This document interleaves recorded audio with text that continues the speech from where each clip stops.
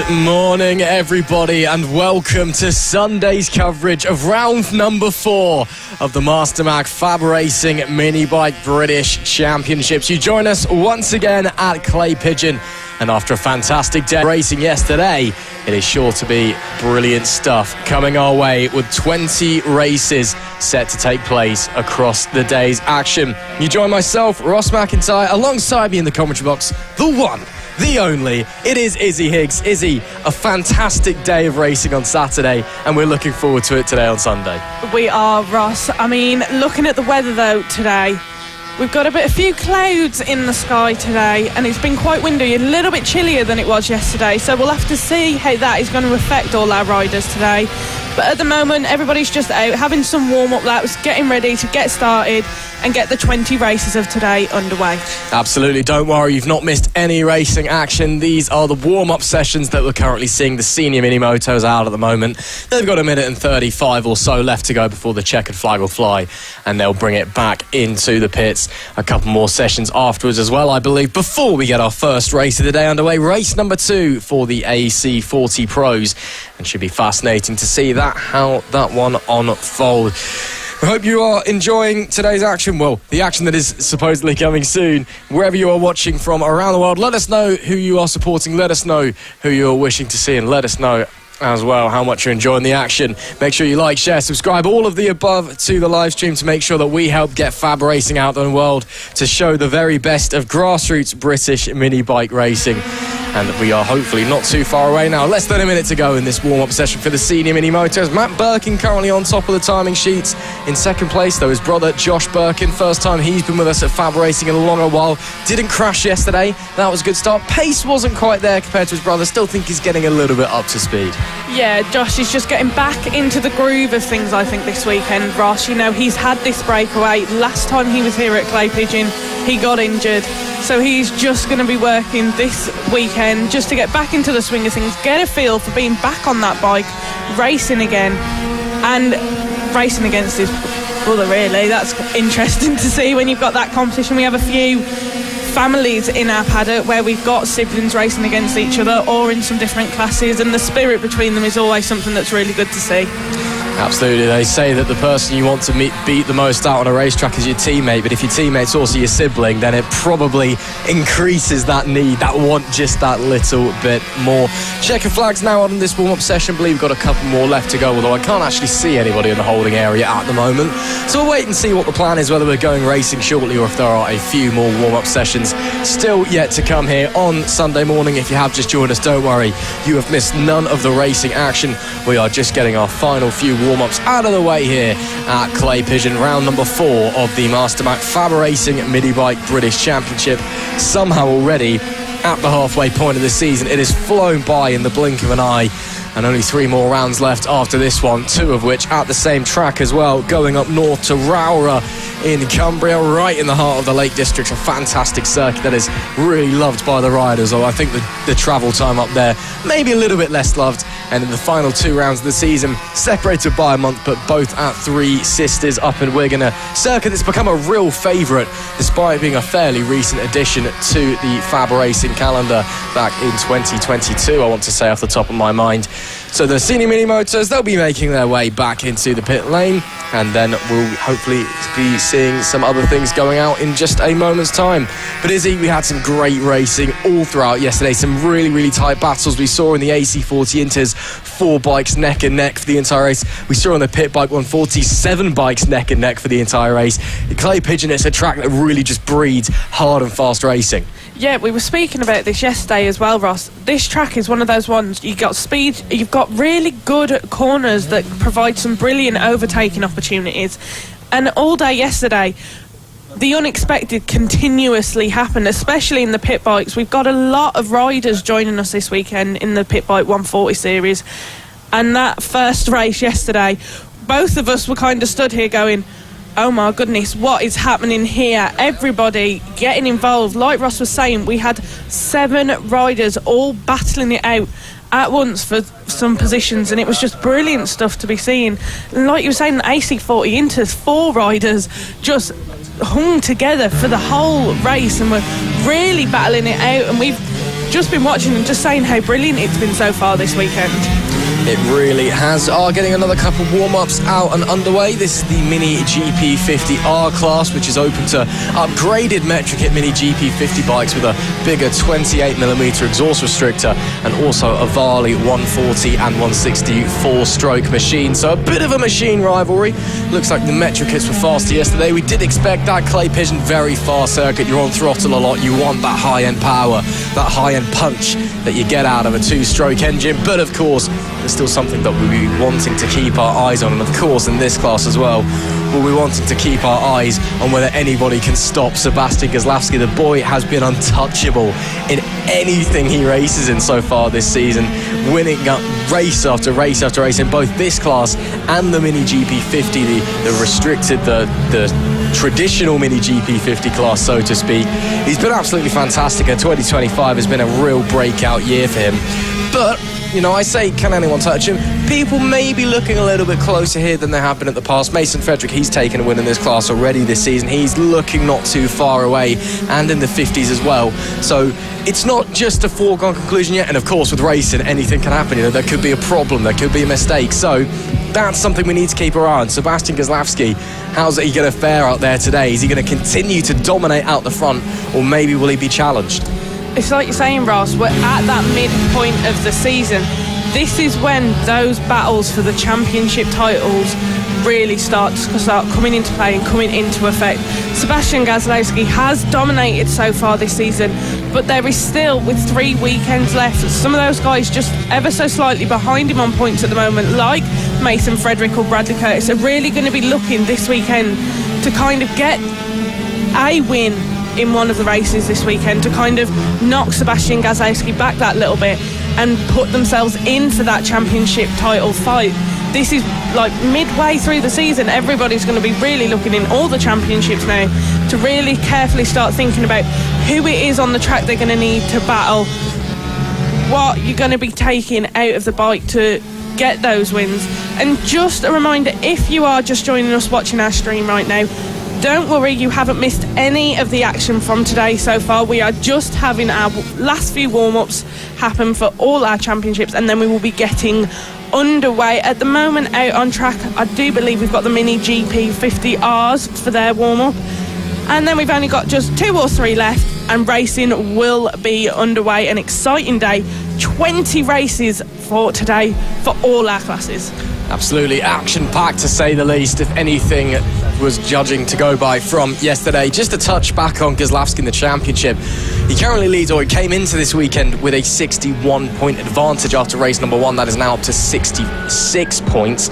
Of course, that could have been bigger, but we had that shortened round at Ella Park that unfortunately multiple red flag delays led to the cancellation of some of the final races for some of our classes. So in the 50R class, there was only 2 races that weekend, or the championship gap could be even bigger. And just to put into a perspective, it may seem like a lot of points, but again, there's 3 races in a weekend. So if you're looking to take home the championship at the end of the next round, for example, round number 5, you need to be leaving Raura with a 150-point advantage in the championship to claim the crown there. Or, you know, if you're looking to leave the first round at Three Sisters, round number 6, 75 points, etc., etc. I'm not very good at maths, but even I think I can just about understand that one. So don't worry if you're also struggling. So Gazlowski maybe won't be picking up the championship at Raura unless troubles befall other people, or maybe the likes of Mason Frederick and Bradley Curtis don't show up. But, you know, it is possible, but that gap may be, at a first glance, not quite big enough to be already thinking about championship aspirations heading into the next round at Raura, which is only a couple of weeks away. We're getting a couple of rounds done short, sharp and fast here at FAB-Racing, so that'll be fantastic to see.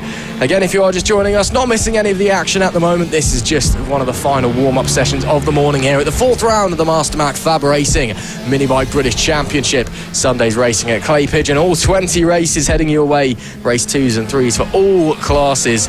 They're all coming up in a little moment's time. As we see there, apparently the sun's exploded for some reason. Don't worry, everything's fine. We're all still good. The racing still set to go ahead as normal.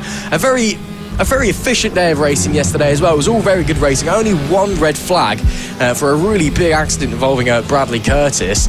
We were a bit worried if he wasn't going to be okay to race today. We found out this morning he was taken to hospital, had a couple of checks. There was concern there might have been a small bone break, but he's been given all clear. We've been told he's going to be out there on track today. Yeah, we have. We've been updated to say everybody's checked in on him, and Bradley Curtis is saying he is going to be out racing today, which is brilliant stuff to see, because like Ross said, after his crash yesterday, we were all a little bit concerned here in the commentary box, just wanting to know if he was all okay. But we've had that update this morning. Bradley Curtis will be back and hopefully racing with us a little bit later on today.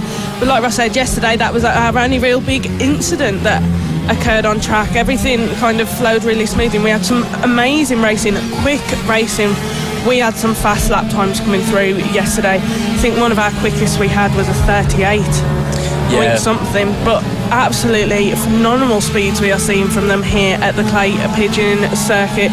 These guys, every weekend they are just getting better and better, pushing more and more out of their bikes. Absolutely amazing stuff to see, and like Ross said, halfway through the season it's only going to get better from here, I think, Ross. Absolutely, the action certainly hotting up as we start getting into the business end of 2025 here. We can see that that's the 57 of Bo Morris. Seems to maybe be a bit of an issue with the bike. We can see some people tinkering away with it, making sure everything's okay, and Bo stood there rather forlornly. Younger brother Van, it's his birthday today, so happy birthday to Van Morris, turning 9 today. We saw the family opening some presents as we came into the paddock this morning, so I hope they're all having a good day, and hopefully they have a good day out on track to mark that as well. It'd be a bit of a rotten birthday if you go out on track and it's all a bit disappointing and everything breaks and all of that, so that's not what we want to see. What we do love to see though is a bumper crowd already starting to form here at Clay Pigeon. We saw loads of people here yesterday. Again, you'll be seeing it up in the senior mini motos and the pit bikes 140, for example. They do local club racing of those classes here at Clay Pigeon, so when Fab Circus rolls into town, you get a lot of people from the local club racing scene turning up and giving a go. So you do get really big classes here. And again, a bumper crowd forming as well, which is great to see. Yeah, and we said this yesterday, every weekend we're getting more and more people coming to each of our rounds of racing with FAB-Racing. And it's brilliant stuff to see, because it's brilliant to see everybody being supported on the road to MotoGP. They're just starting out their journeys now, some of them as young as 6 racing with us in the rookies class. This is where they are starting out their journey to become the stars of tomorrow, and to know that there's so many friends, family, spectators coming to support them, that must give them that little boost as well, to know people are supporting them so well. Absolutely, of course, FAB-Racing, the place to start your bike racing career as a younger rider. We've been part of Dorna's Road to MotoGP since 2019, after in that season in the R&G British Talent Cup, over 60% of the field all came from FAB, and every year since then as well, it's been the same stat, and the top 2 in the championship of that class all coming from FAB. So this is the gateway into the British Talent Cup, and then beyond over to British Superbikes, over to World Superbikes, even riders in MotoGP as well. Scott Ogden, the first British Moto3 pole sitter at the Zaxxon Ring a few weeks ago, first pole for a British rider in Grand Prix racing since 2022. One of our FAB graduates, so you never know, you could be racing up in Moto3 in a few years' time if you're getting your start here in FAB Racing. Looks like that is the Extreme 200s, I want to say, heading out onto the track now, and indeed it is. It's also been merged with the Mini GP 70s, so we have a 2-class warm-up here, but again, it's just a warm-up, just riders making sure the bike works, making sure that their body's woken up and they're not still sore from sleeping on the floor of a van or something like that, and making sure that we can all go racing. As we can see, some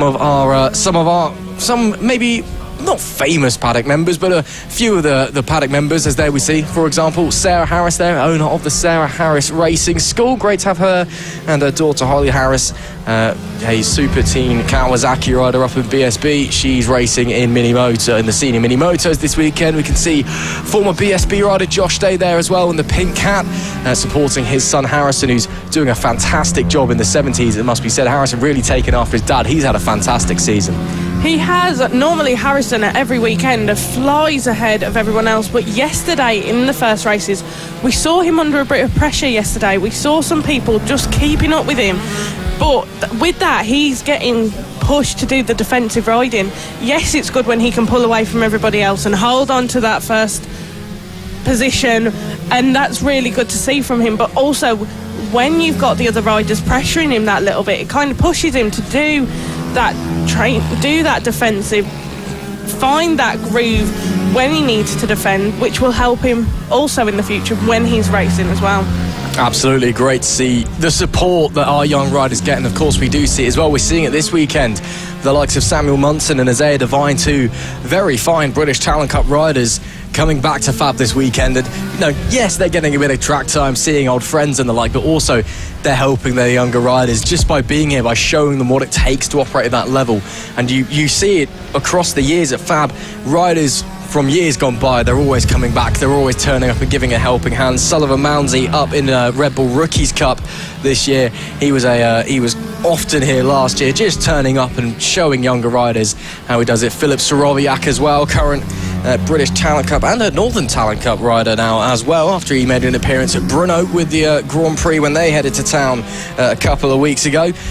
He's also been a rider who occasionally shows up when he can, when he has the time. Yes, it's time on the bike for these guys, it's more training, but also it's giving back to Fab Racing, helping the younger generation, showing them the ropes, giving them tips and tricks to help them learn and hopefully one day reach those levels as well. One of my favourite moments of that, I think I did refer to it yesterday, when Casey O'Gorman came back. I believe it may have been here actually last year, and was racing with Wilson Dilks, who was dominating everything he touched, as Wilson Dilks tended to do across 2024. And Casey himself, a fantastic young rider, turned up and was really racing him hard, not out of aggression or anger, but just out of okay, I want to see what you can do, I want you to give it back to me, we're going to get the elbows out here, show me what you got. Yeah, exactly, and that's what's nice to see. They come back, they put that little bit of pressure on them because they've been here themselves and they know what to expect in the future, and anything they can give to these younger riders will just help them even more when they reach that point. I mean, we've got loads of sponsors in our paddock here at Fab Racing, one of them being House of Moto, sponsoring Savannah and Daisy Polden this year. House of Moto is all about supporting young female riders and helping to get their careers started in the motorbike industry, which is brilliant stuff to see. Also run by House of Moto is the highest female rider award, which at the moment Nelly Nuth is absolutely dominating, Ross. Yeah, similar to last year as well. Nelly Nuth picked up the inaugural House of Moto All-Female Rider Cup, which is, it kind of does what the name says on the tin. It's out of series championship, I suppose. It comprises of all of the riders, or all female riders, should I say, across all of our classes here at Fab Racing. And then however many points you get in your own class, you also get stuck in that as well. And well, Nelly Nuth, when she's doing her thing in mini motors at the moment, of course, last year's Fab Racing Rookies Cup champion, coming down to that beautifully dramatic final race of the season at Ella Park that had our hearts in our mouths as her and Emilio Pereira put on a battle for the world to see. And this year as well, looking like she might be trying to go 2 out of 2 years in a row, and she continues to dominate now in the new interclass and again in the Fab Racing All-Female Rider Cup. So that is really fantastic to see that these young female riders are getting support, because of course for the last couple of years there has been a big push for more women riders to get involved, and it is great to see that the effects of this push, we're starting to see it. We're starting to get more and more girls coming up into the younger classes, and it is really fantastic to see. Yeah, it is, Ross. Like you said, a fantastic stuff to be seen. If you are the parent of a young female rider and you think they may be interested in getting involved in motorbike racing, do head to the Fab Racing website. All the information is on there about how you get involved, and that goes for all of our classes as well. If you're looking and you're thinking about possibly joining, head on over to the Fab Racing website, find out some more information, and come and join us. We're welcoming of all. Absolutely, always great to see new faces in the Fab Racing paddock. You get it quite a lot in Moto Team, for example, the cheapest variant of motorsport available on these fair aisles here in the United Kingdom. And it's always great to see new riders turning up, learning the ropes. Many of them have never raced before in their lives, and they turn up, become part of the Fab Racing family, and go out on track and learn and show us what they can do. And in some cases, such as the case of the O'Keefe family, end up race winners in class as well. So anything is possible. Make sure you head over to the Fab Racing website and find out more. 45 seconds left to go in the Mini GP 70 and Extreme 200 warm-up. One more warm-up to come after this. That's the Pit Bike 140s. Henry McCartney currently topping the table in this one at 37.566 is the lap time so far for the boy from Sevenoaks. Fantastic lap from him. Again, the rumour mill has been swirling around Big Mac, supposedly looking to find his way into the RNG British Talent Cup next season. And what we've been hearing has been good as well. Of course, Henry McCartney, he's supported by the Danny Webb GP camp. Danny Webb, a former FAB graduate himself as well, set up that camp a few years ago, a training camp for young riders, and he supports a fair few riders here as well. So it's great to see that there is this push for young British talent to come on through and really get developing their skills early, so we can show those pesky Europeans what we're made of when we make it onto the international stage and they just don't show us up because they can go round all winter or something like that. Checkered flag now out in this warm-up session. One more yet to come, and then we can get racing. Pit Bike 140s will be out next. And we've got 22 riders here this weekend. It's a bit like the Pit Bike days of a few years ago, where sometimes you get 25, 26 turning up, and it was just incredible. And again, the racing yesterday, it's just fantastic, because yes, it's a huge grid and there's action going on everywhere, but especially up the front, we had 7, 8 riders together at the front of the pack for the entire race. Yeah, you're right, Ross. It was almost a repeat at Hooton Park a couple of weeks ago. The Pit Bike 140 racing we had there at Hooton Park was absolutely amazing. It's happened again this weekend. 22 riders. When we first saw that, when we first got the grids delivered to us and we saw who was going to be on those grids, we both said, wow, that's a lot of riders for the Pit Bikes this weekend. But it just provides that good racing. You don't know what's going to happen. Some of the guys starting on the back of the grid flew up and got themselves involved in some of the battles towards the front yesterday, and it's also really good to see. But in with all those guys is Harrison Quincy, one of our younger riders in the Pit Bikes. He's really getting himself involved in those battles. He's putting his elbows out, putting his spot in and saying, look, I'm getting involved here. Yeah, some very brash, I feel, is the wrong word. Aggressive feels too much though, but elbows out, definitely the right term. He was making some big moves in race number 1 yesterday, and maybe we'll be seeing some more of the same today from Harrison. As you can see there, some of the riders getting ready to go out, some of the younger members of the paddock running around, looks like eating a slice of toast there. Fair enough, got to get your fuel in you for the day as they head out. So that's just coming down into the paddock there. There we see that's the Team Acme Racing Bike, the number 8, Marco Pandolfo, not on it this weekend. He's over in Sicily visiting family, so it's Matt Lindley who is on the Team Acme Racing Bike this weekend, and it looks like it's actually the Moto team guys who are going up next, so maybe just a slight mix-up of the sessions for the warm-ups before we go out. So there might be 1 or 2 more after this one as a matter of fact, but it will be the Moto team guys out next. Not a very big grid of Moto team riders this weekend, unfortunately. There is a endurance event open to Moto team class bikes at another circuit this weekend. A lot of riders have decided to go to that too instead, which is more than fair enough. But again, that's a hearkening call to maybe riders who are racing over there or racing in other endurance championships. If your bikes are eligible for Motor Team, feel free and come along. Show us what you can do. Yeah, exactly, Ross. Like, that's all these events that these riders are going to, that, you know, this endurance events, everybody speaks to each other, say, oh, your bike could fit all the requirements for FAB-Racing, why don't you come and give it a go? And that's what it's all about. It was such a welcoming community here at FAB-Racing. Oh, just a little kid there on the back of the screen giving us a little wave on the camera saying hello. But everybody's looking forward to getting the racing underway today. Moto team are just now coming out on their warm-up laps. We are going to have 2 races for each of our classes, and it's going to be absolutely brilliant stuff. What we saw yesterday was just a taste of what we're going to be getting here today, because these are the races that really going to help those championships points today. Race 1, yes, does, but when you've got 2 races in one day, it takes it out of you, but you've got to put all the effort in to be able to keep up there with them points. Yeah, it's not a massively physical circuit here at Clay Pigeon, but it is fast, so you do, and especially turn 1 as well. You can just see at the bottom right of your picture the start of it.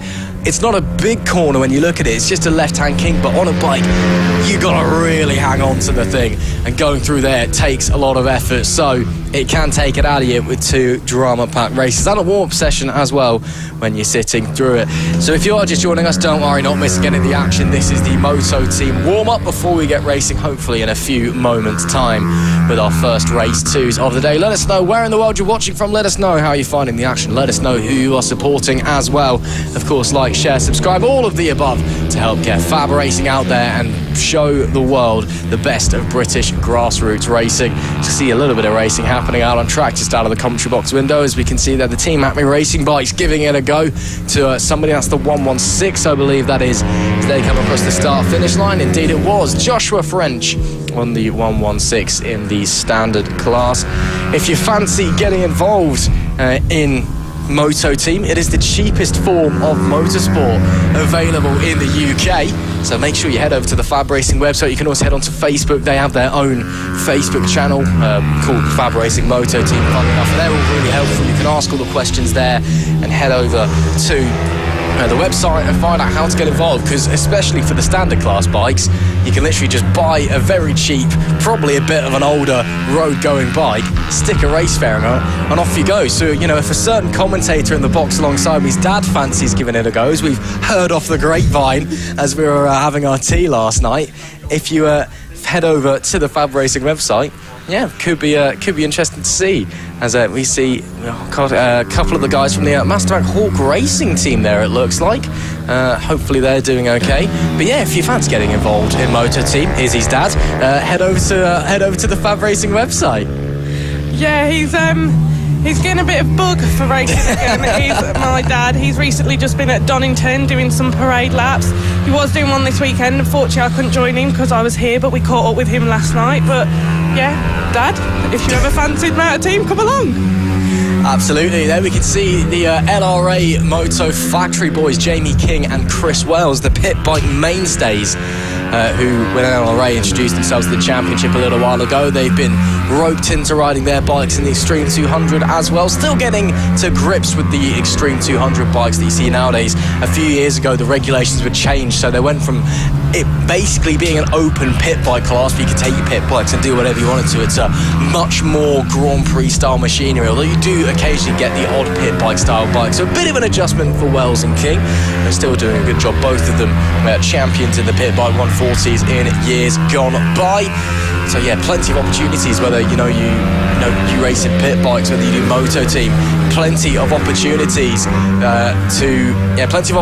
to get involved here at FAB-Racing. So make sure you're checking out if you do fancy getting involved, and especially to those guys who do Moto Team races over at Endurance. Hell, if you're watching the Suzuka 8 Hours at the moment and you fancy flying over and giving it a go when that's done, I think there's 45 minutes left in that at the moment. So hopefully if you are watching at Suzuka, you're enjoying the action here, because this is miles better than the Suzuka 8 Hours. Who cares about one of the most prestigious races in bike racing? So best of luck as well. We've just been told away to Danny Webb, who's apparently running quite well, I've been told, in the Suzuka 8 Hours. If he is there, he might not be there, I'm not sure. I know that he has done it in the past. Danny Webb's GP camp, of course, a big help to the younger riders in the FAB-Racing paddock. And 1 minute and 20 left to go in this Moto Team warm-up. 3 riders out on track. Team Acme Racing, Matt Lindley behind the handlebars this weekend. He's on top and the only open bike out there. The other two are standard. Joshua French is second overall. Ian Jackson in the 27 is now in P3 and about 5/10 of a second or so away from French. So a bit of work to do for Jackson going into race number 2 and 3 today. Race 1 yesterday, though, Moto Team, really interesting, because we often see that number 8 bike, the Team Acme bike's been really, really good this year. They spent a lot of time working on it and building their way up through the field. This year they have been the class of the field, and as we do tend to see, the open bikes quite often run away a little bit at the front. Yesterday, though, Joshua French on that standard class bike, which is a slower bike, for the first half of the race certainly, was keeping with that number 8. Of course, whether they overtake each other or not doesn't matter at all, because they're both leading the race in respective classes. Where you finish on track overall has no bearings on what points you're going to get, but those guys were still racing and still giving it to each other. Really interesting to see that French can keep pace with that number 8. Yeah, but Moto Team, they never seem to, like you were just saying, Ross, they don't care who's on open or standard. They're just running the bikes they're running, but they really do get competitive on the track with each other. Like you said, Joshua French was keeping up with that number 8 for Team Acme Racing yesterday. Matt, who was coming to replace Marco this weekend, though, he really put his name out there yesterday, really made his mark on that track. He kept going with the work Marco had done this weekend, and I did say Marco, watching wherever he is in the world, would be feeling quite happy with getting that replacement sorted for this weekend. Yeah, absolutely. Marco, if you are watching along back home in Sicily, hope you're enjoying the sunshine. Hope you are enjoying seeing your family as well. So once again, as the Moto team guys come to an end, if you fancy getting involved in the cheapest form of motorsport available in the UK, head on over to the FAB-Racing website, head on over to the FAB-Racing Motor Team page on Facebook, find out more, find out how you can get involved, because it really is a fantastic championship. Believe we've got one of our final warm-up now.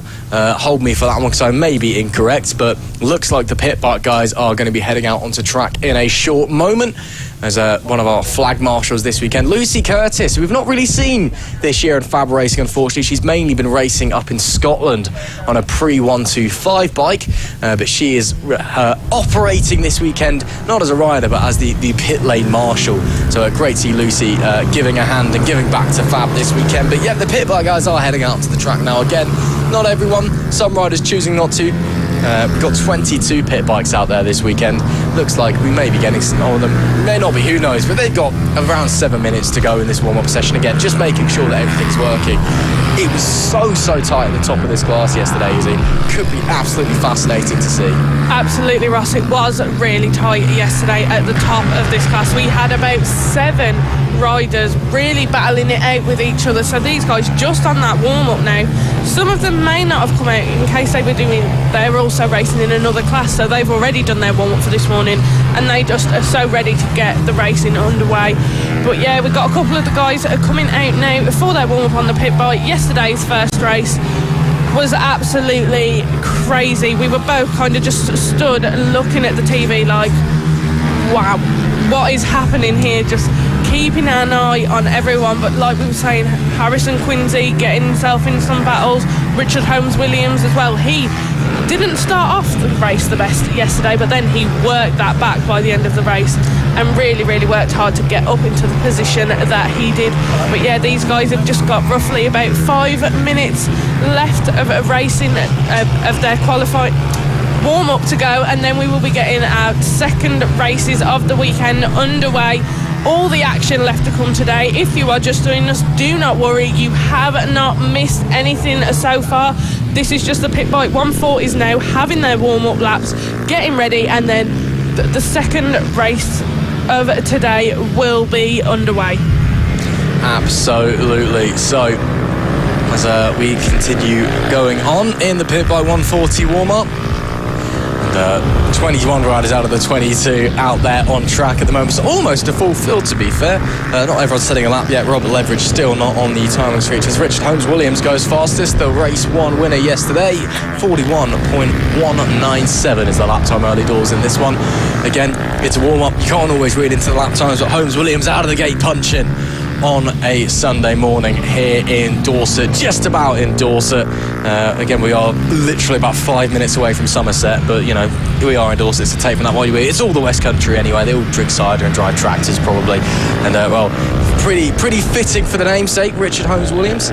But as we continue onwards, as we were saying a moment ago, fantastic racing yesterday, and it was brilliant to watch. Let's hope for more of that from the pit bike guys today. As you can see, a huge gaggle of riders out on the track, as even though as they're heading through, they're still trying to get a bit racy in this warm-up session, which is fantastic to see. 4 minutes left in this one. Holmes-Williams goes even faster, 40.926. He's really starting to get a shift on now. Is the 126. Jamie King slots into P2, 4-time pit bike champion. He was leading the championship by a handful of points ahead of Chris Wells coming into this weekend. We'll have to do some maths and figure out where they lie coming out of it, because Harrison Quincy coming in and upsetting the apple cart at Hooton Park, and then this weekend when the likes of Holmes-Williams very quick, Chris Wells very quick as well. Ollie Horner also here on that number 70. Great to see him back in FAB Racing. A disappointing end to yesterday. We believe he had a mechanical problem that led to him going off track for a little while, but was running at the front of the pack for most of the race. So we've got a handful of very strong riders up the top of the grid. as you can see there, some of them in the paddock. That is Isaiah Devine there, Holly Harris here as well, as alongside Isaiah Devine, as I just mentioned, two British Talent Cup and former British Talent Cup rider now racing in the Kawasaki Super Team. Those guys are racing over at Thruxton next weekend. Make sure you head down to catch all of the Bennett's British Superbike action there, and hope it'll be a fantastic race. And I'm sure that Holly and Isaiah looking forward to that one. Thruxton, obviously a really, really big track, really fast around there.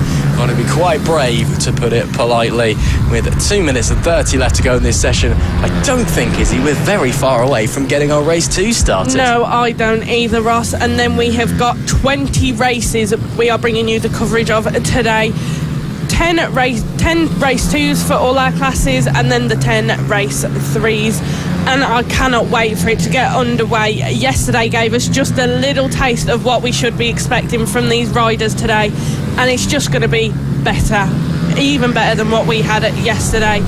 These guys have been working so hard, and you speak to the parents and they're all like, yeah, we really want to do well this weekend. Like, everybody is just pushing and pushing. We've got some new faces here with us this weekend, like we were speaking about. It's a local track for quite a few riders, so they've come and joined us this weekend. Everybody's so competitive but so friendly at the same time, and it's going to be brilliant to get these races underway. We have got just 1 minute 40 left in the Pit Bike 140's warm-up. Then we are going to be bringing you the first lot of race 2s for today. If you are just watching and just joining us, our stream, please do let us know where you are watching from, who it is you're going to be looking out for today, who you are cheering on. But yes, please do let us know where you are watching from. Do not forget to like, share, subscribe. Absolutely. And of course, we know that many family members and friends like to tune in for whoever they know out of our junior riders, or even our older riders as well. So we can't wait to see you supporting them. And of course, we know that some riders do have fans already. Somehow Nelly Nuth somehow is almost famous in the bike racing world in America already, even at her young age, for her exploits out on a track. So we know that she gets a lot of love from across the pond.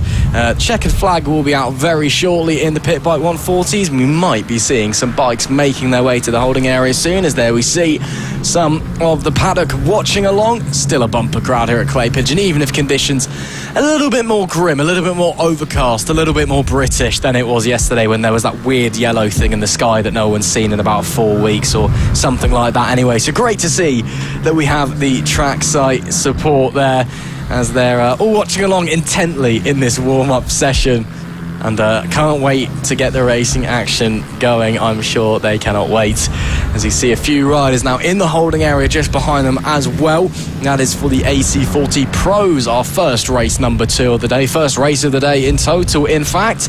So they'll be heading out to the track when the checkered flag comes out, which it does now. So this warm-up session is now over, and then we'll be getting the AC40 Pros, and we can't get ready for that one to get going. Of course, it should be fascinating. Of course, we'll get all of our mini moto action out of the way first, as we tend to do here at FAB-Racing, the juniors and the seniors. Again, a big grid of seniors here this weekend, a few returning faces as well. Holly Harris, who we've just seen, Lamar Morgan is back once again. Great to have him back as well, and sending him all of our support. And but first up, of course, it will be our junior riders. And there we can see, Izzy, some riders getting ready to go down in the holding area. So it is almost time to get racing here. Yes, our first race is going to be the AC40 Pro and the LC40 Elite. These guys all the time. We've got the air-cooled versus the liquid-cooled. Those two on the front runners, Maxwell Keats on that number 24 and Jensen Sadras on that number 2 on those liquid-cooled bikes, absolutely fly ahead of the others. These two, although they are on track at the same time, are 2 separate classes being run currently, but they always give us the action, and sometimes we'll occasionally see one of those guys running on the AC40 getting up there, getting themselves involved in a few little battles with the guys on the LC40 rookies.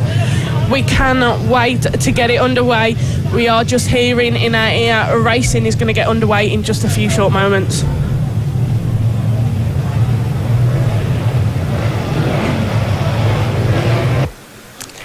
Time then for the first race of Sunday's action. Time for our first race too of the weekend, and time for the AC40 Pros and the LC40 Elites to make their way out onto the track. Of course, this combined class, which only granted has 2 LC40 Elites in it, but 13 riders out there, and while the 2 on those liquid cool bikes, they probably will shoot off up into the distance, as we've been seeing across the season. They just have that little bit more power, that little bit more thrust from that liquid cooled engine. It is still fascinating racing, especially in the AC40 Pros yesterday, the air cooled bikes.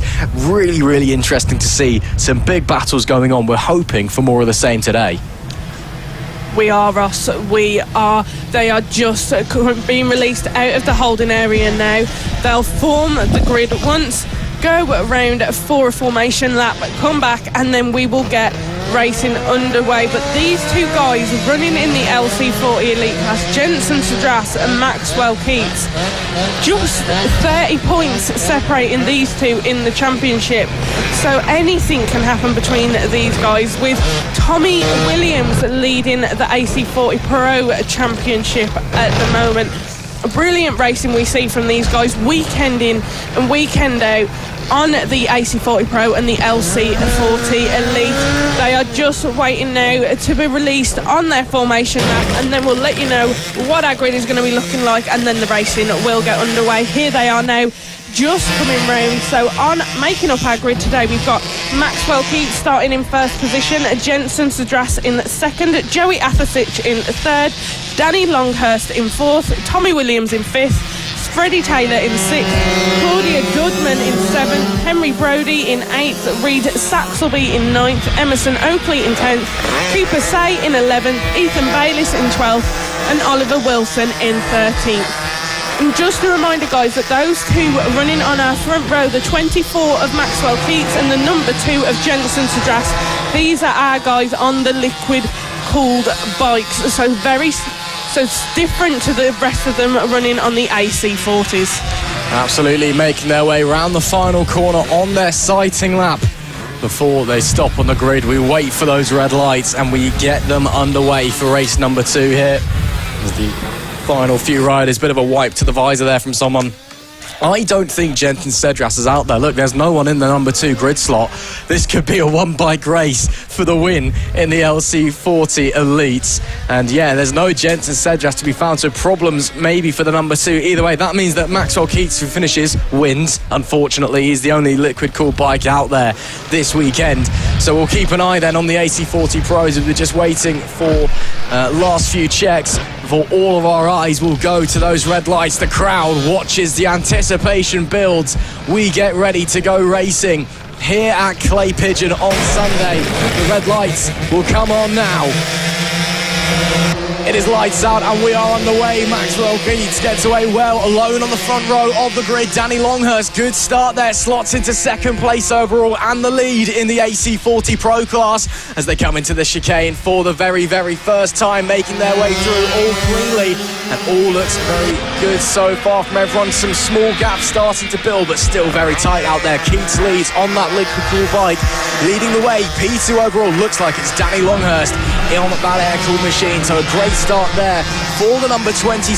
They come to the end, or nearly the end of the first lap, and unfortunately it is only a 1-bike race in the liquid cool class, but in the air cool class everyone very close together so far. They are, Ross, they are on our screens now. We can just see that 26 of Danny Longhurst just ahead of some of the other guys that are running on those air-cooled bikes, but a brilliant start there for Danny Longhurst. Brilliant stuff we are seeing from them on the track currently. This performance we are seeing from these guys on the air-cooled bikes. There is our race leader, the 24, Maxwell Keats, has just got ahead and kind of got such a big gap forming ahead of everybody else. But the guys running on these air-cooled bikes, this is their race now. We've got Danny Longhurst leading ahead of Joey Athasich and Tommy Williams and Reid Saxelby. It's looking like this is going to be a really close battle between these guys here. But Danny Longhurst just keeping on that throttle, coming now onto that start-finish straight, round into the first corner, and we have got just 7 laps left to go of the race for this guys here. But that was the number 67 of Joey Athasich, was looking to make a move on Danny Longhurst then, but they've got the 51 of Tommy Williams hot on their tails, and not only are they trying to make that move on Danny Longhurst, they're also defending. But there they went on the outside then. That didn't seem to work for them, but they're going to keep trying, looking whether outside, inside, what is going to work best to make that move on Danny Longhurst. Yeah, very similar to what we saw at race 1 yesterday. The top 4 all really tight together as he comes through. Danny Longhurst doing a fantastic job at the moment. She would love to win, but she's facing huge pressure. Just a quick note, looks like Jensen Cedras is in this race. I think he may have started from the back of the grid, so I wonder if there was a problem for him or it was a decision to start there, as that is a big lunge up the inside from Joey Athasich into turn 2, gets the move confirmed as well. So he now takes the lead in the AC40 Pro race. That's P2 overall on your timing screen.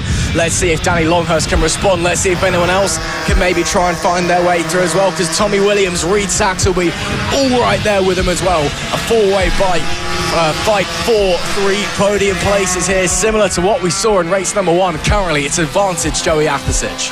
It is indeed just 6 laps left of racing to go.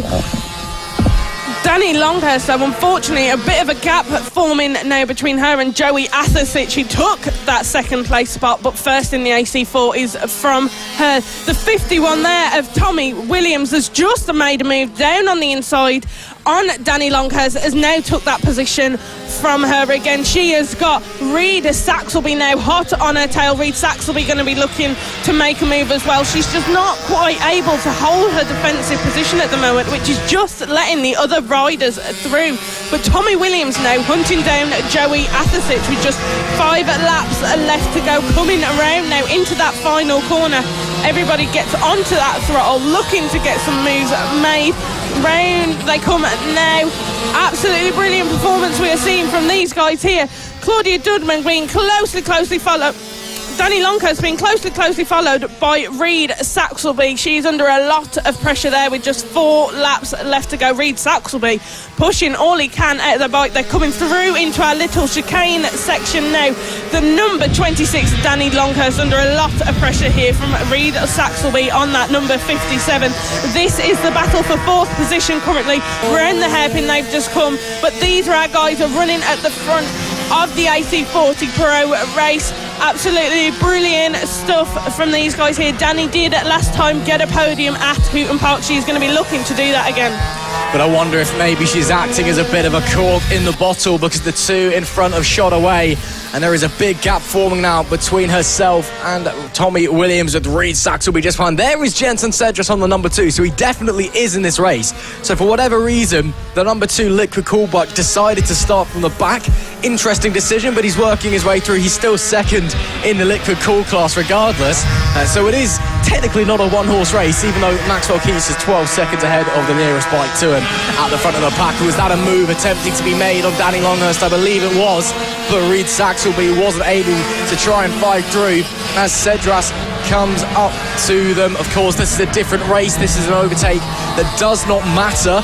These guys in 2 different classes, but Cedras on a much quicker bike who'll be looking to make his way through. You can just see the power of the Liquid Cool bike there as he blows by them on the straight like a rocket ship and down into turn 2. Oh, almost collects there. Danny Longhurst actually couldn't quite confirm the move around her, but I'm sure now that we're coming onto this straight, you'll just see the pure power of the Liquid Cool bike. And indeed, there you go, blink and you'll miss it. Through goes the number 2 of Jensen Cedras. Leaves the inside open though, and they're both going to slide back through. Missed his braking zone, so he's got to do all that work again.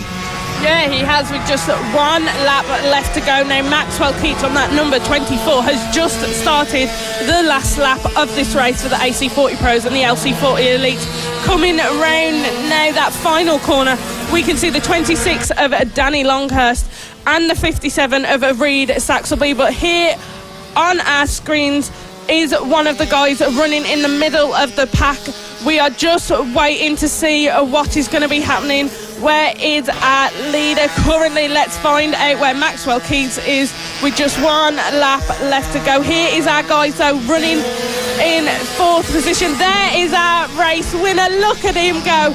Maxwell Keats on that number 24 takes the race win of the second race for the AC40 Pro and LC40 Elite in here at Calais Pigeon. This is our battle here. That is the number 67 of Joey Asich and the 51 of Tommy Williams. I wonder who just managed to take that second position, but first for the air-cooled bikes, Ross. Yeah, really, really tight there, but Tommy Williams did take the win there in the AC40 Pro class by 15 thousandths of a second. How close do you want it to be, boys? Brilliant racing all the way to the line. It's Maxwell Keats who takes the win in the LC40 Elite, with Jensen Cedras in second, and meanwhile Tommy Williams takes the win in the AC40 Pros, with Joey Athasic second and Danny Longhurst in P3. Reed Saxelby was fourth, with Claudia Dublin fifth, Freddie Taylor sixth, Henry Brody seventh, Emerson Oakley in P8, Ethan Bayliss was ninth, Cooper Say was 10th, and Oliver Wilson was 11th. So that's the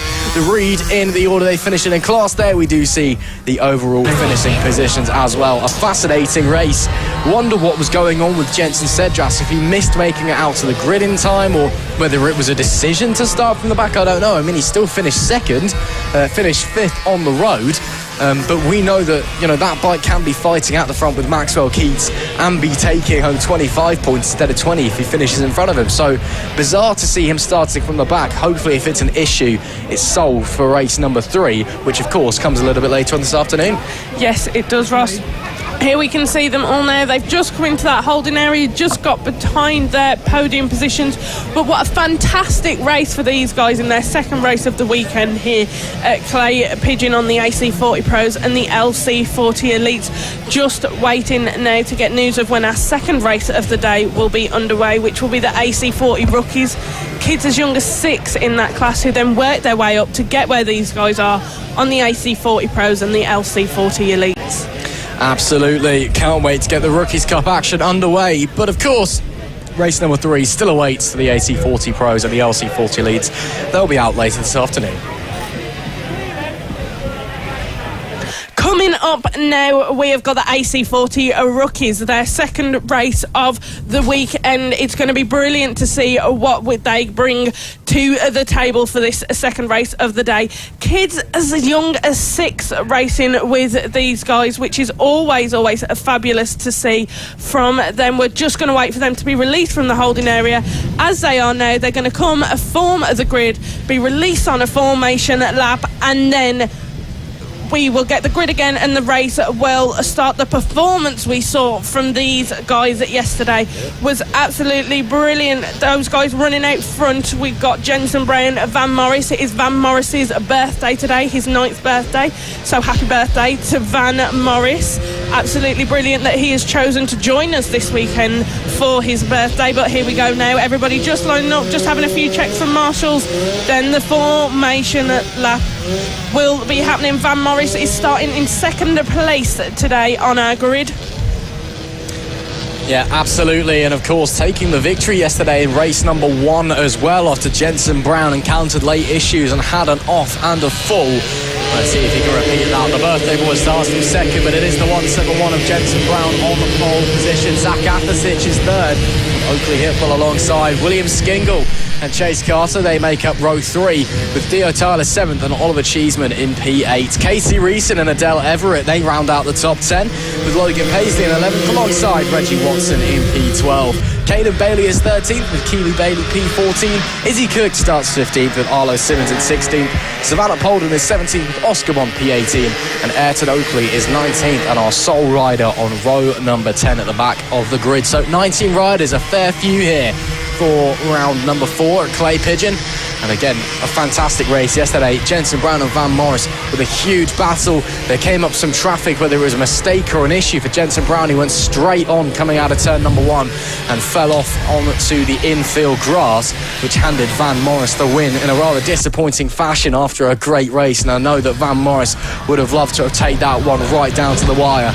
Let's see if we're going to get something similar in race number 2 today, as the riders, as our front row, making their way into position. Last few checks on the bike, making sure everything is A-OK from our roving marshals, parents of the FAB-Racing paddock that we see in the yellow high-vis. A big thank you to them, of course, for not only supporting our junior riders, but for going out there, assisting the orange-clad regular marshals in their abilities and making sure that we can go racing as safely as possible here at FAB. So, of course, a huge thank you to all of our marshals, the medics, all of the above, as we wait to the point, to the lights from the flag marshal. It'll be all eyes to those red lights that come on now. Oh, it's chaos. We got a fair few jump starts. This is going to get halted, surely. 3 or 4 riders went. I believe Oliver Cheeseman, Chase Carter, Theo Tyler, Oakley Hitwell all jumped away at the lights there. It's so easy to do, Izzy, because one rider goes and those around them you just go because you don't know what to do because you see someone moving out the corner of your eye. It's going to take us a few moments to reset this. Yeah, it will, but this is what happens sometimes. These red lights we've been having have been quick this weekend, and they were slightly just a little bit slower than we've had so far this weekend. So some of our riders actually started making the way around the track, but that is always so difficult because, like you said, Ross, you see one person go, you want to go, and then people stop, you end up weaving your way through. I'm surprised we didn't get a crash there, I'll be honest, with that little bit of a jump start, but everybody's just coming back now, reforming the grid. It'll be eyes to the red lights again, and we will get the race underway. Perhaps there will be the possibility that because so many riders jumped it, there won't be any penalties for anybody, and we'll just restart this race because it technically didn't even get started. Yeah, I don't think there'll be any penalties given it's just going to be a total race restart. The race never really started in the first place, but it does now. And this time, we are away cleanly. Front row, neck and neck into turn number 1. Who's going to get the advantage into turn 2? It will be Van Morris, by the looks of things, who sweeps around the outside of Jensen Brown. So Morris takes the lead. The birthday boy starts things off well here in race number 2. Hot on their tails, though. Zach Athasic, Oakley Hitwell there as well, as they bomb down the back straight for the very first time into the hairpin, where the bike compresses through a slight dip, then over the crest. You can't quite see it on the picture, but the undulation of this circuit, it is there. It makes things tricky. That's slightly wide there from Athasic through what is not quite the penultimate corner, because this isn't really one corner, it's 2 with a bit of a short shoot in between them into the final corner. We do now go, and the top 3 breaking away from the pack, all quite close together though. It's Van Morris that leads the way ahead of Jensen Brown. Just behind them looks to be the 76 of Zach Athasic. Yeah, Zach Athasic is really looking to get himself involved in that battle here.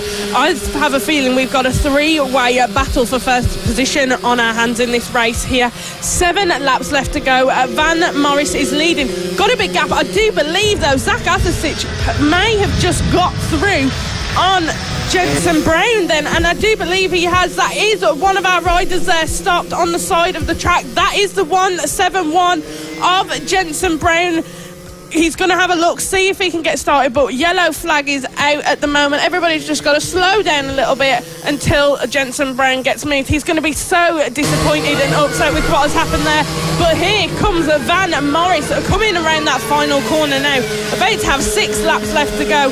Zach Athasic running in second.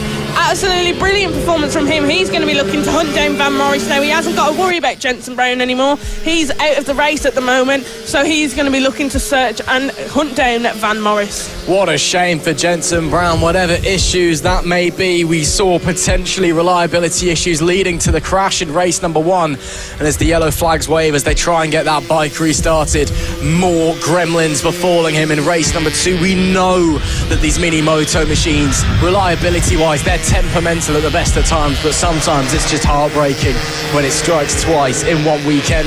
As there we see is that maybe moves being made further back as, oh, that's another rider down. That's the number 74 that's gone down, or the 174 should I say. That's Oakley Hitwell. He was running in 3rd place as well. So what is going on out there? It's chaos at the moment. Great to see that he's up on his feet and all okay, as he now does rejoin the race. So everything looks to be okay. Just a small off. Yellow flag still waving, but he will rejoin with no issues as the race continues on. The 57 of Van Morris, your current leader, and that's now the 2nd podium runner we've seen having having issues as Oakley Hitball falls, but does rejoin, should be in about 13th place. Absolute madness we are seeing in the second race for these guys here at Clay Pigeon. Ross, just 5 laps left to go. The 57 of Van Morris leading the race on his birthday. He is also being closely followed by the 76 of Zach Athasich, who is gained on him quite a bit there around that final corner, but he is going to be looking to take that first place position. These are our guys running in first and second. It does look like Zach Athasich could make the move here coming into the first corner, just doesn't quite catch enough throttle there, and another rider down.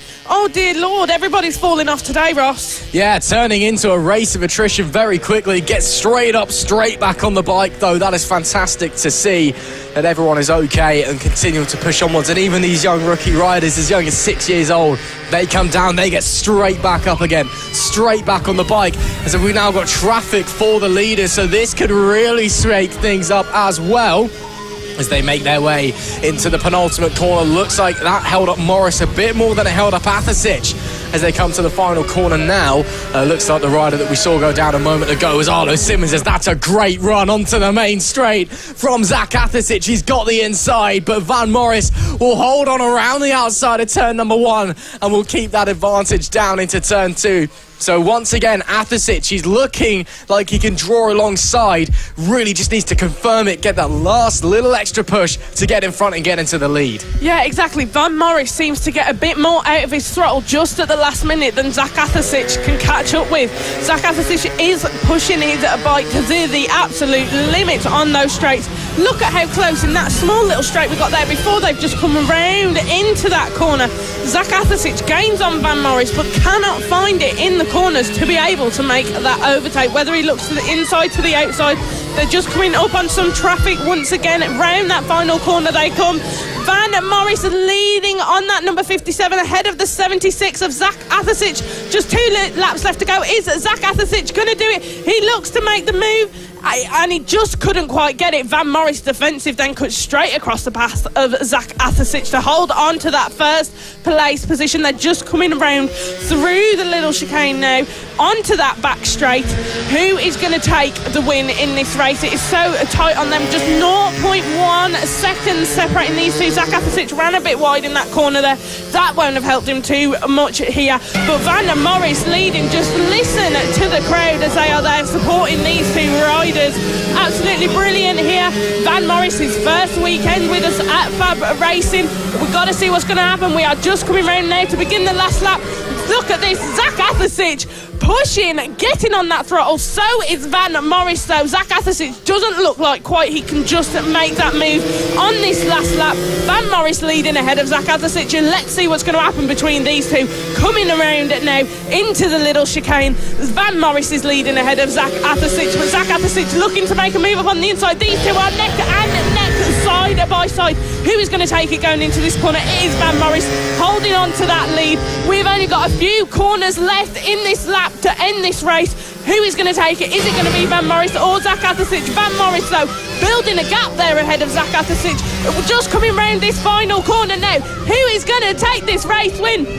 Van Morris leading ahead of Zach Athasich. Here he comes now. Who is going to be our race winner? They are coming down onto the start-finish straight, and it is going to be the 57 of Van Morris takes the race win for the second race for these AC40 rookies. Absolutely brilliant stuff from him, and a good thing to happen to him on his birthday. Absolutely, 2 from 2 for Van Morris, and the birthday boy on top once again in race number 2 on his debut weekend in FAB-Racing, no less. But man, oh man, he had to work for that one. Kudos for Zach Athasich.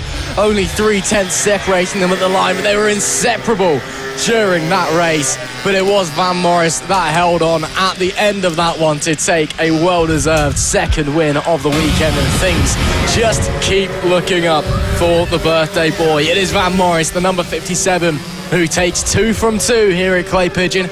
Can he complete the hat-trick and sweep the weekend? We'll have to find out a little bit later on in race number 3, but it's Van Morris who takes victory from Zach Athasich in second. Oliver Cheeseman rounding out the podium places there. Theo Tyler, the 77, into 4th, with William Skingle in P5. Chase Carter was 6th with Casey Reeson in 7th, Adele Everett in 8th, Reggie Watson P9 and Caden Bailey rounding out our top 10 with Logan Paisley 11th, Oakley Hipwell P12, Keely Bailey was 13th with Izzy Cook 14th, Savannah Polden 15th, Arlo Simmons in P16, Jetson Brown was 17th, Ayrton Oakley just behind in P18 and Oscar Bonk our 19th and final rider there. Even though it was a bit chaotic in that one and a fair few riders coming down and having issues, everyone was able to finish that race, which is great to see. And again, another fantastic race at the front of the pack. More of that in race 3, please. Yeah, exactly, Ross. Brilliant stuff we saw from those riders there. Van Morris and Zach Athasich wouldn't let each other out of their sight for that race. Zach Athasich consistently chasing and trying to catch up with Van Morris after Jenson Brown unfortunately had that little off.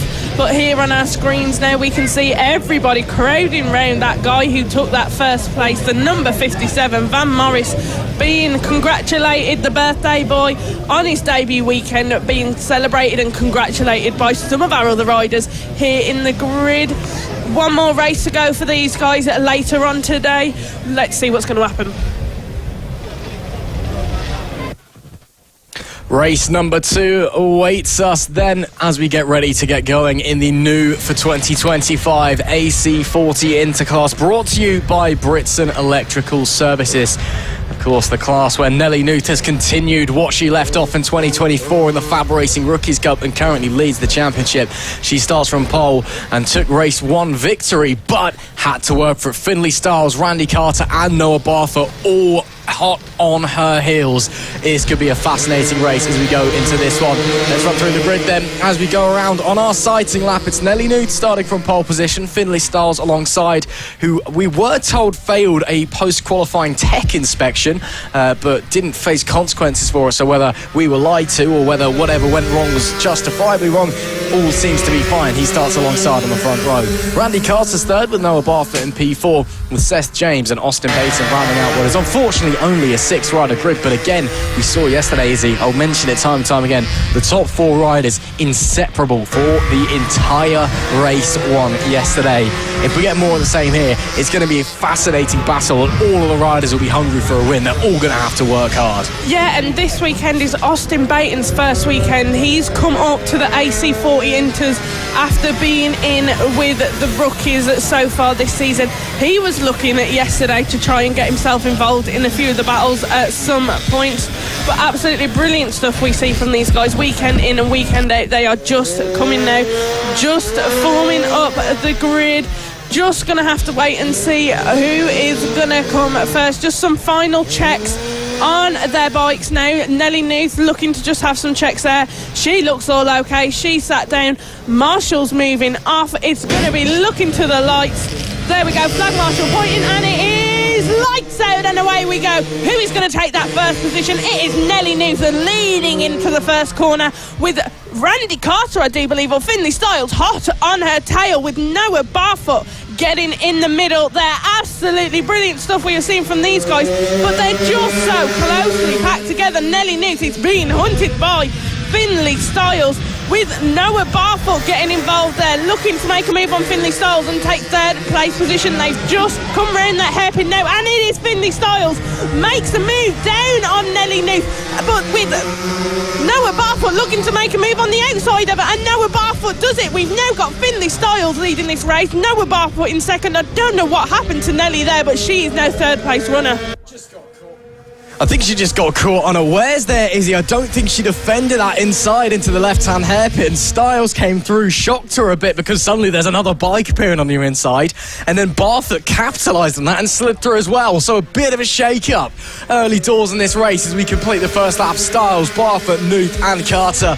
Your current top 4 are Nuth and Carter, perhaps dropping away a little bit from the leaders. As up the inside, that's a wonderful, wonderful move by Noah Barfoot. Sees the gap and sends it down on the brakes around the inside. That is brilliant stuff to take the race lead. It'll be 7 laps left to go as they come to the start-finish line on this occasion, and it is all changed. Well, yesterday it was tense. The top 4 locked together, but no one really able to make a move already in this race. They've come out of the gate swinging, and everyone's scrambling for position early doors. They are, Ross, like you said, just 7 laps of racing left to go. Nelly Nuth currently running in third. A little bit of pressure from Randy Carter Carter behind her. He's going to be looking to make a move there. Is he going to do it? No, Nelly Newth just holds on to it. Randy Carter looked to make a move on the outside of Nelly Newth then, but couldn't quite perform and carry that out the way he wanted to.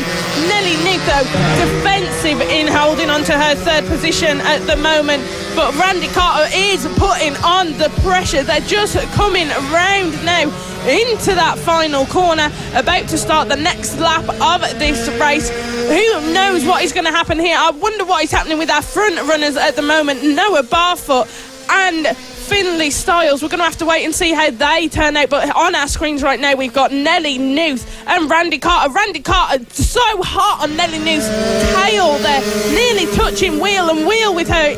Once again looking to make the move on Nelly Newth, but can he quite carry out and execute it in the way he wants? No, he can't. Nelly just has that bit more speed, a bit more power on her throttle, and keeps a hold of that third place position. She's a massive risk though of dropping off the podium here. Of all the races she has finished so far this season, all but one of them were victories. She's had one DNF and one third place at Hooton Park. Every race so far this season that she has taken the checker flag has been on the podium. She'll be desperate to try and keep that result, as we see there Seth James coming through as well as Nelly Newth.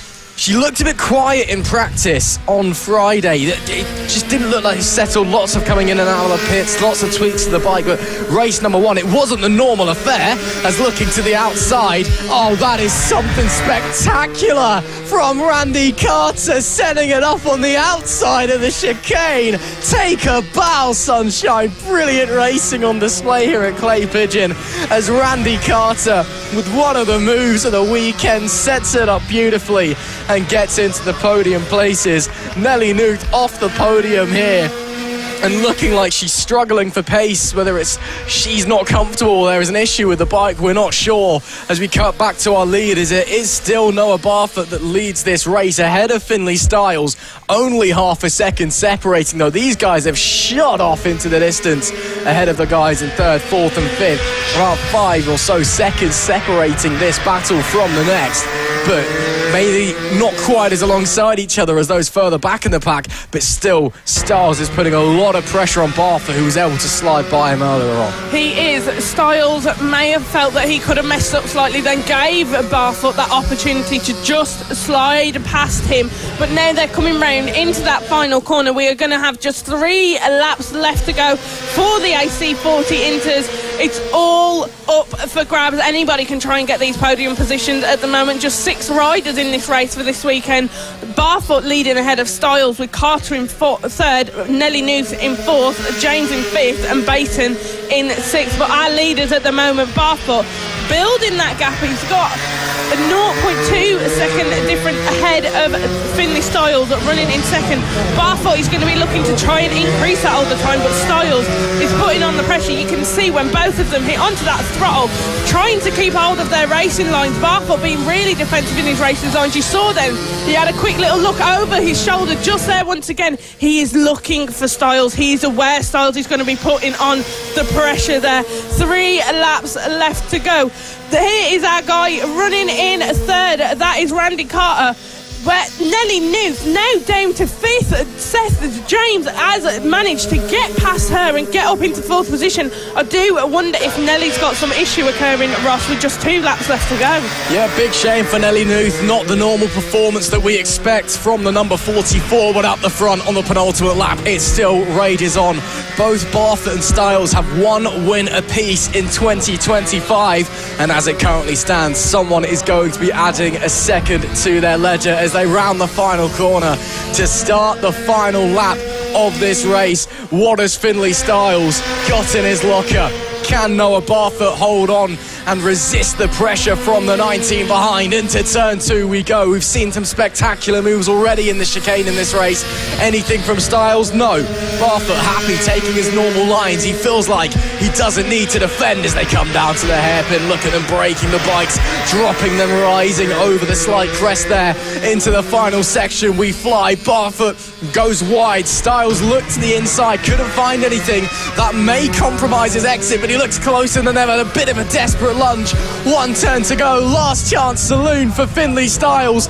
Maybe a drag race on our hands to the line. It will be a drag race, but it's going to be Noah Barfoot that is going to make it his second win of the season with a mighty fine ride and taking the victory by 1.5 tenths of a second ahead of Finlay Styles, as Nelly Nuth, potentially with issues, drops down to P5 in the end.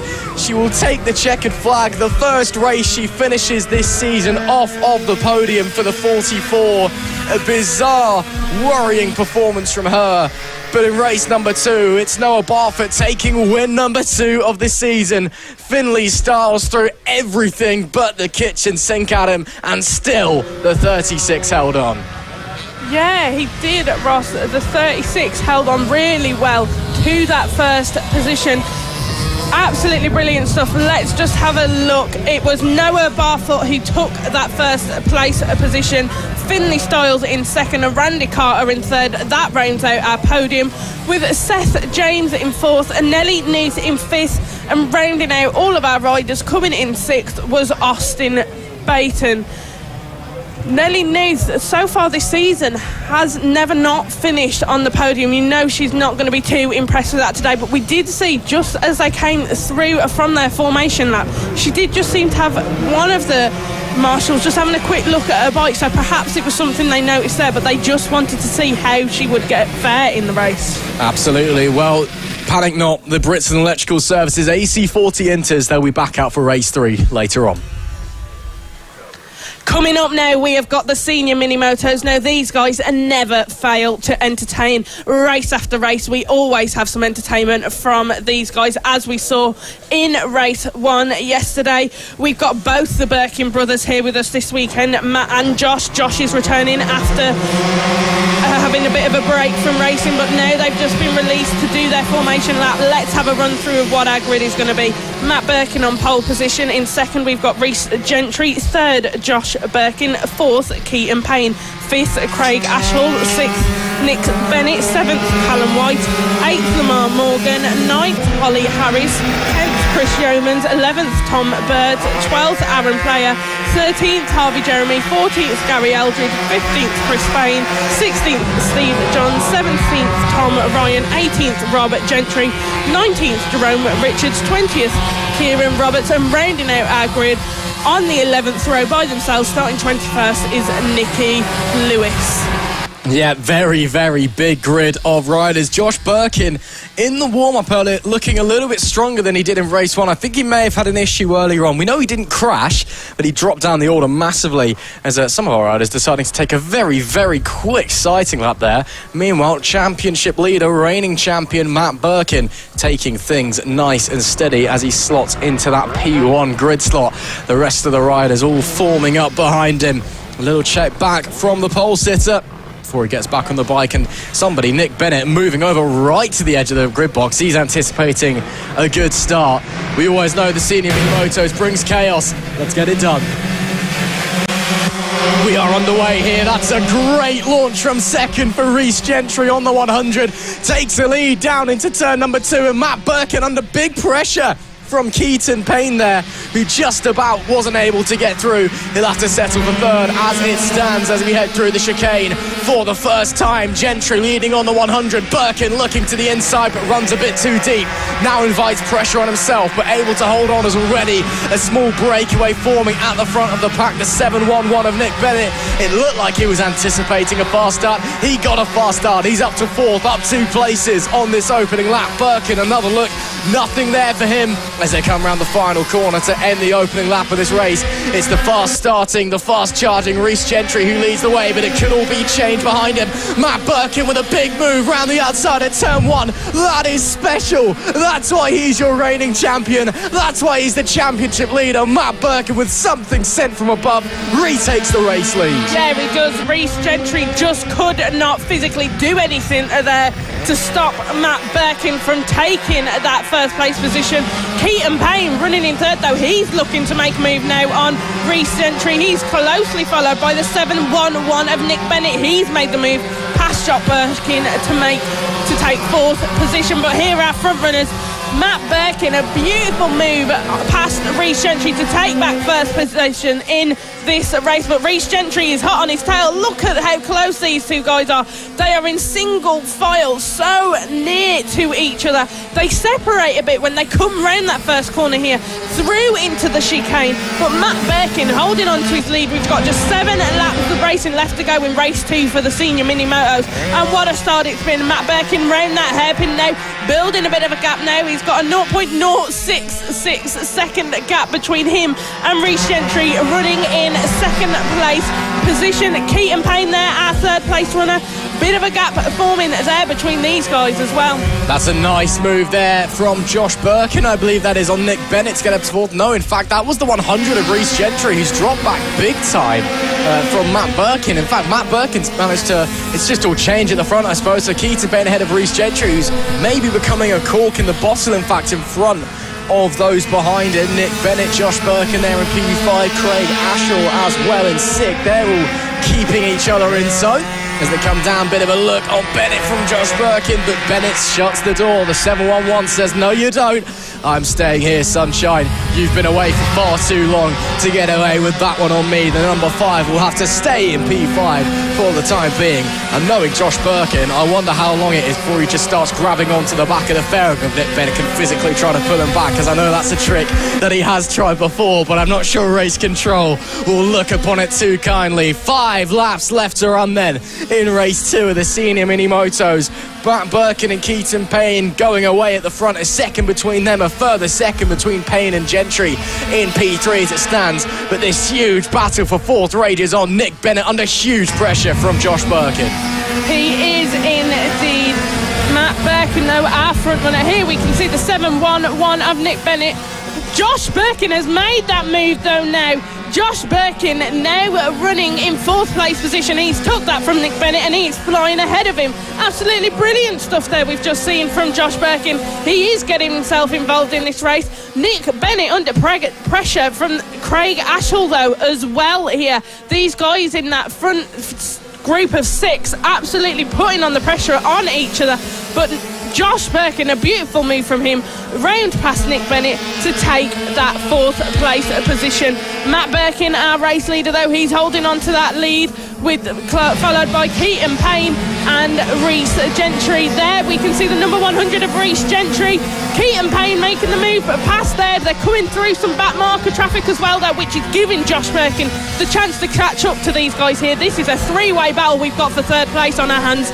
Coming round that final corner now, about to have just 3 laps left to go. Look at that, the number 100 of Rhys Gentry, hard on the throttle to get past Keaton Payne, but cannot quite make the move. But Josh Birkin is also there as well. He's just put in the fastest lap of this race. He's seen now he's got an opportunity to get involved in some of these battles, and he wants to make a mark and get a podium position. Matt Birkin could basically cruise home blindfolded at the front, but a huge battle. 3 riders fighting for the final 2 podium places, and it's getting very, very close indeed. Rhys Gentry still holding on to that P3. He's been there for some time, but he's looking racy, looking like he wants to get back through. On Keaton Payne and poking a wheel into the final corner. That's a bit brave, as there is race leader starting the penultimate lap of the race. Matt Birkin continues to disappear up the front as those behind continue to fight. Kind of pretty typical there for Matt Birkin's racing adventures. He's just really good on a mini motorbike, isn't he? As the rest of them cross the line behind him. Let's see how close they all are as they come across. As there we see Matt Birkin still on that number 1. He is still miles up the road with 1.5 laps left to run, and it has been a very nice performance indeed. There is the battle for second. Keaton Payne is still holding on from Rhys Gentry, and Josh Birkin, should I say, still hot on their tails as well. These guys are going to be fighting all the way to the checkered flag, which is just 1 lap away. Yeah, here we go. Look at that. Rhys Gentry was looking to make a move there on Keaton Payne, but couldn't, and he's done it.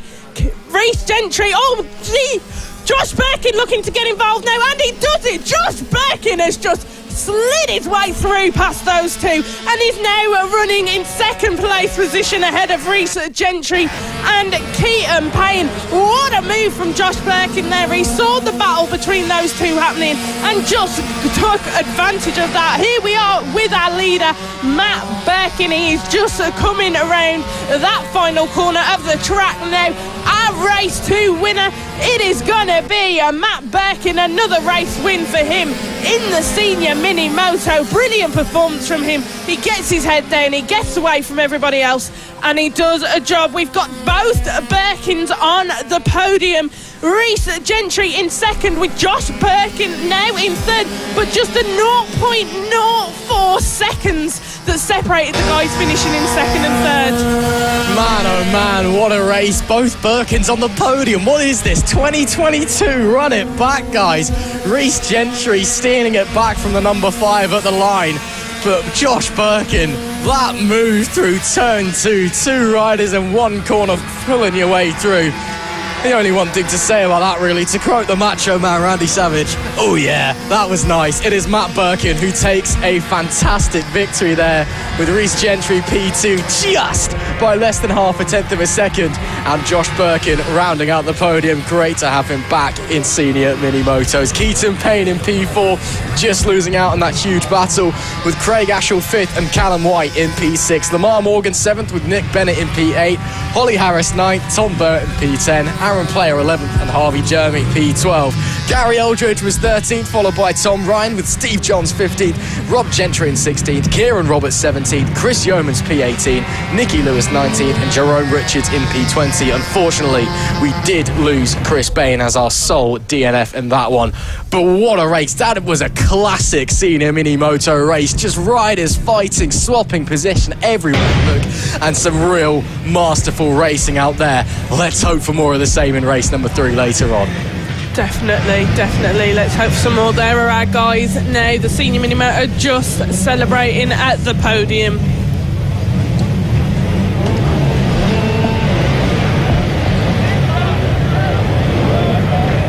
Coming up now, we have got the Mini GP50R, the Avalis versus the Metro kits. Going to be brilliant action we see from these guys. We can see them just in the side of our screen there, just waiting in the holding area to be released. There we go.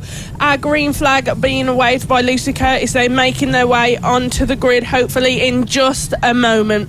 I think there might be a bit of a blockage. I think one of the riders at the front of this pack, as they're getting ready to go out, having a little problem, and they're just being held once again by Lucy. Before they get going, there we go, out onto the grid. Of course, this 2-stroke versus 4-stroke dynamic that we've been talking about all season long so far. The 2-stroke upgraded Metro Kit Mini GP50s with a larger 28mm exhaust restrictor on them, slightly larger than you would find on the standard bike. And then, of course, the 4-stroke, the Avali 140s, or the 160s if you fancy it. And at some tracks, it's definitely more beneficial to have that 4-stroke engine. Here at Clay Pigeon, what we've been seeing so far and what we would expect, it's definitely 2-stroke power and 2-stroke top end that gives you the edge on this one. But of course, if you do have an Avali 140, 160, you are more than welcome to come along here to FAB-Racing and try your hand here in this class against some of the very best that we have here. Going through the grid then, it's Bradley Curtis, who is joining us today after a big crash yesterday in the 50s race. Great to see him starting from pole after he got the all clear medically. Sebastian Goslavsky is second with Mason Fedrick P3 and Rex Austin in P4. Jensen Ansel is fifth with Kai Hawken alongside. Tommy Keats and Caelan Ratcliffe on the 4th row. Josh Burkus 9th and Nicholas Dunwoody rounding out the top 10. Max Johnson starts 11th with Bo Morrison P12. Daisy Polden is 13th with Leo Harrison 14th. Mason Hams is 15th with Harry James alongside. And it's Callum Maxwell and Claudia Dudman on the final 9th row of this grid. 18 riders out there on track today, split across a few different machines. 2-stroke against 4-stroke, Metro Kit against Avali. It's not like a big manufacturer battle. They're not getting manufacturer support, of course, but it's something for us to keep our own. And again, it's an opportunity to see some of the very best young riders we have here in FAB-Racing going toe-to-toe. Yeah, exactly, Ross. They're just forming that grid up now. We are just waiting for everybody to just come around, finish forming the grid. There we go, a red flag. That is our marshal there holding up the red flag. just waiting for everything to be confirmed at the back of the grid. There we go. He's going to point to the lights now. There. And it's lights on. And lights out, away we go, we're racing. Look how close it is there between our front two, Sebastian Gazlowski and Bradley Curtis. Bradley Curtis has made the move past Sebastian Gazlowski, with Mason Frederick going up on the inside as well on Sebastian Gazlowski. He's now dropped to third position. Bradley Curtis is now leading ahead of Mason Frederick, with Sebastian Gazlowski in third, closely followed by Rex Austin in fourth. How tightly these guys are bunched together. Sebastian Gazlowski, though, you know he's not going to be too pleased with that position that he's just lost there. Well, those two positions he's lost to Bradley Curtis and Mason Frederick. Coming around now just to end the first lap of this race, it is Bradley Curtis leading ahead of Mason Frederick, with Sebastian Gazlowski in third. Mason Frederick, though, did look to be making a move on Bradley Curtis then, but just couldn't quite execute it into the first corner. Frederick looking very racy early doors in race number 2. It's not often you see Sebastian Gazlowski get bullied out of the way like that.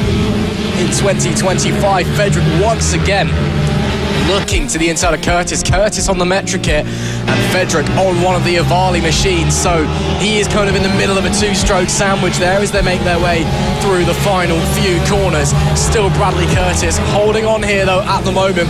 Of course, Gazlowski, he'll be annoyed with that move at turn number 2 on the opening lap. He'll be looking for a way to respond. Rex Austin also just behind them. That's a big launch. Doesn't come into fruition there from the number 5 of Mason Frederick. Fastest lap of the race last time for Rex Austin as well, 39.960.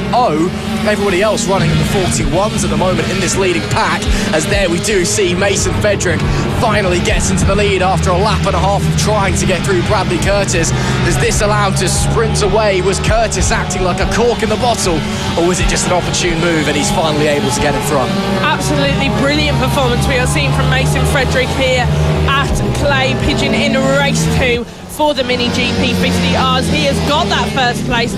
Coming round now, just 9 laps left to go. Bradley Curtis looking to make that move into the inside corner, but cannot just get enough on the throttle, on the brake, just to be able to slide past and get past Mason Frederick. Mason Frederick is on the defensive now. Like you said, Ross, looking very racy early on in that race. He started that race with a mission in mind to be first place, and he has achieved that now, but he has just got to defend for the rest of this race. Sebastian Gazlowski still in third at the moment, running in third in this race. You know he's not going to be pleased with that. We were talking about his domination earlier just before racing got started, and he is every race weekend he has consistently delivered those wins, and now he's got to kind of battle it out here and have people around him. He can't really go off in front like he normally does. He's really involved in the battles here and has got to look to gain those positions back with just 8 laps left to go. He's just gone straight on there though, down to the hairpin. You saw him struggling to get the rear of the bike settled on that rear brake, and it's cost him a little bit of time as a result. When it was looking he might be trying to get through Bradley Curtis on this lap. They've all switched up the wick on this lap, these front 3. Last lap from Sebastian Gazlowski at 39.183, and he's trying to go down the inside of turn number 1 there and maybe make it 2 moves in 2 corners. Gazlowski up to second, gets through Bradley Curtis. That was really tight though. Now he can try and attack Mason Frederick for the race lead after losing pole position in the opening few meters. But Gazlowski, he was sat there patiently waiting for that moment. That was a move that was crafted over a fair few laps. Super smart thinking from Gazlowski on the 64, and now he can try and attack the number 5 as they come around the final corner. Will he try anything down the main straight again? He gets very good runs out of the final corner, almost gets shoved onto the grass by Frederick. Gazlowski will have to get out of it, still looks to the inside to see if anything's possible. This is proper elbows out racing it, unsettled in turn 2 as well. You saw that Curtis caught the back of him, so Gazlowski's really pushing hard. All 3 of these guys at the front giving it their all and not giving anyone an inch. These guys are fighting in this second race here at Clay Pigeon. Mason Frederick currently leading ahead of Sebastian Gazlowski, coming up I think to some back traffic now, which is also going to just cause everybody to just we'll have to see what happens. Back traffic, you never know what's going to happen. It can catch people out. Sebastian Gazlowski looking to make that move again. Mason Frederick didn't push him off just as much as he did on that last lap round, but Mason Frederick highly on the defensive. He is aggressive, wanting to hold this first place in this race.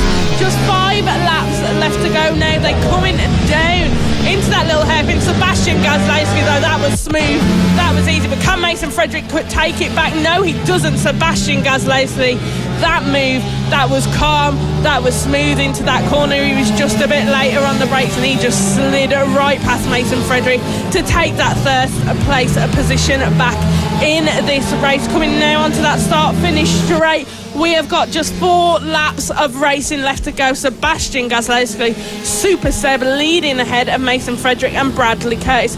Bit of a gap he's got forming now. It's looking even between these guys running first, second, and then second to third. They've got a bit of an equal gap sort of forming between them. Mason Frederick, in that second place, knows he wants to catch up with Gazlowski, but he is going to be under pressure from Curtis. Now Curtis gaining on Frederick there, coming round into this final sweeping corner of the track. Absolutely brilliant stuff from Bradley Curtis we are seeing, especially after his crash yesterday. He's come back, he don't care, he wants to be on that podium. Yeah, really racy there goes Bradley Curtis, looking to the insides, getting squeezed and had to stand the bike up just a little bit as Gazlowski's now in clear air. He is now lapping in the 38.7s, so he's been unleashed now that he's got the other 2 riders. But these 2 as well, maybe following, maybe able to try and close in, but I think they're now locked in a battle of their own. But it's not over until the checkered flag waves and the fat lady sings, they say, and it's going to be 2 laps left to go as they come to the line, rounding the final corner now. This battle for second place, Frederick and Curtis. Bit of traffic ahead for the race leader. They'll be catching them very shortly as well, heading down into turn number 2. The likes of Callum Maxwell and Claudia Dubban as well. And in this battle for second as well, as we see Frederick getting held up there on his Avali, just behind him. Bradley Curtis will have been watching on his Metro kit, and he looks to the inside. The opportune move, smart stuff from Bradley Curtis to get into second place, waiting for the traffic, and then uses it to hold up Mason Frederick as well. No blue flags here in FAB-Racing. You got to get through it all on your own, and Bradley Curtis has used those slower riders to his advantage to get into second place. Bradley Curtis, what a clever move that was from you there to get that second place back. Mason Frederick, you could see he clearly wasn't happy with that. He knew he was stuck in traffic there, and Curtis just went, yeah, I'm having that, thank you very much.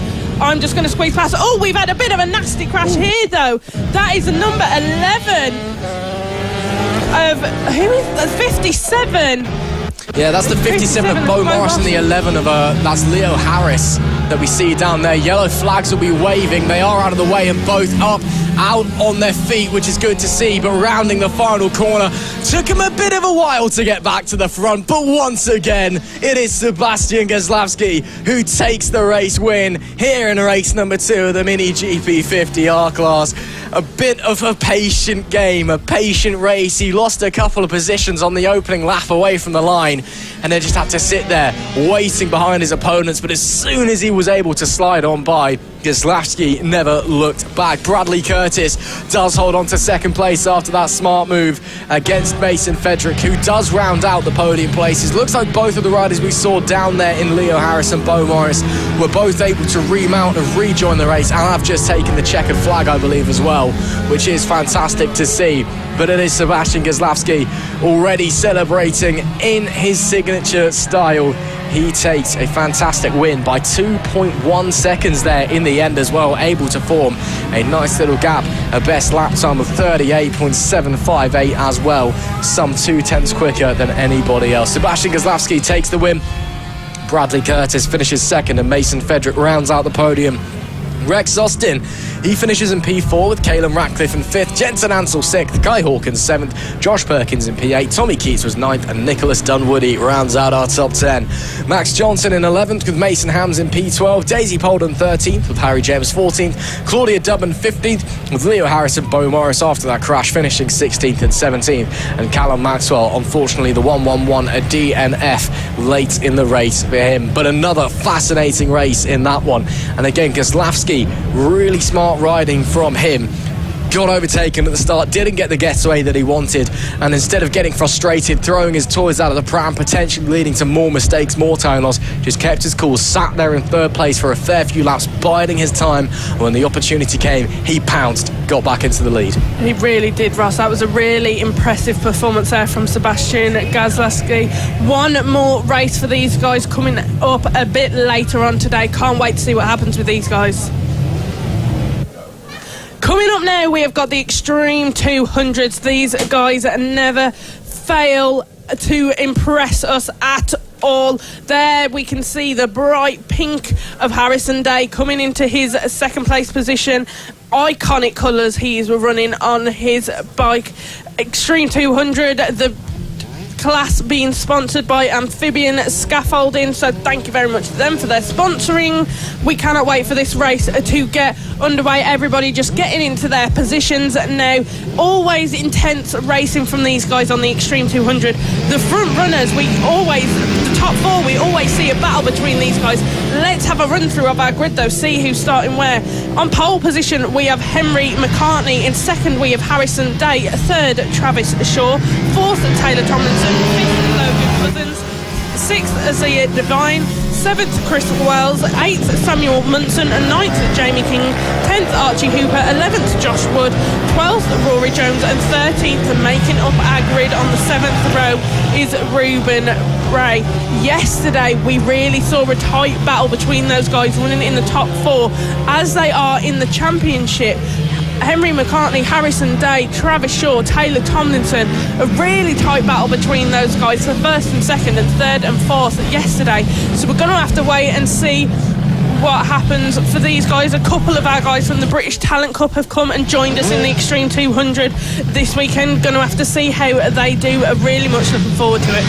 Yeah, it should be a fascinating race. There you see pole sitter Harrison Day, last chat with his dad, former BSB rider Josh Day there, before they get ready to get on the way in a big grid filled with many different bikes, as we so often see here in the Amphibian Scaffolding Extreme 200. It is lights on, lights off, we're on the way. That was a great launch for the 77 of Taylor Tomlinson, but gets held up, and ultimately we're going to hold formation down into turn number 2. Tomlinson muscles off an attempt by Zed Vine that looked like on the 190. Got a good start there on that LRA bike as they get down the back straight. It is still McCartney that leads ahead of Harrison Day there, and Big Mac holding on. Potential British Talent Cup stars in the future in this one, against a few British Talent Cup stars out there currently as well, but it is McCartney that leads the way ahead of Harrison Day, just behind Taylor Tomlinson. Again, a very, very quick start. We got boxed in, couldn't get through anyone away from the lights, so maybe Tomlinson feeling racy with some pace and bodies, already keeping in check with the two leaders who are starting to break away. Absolutely, the leaders are starting to break away, but Henry McCartney breaking away from Harrison Day himself. Harrison Day is going to be looking to hunt him down. Harrison Day wants this win. He needs this win in the Extreme 200. Everybody seems to be separating a little bit and then bunching, like you said, Ross, the accordion effect into those corners. That was an overtake there. That was Azia Devine who lost that position to the Travis Shaw there. He looked like he was struggling to keep control of his bike, then managed to get himself back upright and stay involved in the race, but he did look like he was just struggling with his bike, then keeping in control of it, which allowed Travis Shaw on that number 4 to get up past him. No, sorry, the number 7 of Logan Cousins now leads ahead of him. Perhaps he's having some issues on that 190 there. We'll have to wait and see, but once again up there in the top we've got Henry McCartney, Harrison Day, Taylor Tomlinson, Travis Shaw and Logan Cousins, weekend in, weekend out. These guys always battling for those top few positions. On our screens now we've got the number 7 of Logan Cousins currently running in 5th. Brilliant start of him in these first few laps, but Henry McCartney there, absolutely our race leader, flying ahead of the others. He's now got a 0.8 second gap between him and Harrison Day. He is just consistently building that gap with just 9 laps left to go, and he's going to find a comfortable lead position there. Absolutely. It's been a bit of a disappointing race so far for P9. Samuel Munson on the 72.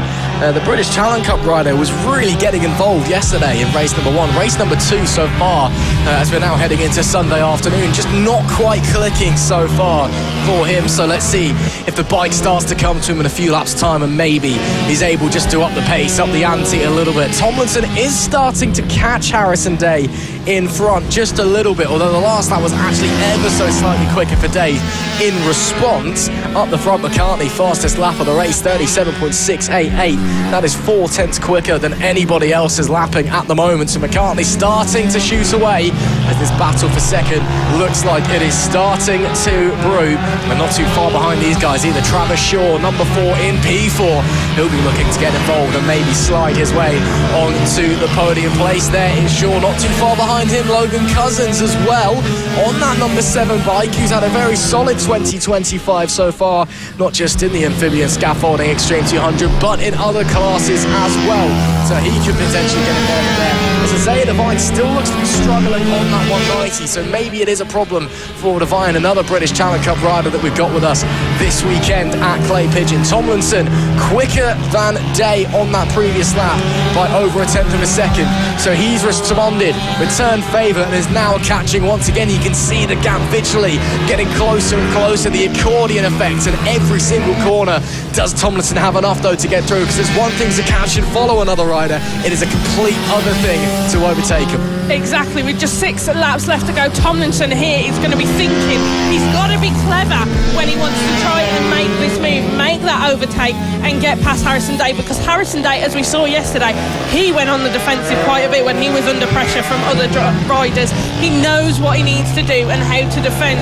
So Taylor Tomlinson has really got to think here, well, what can I do? How can I be clever and keep that gap close enough that I do have the space to make the move when I want to, if I can push enough from the bike to just squeeze past Harrison Day on that number 15. 5 laps left to go. Harrison Day running in second place ahead of Taylor Tomlinson. Our race leader Henry McCartney has absolutely flown ahead of everyone else. They've got a 2.2 second gap between him and these guys running in second and third respectively. Harrison Day though on that bright pink, very clear where he is riding, got some back traffic. Now back traffic here, if they catch up with more, could it be where Taylor Tomlinson on that 77 has that chance to make that move? Because if Harrison Day gets caught behind someone, that could leave the door open for Taylor Tomlinson. So it is where Tomlinson's really got to think and really be clever. 3 laps now left to go of racing. Absolutely brilliant stuff we are seeing from these guys. Harrison Day running in second place. Coming into that chicane there, Taylor Tomlinson is hot on his tail. Taylor Tomlinson, that was close there, but he really is going to be thinking, how through that hairpin can I make a move? If I can make a move. Harrison Day though, just ever so slightly building that gap between him and Taylor Tomlinson. 0.1 seconds, this is close between these guys here. Yeah, really close, but the 77 just not quite able to find a way through just yet. 3 laps left to run as they come across the line and head down into turn 2. Once again, Tomlinson just that little bit too far away. Can't quite find that extra inch, that extra little push to get through. A little bit more traffic, that could maybe potentially help him, but I don't think it is, as Day's going to bomb past through and actually is going to get the better of it as he's able to clear them before the braking zone. So actually Day now extends that gap a little bit on that number 15 machine. It will be 2 laps left to go at the line. Tomlinson running out of time here as the 75 Henry McCartney now 2.5 seconds ahead of him. You can just see him there disappearing out of view at the bottom of your picture. There is the race leader now. And Big Mac once again doing a fantastic job. We've been saying it all weekend, but the rumour mill is swirling around McCartney. Potential British Challenge Cup star heading into 2026. There's been rumours of being involved with Danny Webb as well. We know the support that Danny Webb's Grand Prix camp offers riders here at FAB-Racing. And he may be going that step further with Henry McCartney next year.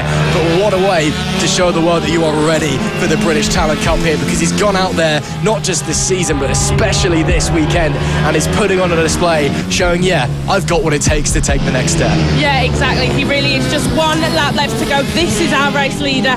Henry McCartney. This weekend he has come and he has shown what he is all about. He really wants to make his position known and say, look, I'm coming in, I'm going to pressure you guys, I want some race wins and I'm going to take them, and that is what he is doing here in race 2 of the Extreme 200s here at Clay Pigeon. He is just coming round now, coming up to that final sweeping corner on this last lap.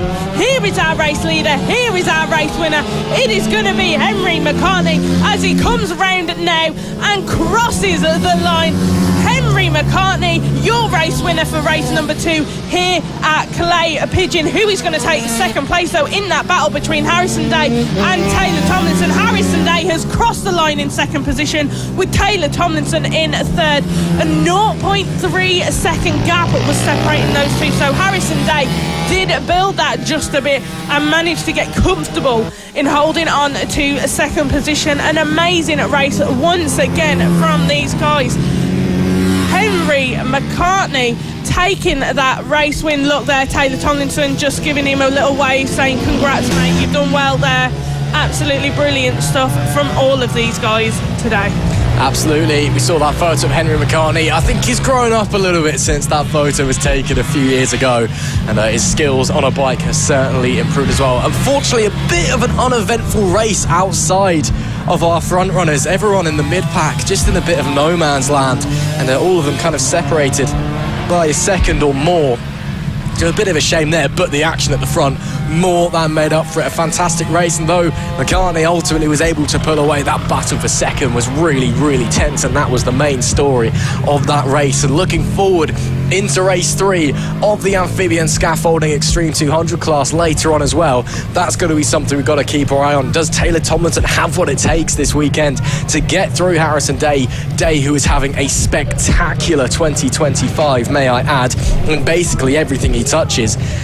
Is he going to continue that? Is he going to be able to hold on to those positions ahead of Tomlinson? We'll have to wait and find out. They'll be back out for race 3 later on.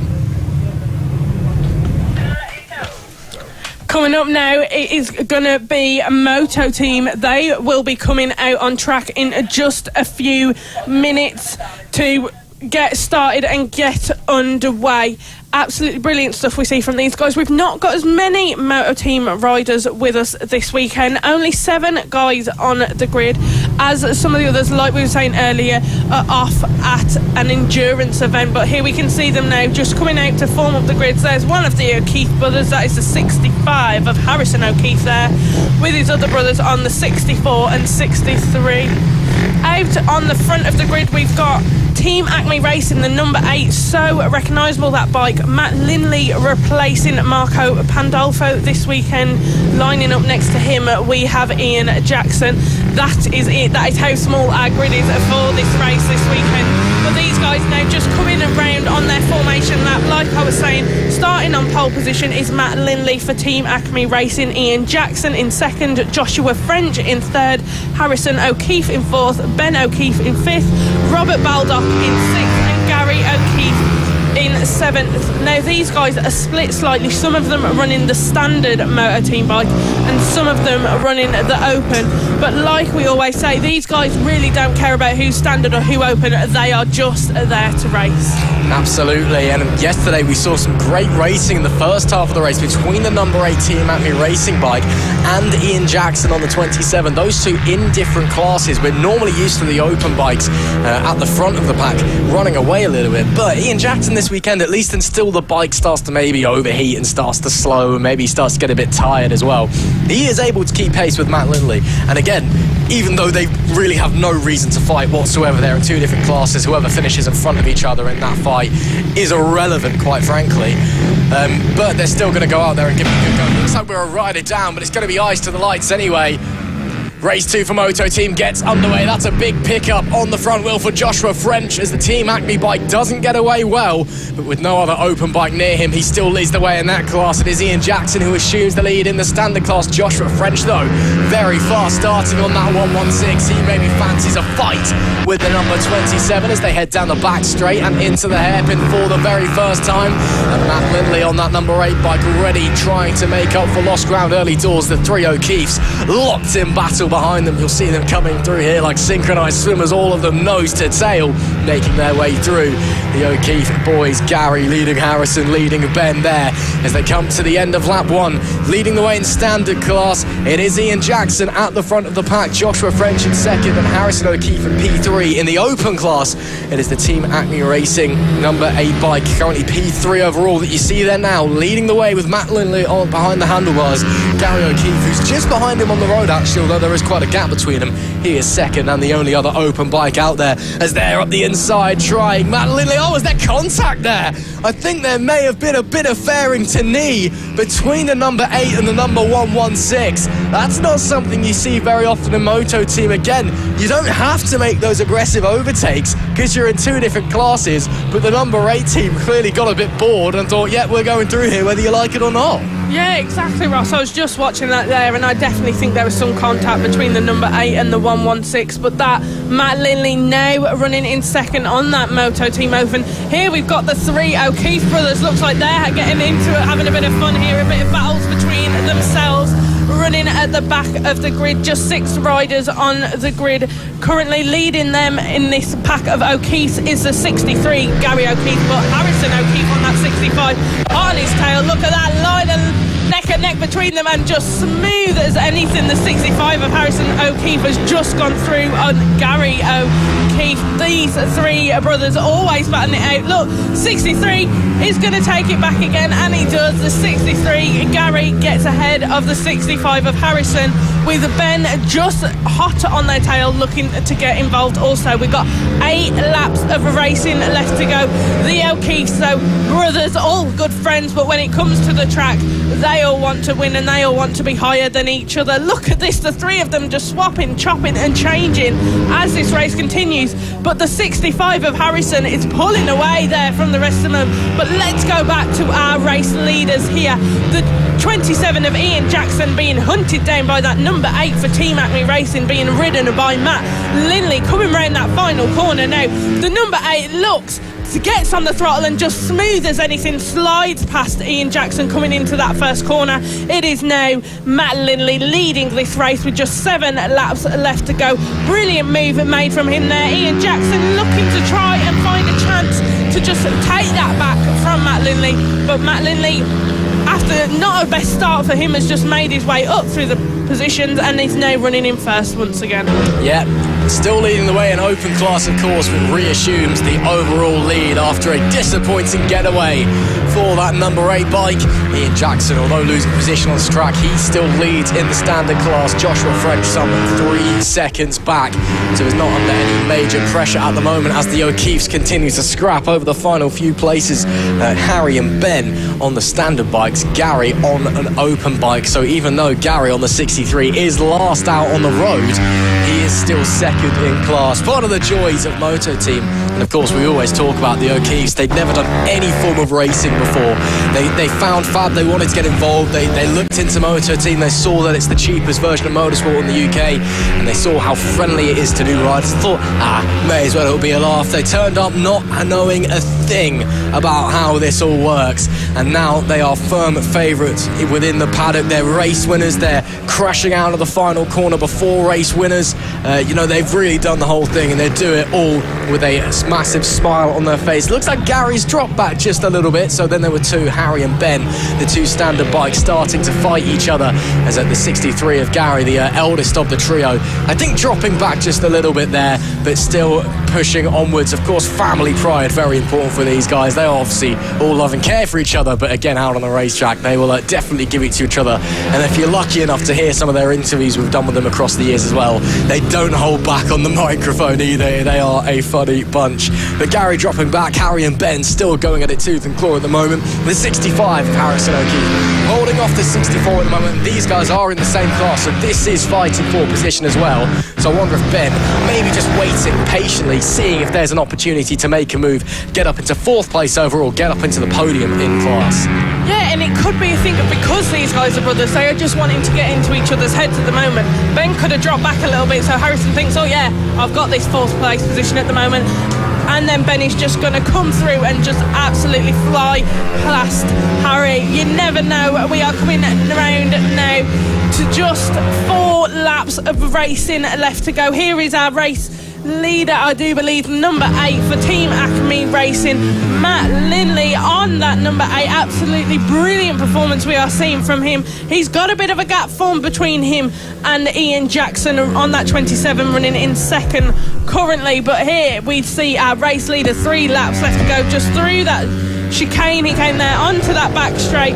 Look at that, just smooth on the bike, just getting everything he can out of it as he comes round that little hairpin through. Is brilliant. That is for Matt Linley for Team Acme Racing. Absolutely, and just a quick update championship wise as well. I mean, obviously that number 8 bike is miles up the road in the Open Championship. They can't win it mathematically here, it's not possible. They very much can win it, and I think at the moment realistically might take the Open class title at the next round at Rara, which is just crazy as he gets through one of the O'Keeffes there. Starting to catch some lap traffic is Matt Linley. Once again, Marco Pandolfo, the normal rider for the team, not here this weekend. He's back in Sicily visiting family and friends, wishing him all the best. I'm sure that he is watching along over there. In the standard class championship, bit more interesting. Linton Di Miola had a 33-point lead coming into this weekend, but he's not here. Ian Jackson and Harrison O'Keefe in third and second behind respectively. 33 points back for Harrison O'Keefe, and have Ian Jackson only 1 further point behind. So those guys both need very strong weekends to jump Linton Di Miola, because right now this is championship battle territory for them. Last lap of the race then, onwards we go. And of course, who else would it be? It's the number 8 bike of Team Acme Racing. That is miles up the road, 4.5 seconds ahead of Ian Jackson last time out. And his only other competitor in the Open class, Gary O'Keefe, on the 63, is at the back of the pack in P6 overall. So I don't think any real pressure on that number 8 bike right now. And with only a handful of corners to go, it was a disappointing start. Dropped back behind some of the standard class bikes, fell down to 3rd overall at one point, even though they were always going to be winning this racing class. But it's taking the checkered flag once again. Team Acme Racing, that number 8 machine is on top here in race number 2 of Moto Team at Clay Pigeon. Ian Jackson takes victory in the standard class by only 2 seconds ahead of Joshua French. So pressure was still on there at the end as Gary O'Keefe, a lap down there, finishes 2nd in the Open class, even though he was 6th on the road. We wait to see what's happening with the other O'Keefe boys. I think they're still fighting, and they very much still are. This is all still for position as well. Ben just ahead of Harrison, who's going to be in front and on the final podium place here in the standard class. Down to the final corner. Can Harrison find anything? A slight wobble. A check back from Ben O'Keefe, and he is home and dry. Ben O'Keefe takes the final podium place in the standard class, and Harrison will have to settle for 4th in class and 5th overall there. But some interesting racing between the O'Keefe boys. Once again, the number 8 bike really showing just how good they are. And of course, this the cheapest form of motorsport available in the UK. If you want to try and challenge them at home, why don't you head to the FAB-Racing website, find out how to get involved. Yeah, exactly, Ross. Brilliant racing we have just seen from these guys there. Look at that, our race winner, Matt Linley there, just in front of the number 1 podium position. He is working hard this weekend. He has come out and showed everyone it doesn't matter that the normal rider for this team isn't here this weekend. I'm still going to do a job that I've come here to do and keep on winning those races for the team. Absolutely brilliant stuff from him. And there is the 63, one of our O'Keeffes there, just having a little chat with him. The 116 and the 27 of Ian Jackson there. They're just coming round now. Everybody heading back to the pits. Coming up now, we have got the Mini GP50. Absolutely brilliant racing we see from these guys weekend in and weekend out. They are sponsored by King's 2 Wheels Centre, so thank you very much to that sponsor. We are just waiting for these guys to be let out of the holding area, come out on to the grid, and then be released for their formation lap. But yesterday, these guys, Ross, absolutely fantastic stuff we saw from them. Yeah, brilliant racing from the 50s yesterday in race number 1, and we're hoping for more of the same today. As once again a bumper crowd watching here at Clay Pigeon. Plenty of people down behind the Armco, plenty of people up on the balcony. I'm sure plenty of people in the cafe just behind the balcony as well, maybe getting in an early lunch while they can before the mad rush awaits. But the riders Out onto the grid then, of course, one sighting lap before we get going racing. And of course, starting P2, the man of the moment, Bradley Curtis, a huge high side late in race number 1 yesterday. And a cheeky trip to hospital followed. There was a bit of a worry that there may be some broken bones or some injuries somewhere, but he's been given the medical all clear and he is back on the bike today. What a phenomenal story and a phenomenal aspiration that young man is. It is Sebastian Gazlowski that starts on pole, but Bradley Curtis, welcome back after, not missing any time at all, I suppose, in P2. Great to see that he's all okay. Rex Austin starts third alongside Tommy Keats, with Jensen Ansell in P5 and Kai Hawkin in P6. Caelan Ratcliffe and Josh Perkins on the 4th row of the grid, with Max Johnson P9, Nicholas Dunwoody rounding out our top 10. Bo Morris starts 11th with Daisy Polden in P12. Preston Baker is 13th with Harry James in P14. Callum Maxwell is 15th with Bojan Blajewski in P16. Oliver Wilson is our 17th and final rider here as the pole sitter comes in to his grid slot. It's not been as dominant in the 50s as it has been in other classes so far this season for Sebastian Gazlowski. There was a DNF at Ella Park and a bit of a topsy-turvy by his standards. Round 3 at Hooton Park a few weeks ago. All 3 races, regardless, were finished on the podium, but Rex Austin, 2 wins and a 2nd place in the final race, walked out having narrowed that championship gap down to just 29 points heading into this weekend. So let's see what's going to happen in this one. Race number 2 of the 50s. It is lights out and we're underway. Great getaway there by Gazlowski. Austin also away well and maybe challenging down into turn 2, but the 64 closes the door and will assume the lead as Bradley Curtis, a disappointing getaway, drops down into P3. Looks like maybe Caelan Ratcliffe, I believe, got up to 4th place there potentially with a great start, and it is the number 96 from 7th to 4th away in the lights. That's a great launch for him as they come down to the back end of the track. But it is Gazlowski that leads the way at the moment. Rex Austin, it was quick starting though, and this hot on his tail, making their way through to the final corner now. It will be Gazlowski that leads this opening lap, but once again, some great racing potentially brewing. They're not disappearing into the distance, they're very close together. Absolutely. Actually, it was the number 8 of Tommy Keats who has worked his way up into 3rd position. Bradley Curtis, so on that number 71, unfortunately dropped all the way down to 7th position. He didn't quite get that start that he wanted on the track, but here, our front 4 runners, you've got Sebastian Gazlowski, Rex Austin, Tommy Keats and Caelan Ratcliffe. These guys are all going to be looking to have a little battle on their hands here for those podium positions, our current podium positions holders on our screen right now. Sebastian Gazlowski comfy with his lead.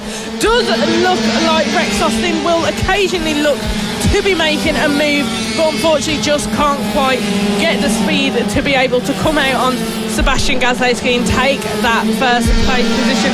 Caelan Ratcliffe go on that 96, fastest lap of a 39.955. He's getting himself involved in these battles there. He has Tommy Keats in his sights and he's like, I can taste the podium here, I want to have a go, let me have a go. Here they come round into this sweeping section into the final few corners. Sebastian Gazlowski still leading ahead of Rex Austin, Tommy Keats and Caelan Ratcliffe. There we can see 8 laps left to go, and now Sebastian Gazlowski, our race leader. Rex Austin pulled out then, looking to make a move, but couldn't quite get one sorted there. Tommy Keats in 3rd place with Caelan Ratcliffe in 4th. These guys are so bunched up, so tight together. This could well be a battle for 1st place on our hands. Top 4 all in tandem as it stands, as it's shortly to be 7 laps left to run. And anyone could make a move at any point. We just need that spark that's going to light a fire and send them all scrambling for positions. Once again, Austin a little look to the outside, but we're going to have to wait and see if he makes a move. There was a look there by Ratcliffe on Tommy Keats. Didn't quite find anything, but again, just looking, getting the sense of where he's quicker than his opponent. Not quite able to come to anything though. This time though, Ratcliffe to the inside. That's a big miss. That's a double overtake and that's down. Caelan Ratcliffe bit off more than he could chew on the brakes down into the hairpin. And after a phenomenal opening stint in this race, he just goes too deep. Rex Austin lucky to stay on two wheels as Ratcliffe hits him and goes down, and it looks like out of the race as well. What a shame there for Caelan Ratcliffe. That commotion has allowed Tommy Keats up into second place. I believe actually Rex Austin may be dropping. Yeah, he's dropped down to fifth as a result of that one. So that's Bradley Curtis now back into the podium places after a disappointing getaway from second. But what a shame for there. Oh man, Caelan Ratcliffe, you got to feel for him, but just such an easy mistake to make. You get greedy on the brakes, you think you can go, and suddenly you're running out of room and you're hitting another bike. Yeah, that was unfortunate for him there. It was just a case of just not quite having enough room. But here we are with our race leader, Sebastian Gazlowski, on that number 64. The gap is building between him and Tommy Keats. 0.7 seconds separating these two. Sebastian Gazlowski, super Seb, doing what he does best.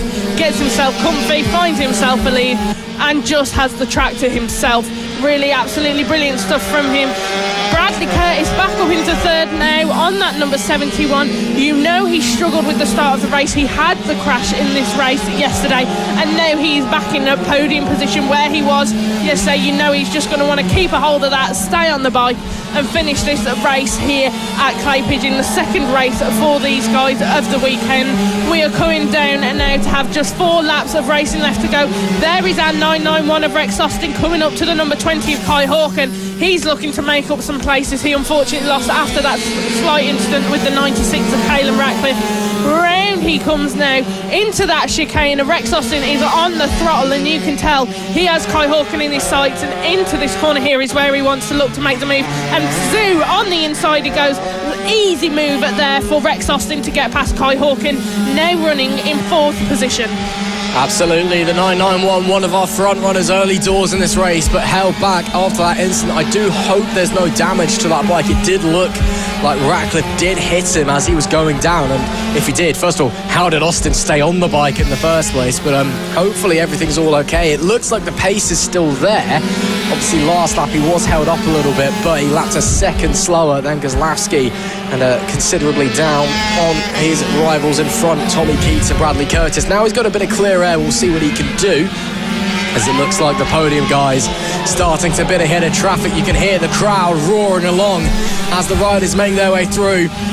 It's going to be 2 laps left to run at the end of this one. 2 to go. Gazlowski now with a comfortable lead after the chaos unfolded behind him. Curtis and Keats though, third and second respectively. So close together, just 2/10 separating them as they cross the line. Rex Austin as well, he's 4 seconds back, but if these two are fighting, potentially opportunities to get involved. The 71 of Bradley Curtis on our screens, we just saw him. He is gaining on that number 8 of Tommy Keats, just 0.1 seconds separating these two. Sebastian Gazlowski has still got his lead, but Bradley Curtis has put on his hunting boots and he is going after Tommy Keats. Absolutely brilliant stuff we are seeing from him. He is slowly just shutting down that gap bit by bit. He's going to look at doing it with just 1 lap left to go. Now our race leader, Sebastian Gazlowski, absolutely flying ahead of everyone else. A 0.2 second gap now between Tommy Keats and Bradley Curtis. He's got just a few corners left to go to see if he can get that second position back. But our race leader, there he is on that number 64, Sebastian Gazlowski, Super Seb, coming around now to come through that sweeping final few corners section, around onto the start-finish straight, and to take that race win as race number 2 for the Mini GP 50s. Here he is, the man, the myth, the legend. On your screen, it is the number 64, Super Sebastian Gazlowski. Almost runs off the road in his celebrations. Yet another win for Gazlowski, and one in some style as well. Yes, assisted by everyone being held up by that incident with Caelan Ratcliffe behind him. But it must be said, still a mighty ride. Tommy Keats did finish in second place with Curtis in third. Looks like the number 8 was still able to hold on. So there it is confirmed for you, Gazlowski from Keats, from Bradley Curtis. And Super Sebastian Gazlowski once again on top here in this one. What a race that was, and a bit of chaos as well. You got to feel for Caelan Ratcliffe, who was so quick at the start of this race with just a small mistake. got greedy on the brakes and down he went. Hopefully the bike isn't too damaged. It's easily fixable if it is, as the riders making their way back into the holding area to the podium boards for our top three. And it's Sebastian Goslavsky that takes the race win. Tommy Keats and Bradley Curtis rounding out our podium places. Rex Austin recovered to P4 with a nice ride, with Kai Hawke in P5, Nicholas Dunwoody in P6. Max Johnson was 7th with Josh Perkins in P8, Daisy Polden 9th and Jensen Ansell rounding out our top 10. Bo Morris was 11th with Preston Baker in P12, Harry James was 13th with Bojan Blajewski in P14, Oliver Wilson 15th, and unfortunately, as we saw, we did lose Caelan Ratcliffe early doors in that race with that crash. That is it then for race number 2 in the Mini GP50s, brought to you by Kings 2 Will Centre. They'll be back out for race number 3 later on, and plenty of things to think about there. Are the likes of Keats and Ratcliffe's pace still going to be there? Can they get involved? And if there's not an instant, can that top 4 stay bunched together? Coming up now is our premier class of racing here at FAB-Racing. It is the MK Mini GP70s. This is the one all of our young riders want to get themselves into when they want to then have that road to MotoGP, beyond Dorna's road to MotoGP, and get themselves into the next top levels of bike racing. Our premier class Mini GP70s, just 6 riders with us in this class this weekend. See on our screens Josh Day, father of Harrison Day, previous British Superbike rider, just having some words of wisdom in his son's ear before they get ready to get started on this race. Everybody, you can see, looks angry. Here they go, on and out there, getting ready to form the grid. We have got Harrison Day starting on pole position with Travis Shaw in 2nd, Logan Cousins in 3rd, Taylor Tomlinson in 4th, Archie Hooper in 5th and Josh Wood in 6th. Those are all 6 of the riders we have got with us this weekend. Yesterday's race we saw Travis Shaw putting Harrison Day under some pressure throughout the race, so it's going to be interesting to see what happens today, Ross. Yeah, we've been seeing close racing in this class all throughout the weekend, even though there are only 6 riders. So it'll be interesting to see if we're able to get more of that, and interesting as well if anyone's able to launch some moves. Seemingly today a bit trickier to make an overtake than yesterday. Yes, it is a bit more overcast, a tad bit cooler, but it is quite muggy out there. So I wonder if maybe that's having an effect and just making it a bit harder to make moves here at Clay Pigeon. The riders making their way into their grid slots. Harrison Day calm and collected on pole position. Travis Shaw alongside. Everyone locked into the zone, and everyone, their eyes will be locked into the lights as they come on. It is lights out and we are underway. Good first initial launch there from Travis Shaw, but in the second phase and with the inside to turn 2, Harrison Day looked, but Shaw was able to sweep round the outside and confirm first place away from 2nd on the grid. Logan Cousins holds on to 3rd there. A good start from him as well. Day immediately looks back to the inside. Shaw does leave room on the inside for him, but the 15 doesn't bite the bullet, doesn't take the gamble. They're happy to sit in 2nd for the moment. So the 4 now leads. Logan Cousins fancies getting involved. He's maybe trying to set up a move on Day as they come around the final corner to complete the first lap of the race. Just behind them, Taylor Tomlinson on the 77 as well. The top 4 all very, very tight together down into turn 1. That's a lunge by Cousins. Doesn't come into fruition, but he's feeling aggressive early in this race.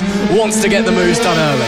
Yeah, he really does. But it's these 4 are top 4 all the time. Shaw, Day, Cousins, Tomlinson. Weekend in, weekend out, these guys are battling in those top 4 positions. Harrison Day has made a move through on Shaw, now at race lead, so Cousins now looking to get a move through on Travis Shaw. Harrison Day, though, beautiful move there made by him to get past Travis Shaw and now run this race in first place. Logan Cousins decided to move out on the track, and with that managed to get a move done on Travis Shaw. That was a very cleverly done by Logan Cousins there. He decided, I'm not going to stick tight, I'm not going to run with everybody else, I'm going to pull out on the track, and he got up some speed and managed to get that move done on Travis Shaw coming into that first corner. Round the hairpin they come at now. Harrison Day had to run a bit wide, and Logan Cousins, because of it, went through there, but Harrison Day just took that back. These two just swapped. Once again, these two, look at this, neck and neck swapping. Who is running first? Who is going to take it through this final corner? And it is Logan Cousins who holds on to it. Harrison Day and Logan Cousins there on that lap, playing a bit of cat and mouse with each other, swapping back and forth. But it is Logan Cousins who takes that race lead, coming through into the chicane section now. Logan Cousins leads this race ahead of Harrison Day. Brilliant performance from him there. Logan Cousins hasn't won a Mini GP 70 race so far this season. Is today the day that stat finally changed? Because you can tell he wants it. He's feeling so racy out there. And with 8 laps left to go as they come to the line, it is Cousins from Day, from Shaw, from Tomlinson. Your top 4 that are all still so tightly bunched. Fastest lap last time for the race leader, the number 7, a 37.687 as he came across the line. That was some 3/10 quicker than anybody else out there at the moment. And really, really running well is he as it stands. Coming through there, Tomlinson maybe looks like he tried to set up a move on Shaw, but wasn't quite able to on that occasion. So as they continue to push round, they'll be trying to push onwards. And in fact, that lap time from Logan Cousins, that 37.687, is in fact a new lap record. That breaks the lap record that Archie O'Brien set here last year. So new lap record for Logan Cousins, a 37.687, only breaks it by a couple of hundredths from Archie O'Brien's time last year, but still fantastic stuff from him. We saw Taylor Tomlinson having a look there down into turn 2 on Travis Shaw, just couldn't quite make it work. But the lap record there for Logan Cousins, a 37.7 or 37.687 should I say, and that puts his name in the history books for the time being anyway. Absolutely brilliant stuff from Logan Cousins. He has got a hold of this race lead and wants to keep it for as long as he can. Absolutely brilliant stuff from Logan Cousins in that race lead position. He is being hunted down by Harrison Day, followed then by Travis Shaw and Taylor Tomlinson. Logan Cousins, brilliant performance now. He's under pressure from Harrison Day and those running behind in 3rd and 4th. They're trying to get themselves involved in that battle a bit more again, but the gap between those and these two guys running out front is just growing that little bit more. The 77 of Taylor Tomlinson there, he was very close to touching the wheel of Travis Shaw running in 3rd. You can tell he's hungry for that podium position, as are the other 3 riders running just slightly ahead of him. Here we are, down, get on the throttle there, they do, and just Travis Shaw is holding on to that lead ahead of Taylor Tomlinson. Ever so slightly though, Tomlinson still looks like he's hungry to try and get through, so let's see if he is able to. Down into the hairpin, no, Shaw defends that very, very nicely indeed. Back to our 2 front runners, just ahead of the pack behind. Is that a move being made by Tomlinson? Not quite. It's still Cousins ahead of Day, just in front of these guys. Starting to get 2 separate battles for 1st and 2nd and 3rd and 4th, rather than one giant battle for the lead. 4 to go as they cross the line. Tomlinson really aggressive into turn 1. Does that allow anything into turn 2? No, still stuck behind that number 4. No way through for the 77. Up in front, looks like Harrison Day starting to turn the wick up just a little bit, starting to push a bit harder, a bit quicker than Logan Cousins in front on that number 7 machine. So maybe we'll be seeing a move there. Tomlinson tries the wide line, tries to use that momentum. Still nothing for him, still no way through. Shaw's not doing anything masterfully defensive-wise. He's just riding his own race, but putting the bike where he needs to put it. Taylor Tomlinson just can't find a way through right now. No, he can't, with just 4 laps left to go. Travis Shaw running in 3rd ahead of Taylor Tomlinson. He is just running his own race here. Taylor Tomlinson, unfortunately, he's looking to make a move. Shaw isn't being all that defensive, really. Little bit of a leg down there as he came around into that corner. But no, Travis Shaw holding on to that 3rd place with just 3 laps left to go. Absolutely brilliant. Have completely separated it now. We've got the small battle here going on for 3rd position and the guys up front racing for 1st position. we're coming down now to have just 2 laps of racing left to go. Shaw ahead of Tomlinson in the battle for 3rd position. Cousins ahead of Day in the battle for 1st position. Is this going to be Logan Cousins' first win in the Mini GP 70 class? He is hoping for it and he is hungry for it. He wants this so desperately. With just 2 laps left to go, we're still just running on the screen here with the guys in 3rd and 4th. Logan Shaw ahead of Taylor Tomlinson. These are our guys running in 3rd and 4th.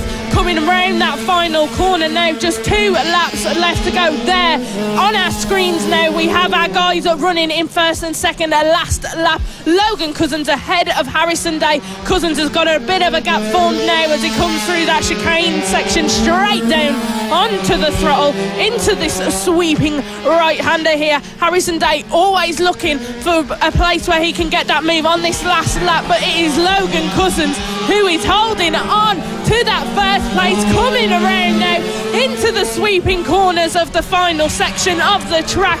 Down he comes on to the start-finish straight, and is it going to be?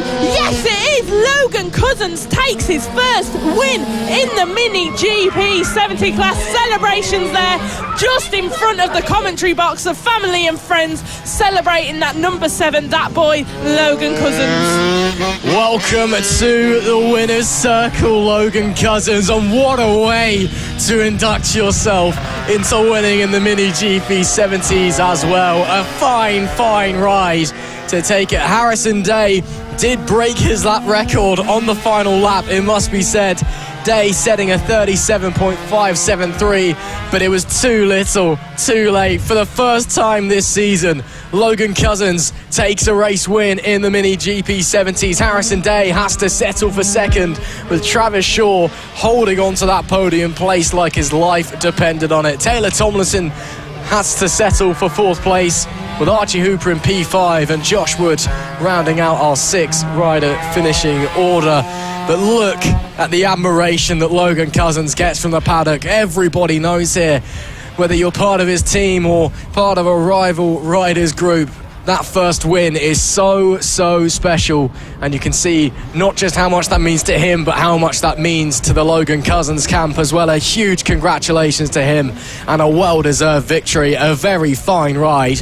Let's hope that's the start of bigger things to come for Logan Cousins. But once again, Izzy, a fantastic race. We started off with that big 4-way battle, and then we had 2 very tense battles for 1st and for 3rd coming out of that one. And while ultimately there weren't very many overtakes, it was just so tense. You never knew what was going to happen next. Absolutely, Ross. It was so tense between those guys there in those battles for 1st place and 3rd place. We are absolutely brilliant stuff from those guys there. The Mini GP 70 is a class that is premier here in FAB-Racing. It's the one the guys, those young riders, want to get into, be able to get into their higher classes, so top classes, British Superbikes. We've seen some fantastic races from everybody so far this morning. 9 races done this morning, and every single one full of entertainment. We'll be carrying on this afternoon, but brilliant stuff in the corner there. We can just see Harrison Day's dad, Josh Day, celebrating there, just chatting with his son about his 2nd position. But look at everybody crowded round the Logan Cousins camp there, Ross, all happy, celebrating. I think I saw a few tears in his mum's eyes. Yeah, well, I wouldn't be surprised. You know, even though this is grassroots racing, this is still a very high level of bike racing. The 70s, it is the gateway into the RNG British Talent Cup, then on to BSB, WSBK, MotoGP, as you said. So to win a race here is absolutely fantastic. It is now lunchtime. No more races scheduled for the next half an hour or so. So we're going to recap some of the morning's action while everyone takes a quick break. We'll be back a little bit later on for our final remaining race 2 and all of the race 3s.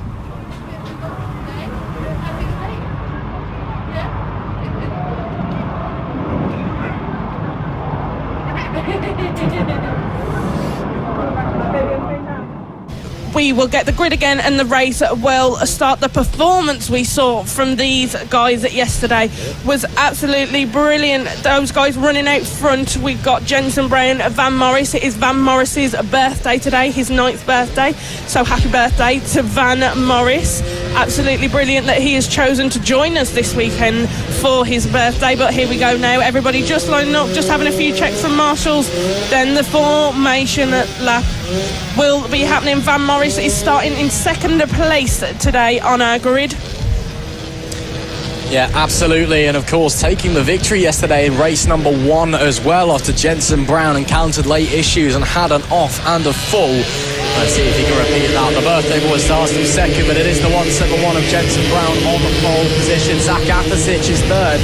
Oakley Hipwell alongside William Skingle and Chase Carter. They make up row 3 with Dio Tyler 7th and Oliver Cheeseman in P8. Casey Reeson and Adele Everett, they round out the top 10 with Logan Paisley in 11th alongside Reggie Watson in P12. Caden Bailey is 13th with Keely Bailey P14. Izzy Cook starts 15th with Arlo Simmons in 16th. Savannah Polden is 17th with Oscar on P18. And Ayrton Oakley is 19th and our sole rider on row number 10 at the back of the grid. So 19 riders, a fair few here for round number 4 at Clay Pigeon.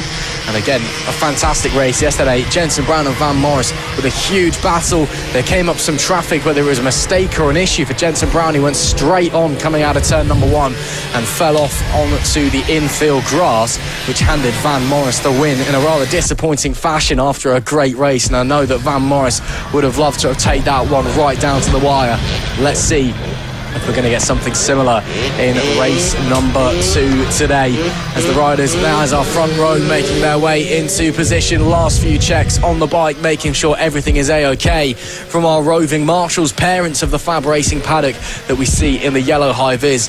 A big thank you to them, of course, for not only supporting our junior riders but for going out there assisting the orange-clad regular marshals in their abilities and making sure that we can go racing as safely as possible here at FAB. So of course a huge thank you to all of our marshals, the medics, all of the above, as we wait to the point, to the lights from the flag marshal. It'll be all eyes to those red lights that come on now. Oh, it's chaos. We got a fair few jump starts. This is going to get halted surely. 3 or 4 riders went. I believe Oliver Cheeseman, Chase Carter, Theo Tyler, Oakley Hipwell all jumped away at the lights there. It's so easy to do, Izzy, because one rider goes and those around them you just go because you don't know what to do because you see someone moving out the corner of your eye. It's going to take us a few moments to reset this. Yeah, it will, but this is what happens sometimes. These red lights we've been having have been quick this weekend, and they were slightly just a little bit slower than we've had so far this weekend. So some of our riders actually started making the way around the track, but that is always so difficult because, like you said, Ross, you see one person go, you want to go, and then people stop, you end up weaving your way through. I'm surprised we didn't get a crash there, I'll be honest, with that little bit of a jump start, but everybody just coming back now, reforming the grid. It'll be eyes to the red lights again, and we will get the race underway. Perhaps there will be the possibility that because so many riders jumped it, there won't be any penalties for anybody, and we'll just restart this race because it technically didn't even get started. Yeah, I don't think there'll be any penalties given it's just going to be a total race restart. The race never really started in the first place, but it does now. And this time, we are away cleanly. Front row, neck and neck into turn number 1. Who's going to get the advantage into turn 2? It will be Van Morris, by the looks of things, who sweeps around the outside of Jensen Brown. So Morris takes the lead. The birthday boy starts things off well here in race number 2. Hot on their tails, though. Zach Athasic, Oakley Hipwell there as well, as they bomb down the back straight for the very first time into the hairpin, where the bike compresses through a slight dip, then over the crest. You can't quite see it on the picture, but the undulation of this circuit, it is there. It makes things tricky. That's slightly wide there from Athasic through what is not quite the penultimate corner, because this isn't really one corner, it's 2 with a bit of a short shoot in between them. Into the final corner we do now go, and the top 3 breaking away from the pack, all quite close together though. It's Van Morris that leads the way ahead of Jensen Brown. Just behind them looks to be the 76 of Zach Athasic. Yeah, Zach Athasic is really looking to get himself involved in that battle here. I have a feeling feeling we've got a three-way battle for first position on our hands in this race here. 7 laps left to go. Van Morris is leading. Got a big gap. I do believe, though, Zach Athersic may have just got through on Jensen Brown then, and I do believe he has. That is one of our riders there stopped on the side of the track. That is the 171 of Jensen Brown. He's going to have a look, see if he can get started, but yellow flag is out at the moment. Everybody's just got to slow down a little bit until Jensen Brown gets moved. He's going to be so disappointed and upset with what has happened there. But here comes Van Morris coming around that final corner now. About to have 6 laps left to go. Zach Athersic running in second. Absolutely brilliant performance from him. He's going to be looking to hunt down Van Morris now. He hasn't got to worry about Jensen Brown anymore. He's out of the race at the moment, so he's going to be looking to search and hunt down Van Morris. What a shame for Jensen Brown. Whatever issues that may be, we saw potentially reliability issues leading to the crash in race number 1. And as the yellow flags wave as they try and get that bike restarted, more gremlins befalling him in race number 2. We know that these mini moto machines, reliability-wise, they're temperamental at the best of times, but sometimes it's just heartbreaking when it strikes twice in one weekend. As there we see is that maybe moves being made further back as, oh, that's another rider down. That's the number 74 that's gone down, or the 174 should I say. That's Oakley Hippo. He was running in 3rd place as well. So what is going on out there? It's chaos at the moment. Great to see that he's up on his feet and all okay, as he now does rejoin the race. So everything looks to be okay. Just a small off. Yellow flag still waving, but he will rejoin with no issues as the race continues on. The 57 of Van Morris, your current leader, and that's now the 2nd podium runner we've seen having issues as Oakley Hippo falls, but does rejoin. Should be in about 13th place. Absolute madness we have seen in the 2nd race for these guys here at Clay Pigeon Ross. Just 5 laps left to go. The 57 of Van Morris leading the race on his birthday. He is also being closely followed by the 76 of Zach Athersic, who's gained on him quite a bit there around that final corner, but he is going to be looking to take that 1st place position. These are our guys running in 1st and 2nd. It does look like Zach Athersic could make the move here coming into the 1st corner, just doesn't quite catch enough throttle there, and another rider down. Oh dear Lord, everybody's falling off today, Ross. Yeah, turning into a race of attrition very quickly. Gets straight up, straight back on the bike though. That is fantastic to see that everyone is okay and continue to push onwards. And even these young rookie riders as young as 6 years old, they come down, they get straight back up again, straight back on the bike, as if we've now got traffic for the leaders. So this could really shake things up as well as they make their way into the penultimate corner. Looks like that held up Morris a bit more than it held up Athersic as they come to the final corner now. Looks like the rider that we saw go down a moment ago was Arlo Simmons, as that's a great run onto the main straight from Zach Athersic. He's got the inside, but Van Morris will hold on around the outside of turn number 1 and will keep that advantage down into turn 2. So once again, Athersic, he's looking like he can draw alongside. Really just needs to confirm it, get that last little extra push to get in front and get into the lead. Yeah, exactly. Van Morris seems to get a bit more out of his throttle just at the last minute than Zach Athersic can catch up with. Zach Athersic is pushing his bike to the absolute limit on those straights. Look at how close in that small little straight we got there before they've just come around into that corner. Zach Athersic gains on Van Morris but cannot find it in the corners to be able to make that overtake. Whether he looks to the inside, to the outside, they're just coming up on some traffic once again. Round that final corner they come. Van Morris leading on that number 57 ahead of the 76 of Zach Athersic.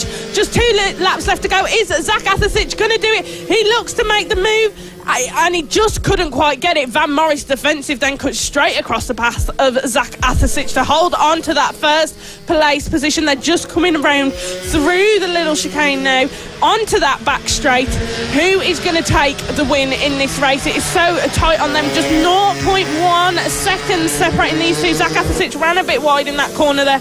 That won't have helped him too much here, but Van Morris leading. Just listen to the crowd as they are there supporting these two riders. Absolutely brilliant here. Van Morris, his 1st weekend with us at FAB-Racing.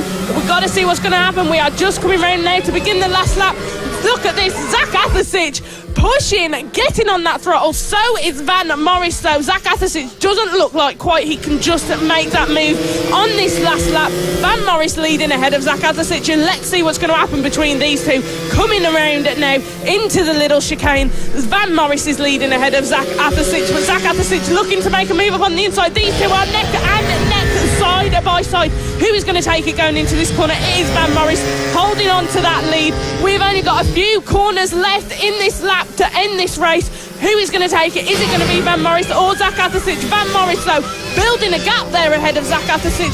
Just coming round this final corner now. Who is going to take this race win? Van Morris leading ahead of Zach Athasic. Here he comes now. Who is going to be our race winner? They are coming down onto the start-finish straight, and it is going to be the 57 of Van Morris takes the race win for the second race for these AC40 rookies. Absolutely brilliant stuff from him, and a good thing to happen to him on his birthday. Absolutely, 2 from 2 for Van Morris, and the birthday boy on top once again in race number 2 on his debut weekend in FAB-Racing, no less. But man, oh man, he had to work for that one. Kudos for Zach Athasic.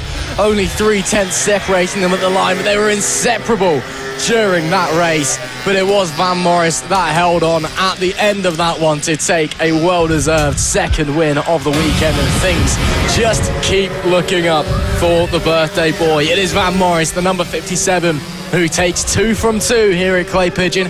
Can he complete the hat-trick and sweep the weekend? We'll have to find out a little bit later on in race number 3, but it's Van Morris who takes victory from Zach Athasic in second. Oliver Cheeseman rounding out the podium places there. Theo Tyler, the 77, into 4th, with William Skingle in P5. Chase Carter was 6th, with Casey Reeson in 7th, Adele Everett in 8th, Reggie Watson P9, and Caden Bailey rounding out our top 10, with Logan Paisley 11th, Oakley Hipwell P12, Keely Bailey was 13th, with Izzy Cook 14th, Savannah Polden 15th, Arlo Simmons in P16, Jetson Brown was 17th, Ayrton Oakley just behind in P18, and Oscar Bond our 19th and final rider there. Even though it was a bit chaotic in that one and a fair few riders coming down and having issues, everyone was able to finish that race, which is great to see. And again, another fantastic race at the front of the pack. More of that in race 3, please. Yeah, exactly, Ross. Brilliant stuff we saw from those riders there. Van Morris and Zach Athasic wouldn't let each other out of their sight for that race. Zach Athasic consistently chasing and trying to catch up with Van Morris after Jenson Brown unfortunately had that little off.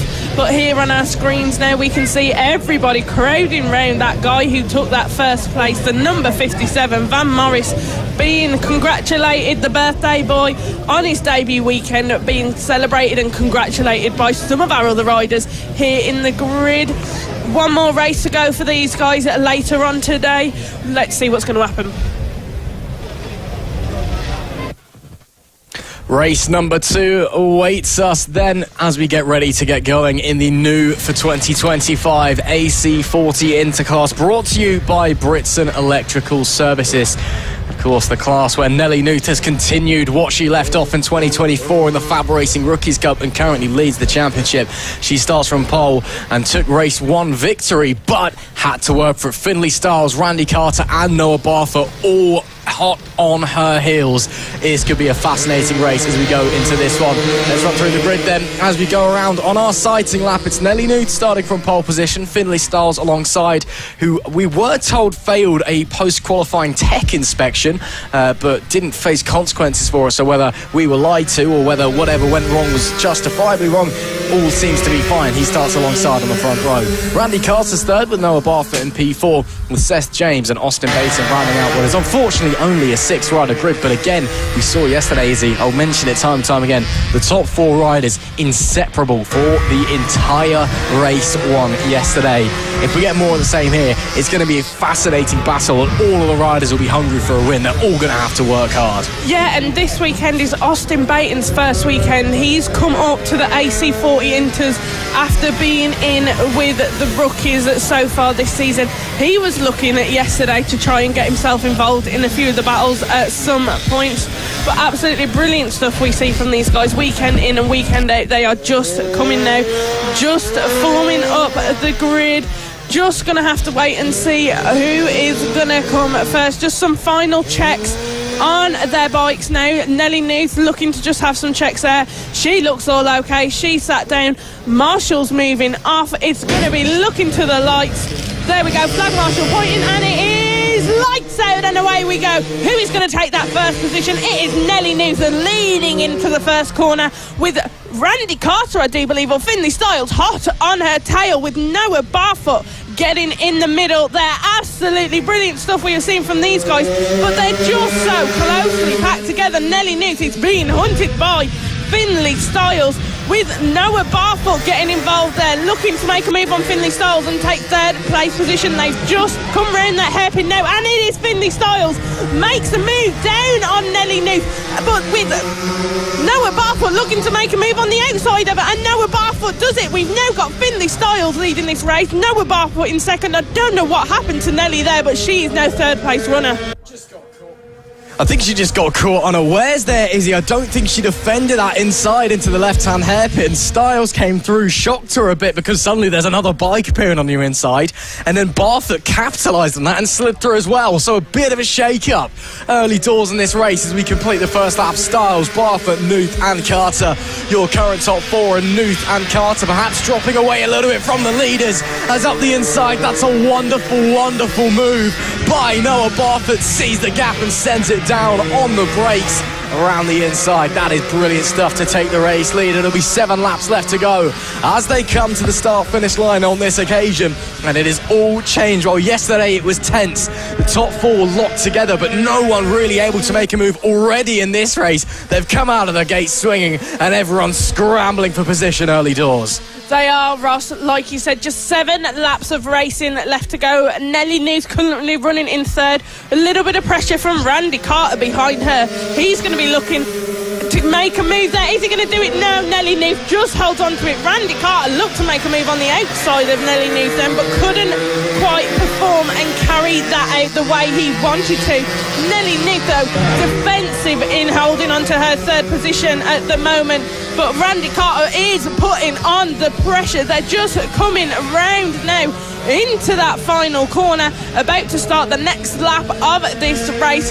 Who knows what is going to happen here? I wonder what is happening with our front runners at the moment, Noah Barfoot and Finley Styles. We're going to have to wait and see how they turn out, but on our screens right now we've got Nelly Newth and Randy Carter. Randy Carter so hot on Nelly Newth's tail there, nearly touching wheel and wheel with her.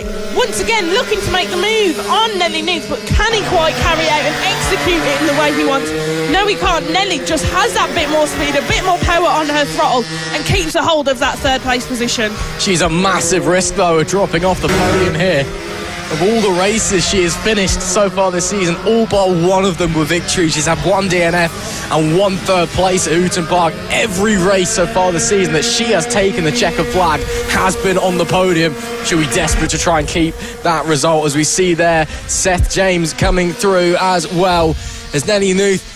She looked a bit quiet in practice on Friday. It just didn't look like it settled. Lots of coming in and out of the pits, lots of tweaks to the bike. But race number 1, it wasn't the normal affair. As looking to the outside, oh, that is something spectacular from Randy Carter, setting it up on the outside of the chicane.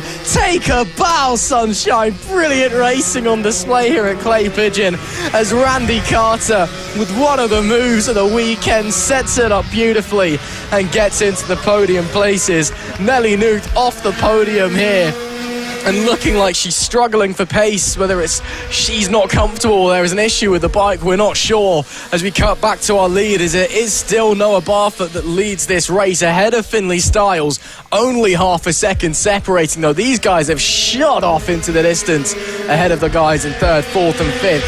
Around 5 or so seconds separating this battle from the next, but maybe not quite as alongside each other as those further back in the pack. But still, Styles is putting a lot of pressure on Barfoot, who was able to slide by him earlier on. He is. Styles may have felt that he could have messed up slightly, then gave Barfoot that opportunity to just slide past him. But now they're coming round into that final corner. We are going to have just 3 laps left to go for the AC40 Inters. It's all up for grabs. Anybody can try and get these podium positions at the moment. Just 6 riders in this race for this weekend.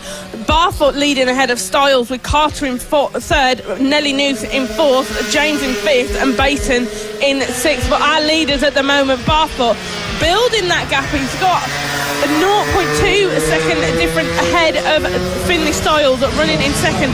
Barfoot is going to be looking to try and increase that all the time, but Styles is putting on the pressure. You can see when both of them hit onto that throttle, trying to keep hold of their racing lines. Barfoot being really defensive in his racing lines. You saw then he had a quick little look over his shoulder just there. Once again, he is looking for Styles. He's aware Styles is going to be putting on the pressure there. 3 laps left to go. Here is our guy running in third. That is Randy Carter. But Nelly Newth now down to fifth. Seth James has managed to get past her and get up into fourth position. I do wonder if Nelly's got some issue occurring, Ross, with just 2 laps left to go. Yeah, big shame for Nelly Newth. Not the normal performance that we expect from the number 44, but up the front on the penultimate lap, it still rages on. Both Barfoot and Styles have 1 win apiece in 2025, and as it currently stands, someone is going to be adding a second to their ledger as they round the final corner to start the final lap of this race. What has Finley Styles got in his locker? Can Noah Barfoot hold on and resist the pressure from the 19 behind? Into turn 2 we go. We've seen some spectacular moves already in the chicane in this race. Anything from Styles? No. Barfoot happy taking his normal lines. He feels like he doesn't need to defend as they come down to the hairpin. Look at them braking the bikes, dropping them, rising over the slight crest there. Into the final section we fly. Barfoot goes wide. Styles looked to the inside, couldn't find anything that may compromise his exit, but he looks closer than ever. A bit of a desperate lunge. 1 turn to go. Last chance saloon for Finley Styles. Maybe a drag race on our hands to the line. It will be a drag race, but it's going to be Noah Barfoot that is going to make it his second win of the season with a mighty fine ride and taking the victory by 1.5 tenths of a second ahead of Finley Styles, as Nelly Newth, potentially with issues, drops down to P5 in the end. She will take the checkered flag. The first race she finishes this season off of the podium for the 44. A bizarre, worrying performance from her. But in race number 2, it's Noah Barfoot taking win number 2 of the season. Finley Styles threw everything but the kitchen sink at him, and still the 36 held on. Yeah, he did, Ross. The 36 held on really well to that first position. Absolutely brilliant stuff. Let's just have a look. It was Noah Barfoot who took that first place position. Finley Styles in second and Randy Carter in third. That rounds out our podium with Seth James in fourth and Nelly Newth in fifth. And rounding out all of our riders, coming in sixth, was Austin Baton. Nelly Newth, so far this season, has never not finished on the podium. You know she's not going to be too impressed with that today, but we did see, just as they came through from their formation lap, she did just seem to have one of the marshals just having a quick look at her bike, so perhaps it was something they noticed there, but they just wanted to see how she would get fare in the race. Absolutely. Well, panic not, the Brits and Electrical Services AC40 enters. They'll be back out for race 3 later on. Coming up now, we have got the senior mini motos. Now, these guys never fail to entertain race after race. We always have some entertainment from these guys, as we saw in race 1 yesterday. We've got both the Birkin brothers here with us this weekend, Matt and Josh. Josh is returning after having a bit of a break from racing, but now they've just been released to do their formation lap. Let's have a run through of what our grid is going to be. Matt Birkin on pole position. In second, we've got Rhys Gentry. Third, Josh Birkin. Fourth, Keaton Payne. Fifth, Craig Ashall. Sixth, Nick Bennett. Seventh, Callum White. Eighth, Lamar Morgan. Ninth, Holly Harris. 10th, Chris Yeomans. 11th, Tom Bird. 12th, Aaron Player. 13th, Harvey Jeremy. 14th, Gary Eldred. 15th, Chris Payne. 16th, Steve John. 17th, Tom Ryan. 18th, Robert Gentry. 19th, Jerome Richards. 20th, Kieran Roberts. And rounding out our grid on the 11th row by themselves, starting 21st, is Nikki Lewis. Yeah, very, very big grid of riders. Josh Birkin in the warm-up earlier looking a little bit stronger than he did in race 1. I think he may have had an issue earlier on. We know he didn't crash, but he dropped down the order massively as some of our riders deciding to take a very, very quick sighting lap there. Meanwhile, championship leader, reigning champion Matt Birkin taking things nice and steady as he slots into that P1 grid slot. The rest of the riders all forming up behind him. A little check back from the pole sitter before he gets back on the bike, and somebody, Nick Bennett, moving over right to the edge of the grid box. He's anticipating a good start. We always know the senior Minimotos brings chaos. Let's get it done. We are underway here. That's a great launch from second for Rhys Gentry on the 100. Takes the lead down into turn number 2, and Matt Birkin under big pressure from Keaton Payne there, who just about wasn't able to get through. He'll have to settle for third as it stands as we head through the chicane for the first time. Gentry leading on the 100. Birkin looking to the inside but runs a bit too deep. Now invites pressure on himself, but able to hold on as already a small breakaway forming at the front of the pack. The 7-1-1 of Nick Bennett. It looked like he was anticipating a fast start. He got a fast start. He's up to 4th, up 2 places on this opening lap. Birkin, another look. Nothing there for him as they come round the final corner to end the opening lap of this race. It's the fast starting, the fast charging Rhys Gentry who leads the way, but it could all be changed behind him. Matt Birkin with a big move round the outside at turn 1. That is special. That's why he's your reigning champion. That's why he's the championship leader. Matt Birkin with something sent from above retakes the race lead. Yeah, he does. Rhys Gentry just could not physically do anything there to stop Matt Birkin from taking that first place position. Keaton Payne running in third though. He's looking to make a move now on Rhys Gentry. He's closely followed by the 7-1-1 of Nick Bennett. He's made the move past Josh Birkin to take 4th position. But here are our front runners. Matt Birkin, a beautiful move past Rhys Gentry to take back first position in this race, but Rhys Gentry is hot on his tail. Look at how close these two guys are. They are in single file, so near to each other. They separate a bit when they come round that first corner here, through into the chicane, but Matt Birkin holding on to his lead. We've got just 7 laps of racing left to go in race 2 for the senior Minimotos, and what a start it's been. Matt Birkin round that hairpin now, building a bit of a gap now. He's got a 0.066 second gap between him and Rhys Gentry, running in second place position. Keaton Payne there, our third place runner. Bit of a gap forming there between these guys as well. That's a nice move there from Josh Birkin. I believe that is on Nick Bennett to get up to 4th. No, in fact, that was the 100 of Rhys Gentry, who's dropped back big time from Matt Birkin. In fact, Matt Birkin's managed to, it's just all change at the front, I suppose. So Keaton Payne ahead of Rhys Gentry, who's maybe becoming a cork in the bottle, in fact, in front of those behind him. Nick Bennett, Josh Birkin there in P5, Craig Ashall as well in 6th. They're all keeping each other in tow as they come down. Bit of a look on Bennett from Josh Birkin, but Bennett shuts the door. The 7-1-1 says, no you don't, I'm staying here, sunshine. You've been away for far too long to get away with that one on me. The number 5 will have to stay in P5 for the time being. And knowing Josh Birkin, I wonder how long it is before he just starts grabbing onto the back of the fairing of Nick Bennett and physically trying to pull him back, because I know that's a trick that he has tried before, but I'm not sure Race Control will look upon it too kindly. 5 laps left to run then in race 2 of the senior Minimotos. Matt Birkin and Keaton Payne going away at the front. A second between them, a further second between Payne and Gentry in P3 as it stands. But this huge battle for 4th rages on. Nick Bennett under huge pressure from Josh Birkin. He is indeed. Matt Birkin though, our front runner. Here we can see the 7-1-1 of Nick Bennett. Josh Birkin has made that move though now.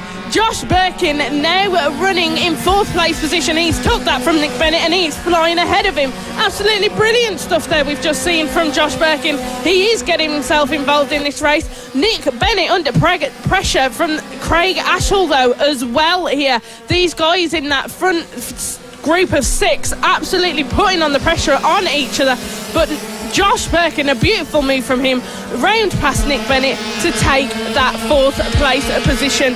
Matt Birkin, our race leader though, he's holding on to that lead followed by Keaton Payne and Reece Gentry. There we can see the number 100 of Reece Gentry. Keaton Payne making the move past there. They're coming through some back marker traffic as well there, which is giving Josh Birkin the chance to catch up to these guys here. This is a three-way battle we've got for third place on our hands. Coming around that final corner now, about to have just 3 laps left to go. Look at that, the number 100 of Reece Gentry, hard on the throttle to get past Keaton Payne, but cannot quite make the move. But Josh Birkin is also there as well. He's just put in the fastest lap of this race. He's seen now he's got an opportunity to get involved in some of these battles, and he wants to make a mark and get a podium position. Matt Birkin could basically cruise home blindfolded at the front, but a huge battle. 3 riders fighting for the final 2 podium places, and it's getting very, very close indeed. Reece Gentry still holding on to that P3. He's been there for some time, but he's looking racy, looking like he wants to get back through. On Keaton Payne and poking a wheel into the final corner. That's a bit brave, as there is race leader starting the penultimate lap of the race. Matt Birkin continues to disappear up the front as those behind continue to fight. Kind of pretty typical there for Matt Birkin's racing adventures. He's just really good on a mini motorbike, isn't he? As the rest of them cross the line behind him. Let's see how close they all are as they come across. As there we see Matt Birkin still on that number 1. He's still miles up the road with 1.5 laps left to run, and it has been a very nice performance indeed. There is the battle for second. Keaton Payne is still holding on from Reece Gentry, and Josh Birkin, should I say, still hot on their tails as well. These guys are going to be fighting all the way to the checkered flag, which is just 1 lap away. Yeah, here we go. Look at that. Reece Gentry was looking to make a move there on Keaton Payne, but couldn't, and he's done it. Reece Gentry, oh gee, Josh Birkin looking to get involved now, and he does it. Josh Birkin has just slid his way through past those 2, and he's now running in second place position ahead of Reece Gentry and Keaton Payne. What a move from Josh Birkin there. He saw the battle between those 2 happening and just took advantage of that. Here we are with our leader, Matt Birkin. He's just coming around that final corner of the track now. Our race 2 winner, it is gonna be a Matt Birkin. Another race win for him in the senior mini moto. Brilliant performance from him. He gets his head down, he gets away from everybody else, and he does a job. We've got both Birkins on the podium. Reece Gentry in second with Josh Birkin now in third, but just a 0.04 seconds that separated the guys finishing in second and third. Man, oh man, what a race. Both Birkins on the podium. What is this, 2022? Run it back, guys. Reece Gentry stealing it back from the number 5 at the line. But Josh Birkin, that move through turn 2, 2 riders in 1 corner, pulling your way through. The only one thing to say about that, really, to quote the macho man Randy Savage, oh yeah, that was nice. It is Matt Birkin who takes a fantastic victory there with Reece Gentry P2 just by less than half a tenth of a second, and Josh Birkin rounding out the podium. Great to have him back in senior mini motos. Keaton Payne in P4 just losing out in that huge battle with Craig Ashall 5th and Callum White in P6. Lamar Morgan 7th with Nick Bennett in P8, Holly Harris 9th, Tom Burton P10, Aaron Player 11th and Harvey Jeremy P12. Gary Eldridge was 13th, followed by Tom Ryan with Steve Johns 15th, Rob Gentry in 16th, Kieran Roberts 17th, Chris Yeomans P18, Nicky Lewis 19th and Jerome Richards in P20. Unfortunately, we did lose Chris Bain as our sole DNF in that one. But what a race. That was a classic senior mini moto race. Just riders fighting, swapping position everywhere you look, and some real masterful racing out there. Let's hope for more of the same in race number 3 later on. Definitely. Let's hope for some more. There are our guys now. The senior mini moto just celebrating at the podium.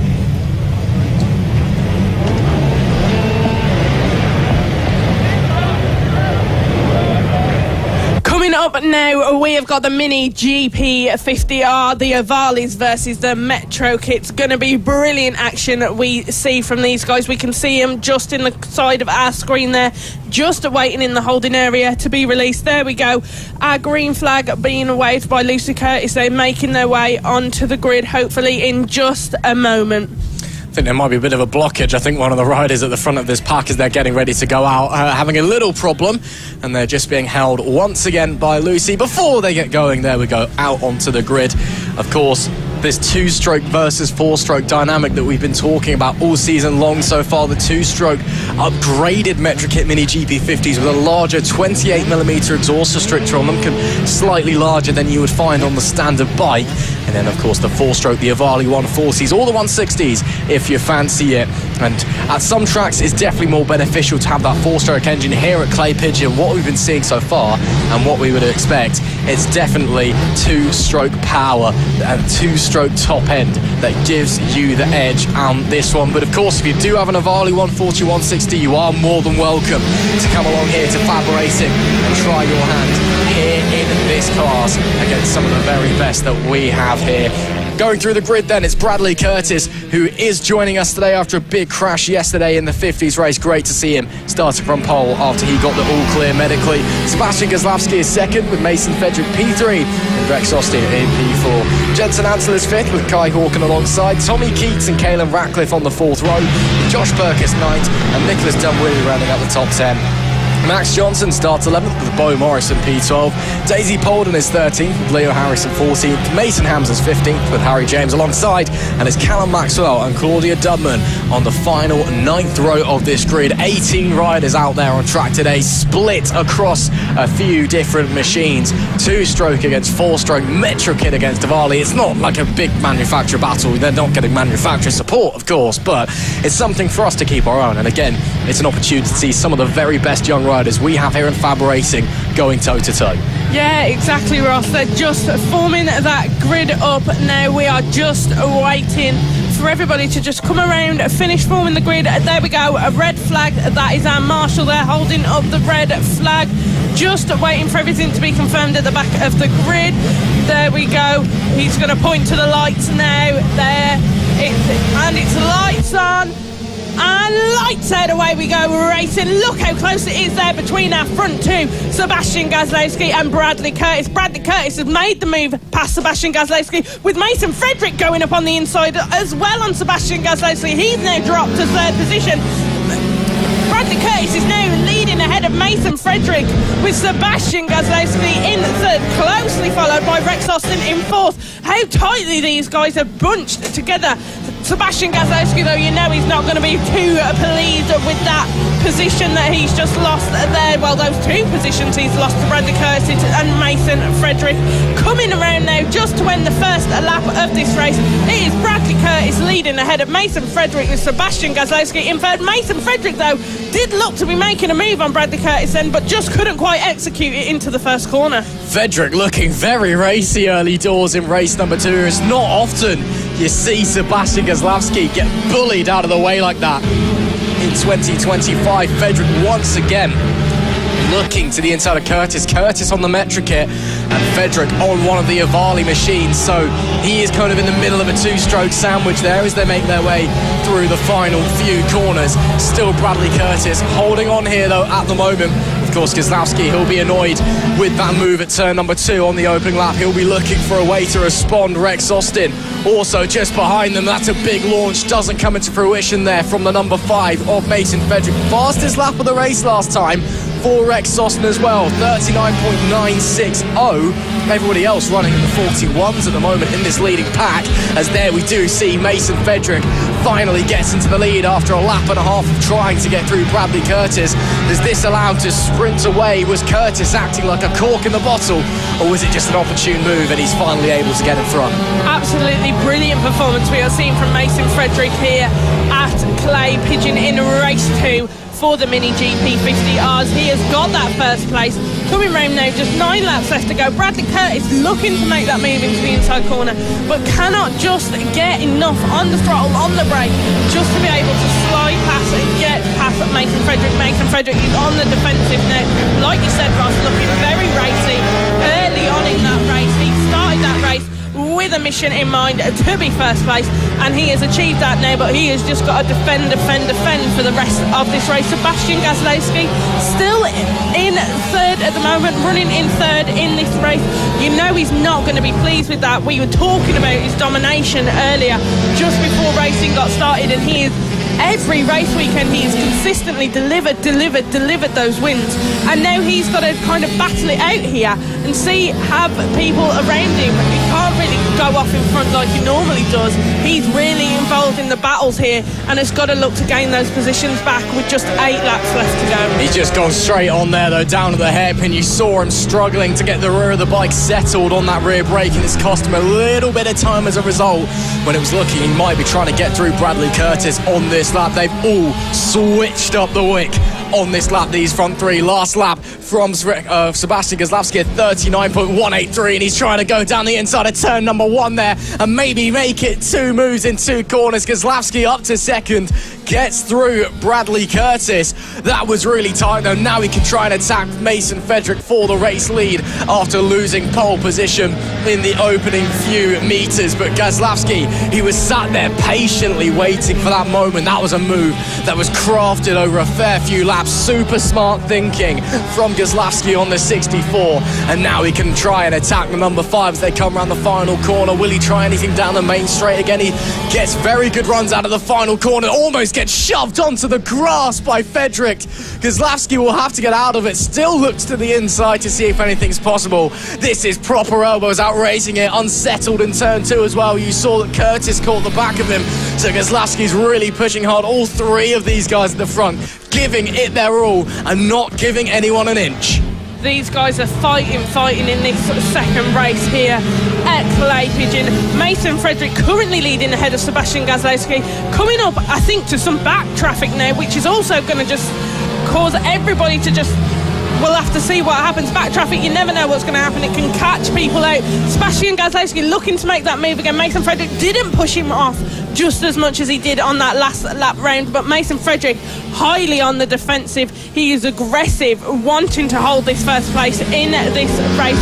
Just 5 laps left to go now. They're coming down into that little hairpin. Sebastian Gazlowski though, that was smooth, that was easy, but can Mason Frederick take it back? No, he doesn't. Sebastian Gazlowski, that move, that was calm, that was smooth into that corner. He was just a bit later on the brakes and he just slid right past Mason Frederick to take that first place position back in this race. Coming now onto that start-finish straight, we have got just 4 laps of racing left to go. Sebastian Gazlowski, Super Seb, leading ahead of Mason Frederick and Bradley Curtis. Bit of a gap he's got forming now. It's looking even between these guys running first, second, and then second to third. They've got a bit of an equal gap sort of forming between them. Mason Frederick, that in that second place, knows he wants to catch up with Gazlowski, but he is going to be under pressure from Curtis. Now Curtis gaining on Frederick there, coming round into this final sweeping corner of the track. Absolutely brilliant stuff from Bradley Curtis we are seeing, especially after his crash yesterday. His comeback, he don't care, he wants to be on that podium. Yeah, really racy there. Goes Bradley Curtis looking to the insides, getting squeezed and had to stand the bike up just a little bit as Gazlowski's now in clear air. He is now lapping in the 38.7s, so he's been unleashed now that he's got the other 2 riders. But these 2 as well, maybe following, maybe able to try and close in, but I think they're now locked in a battle of their own. But it's not over until the checkered black flag waves and the fat lady sings, they say, and it's going to be 2 laps left to go as they come to the line, rounding the final corner now. This battle for second place, Frederick and Curtis. Bit of traffic ahead for the race leader. They'll be catching them very shortly as well, heading down into turn number 2. Hello everybody, we have just come off lunch break now, getting ready to continue and finish the action for the weekend here at Clay Pigeon with the Master Mac FAB-Racing Minibike British Championship. Now as you can hear, can hear some bikes in the background just there. That is the pit bikes just getting ready to come out onto the grid, ready for their second race of the weekend. Here they come now, just getting ready, getting lined up in their grid positions. Now yesterday these guys gave us absolute fantastic entertainment. They were the last race of the day yesterday and will be the last race of the day today.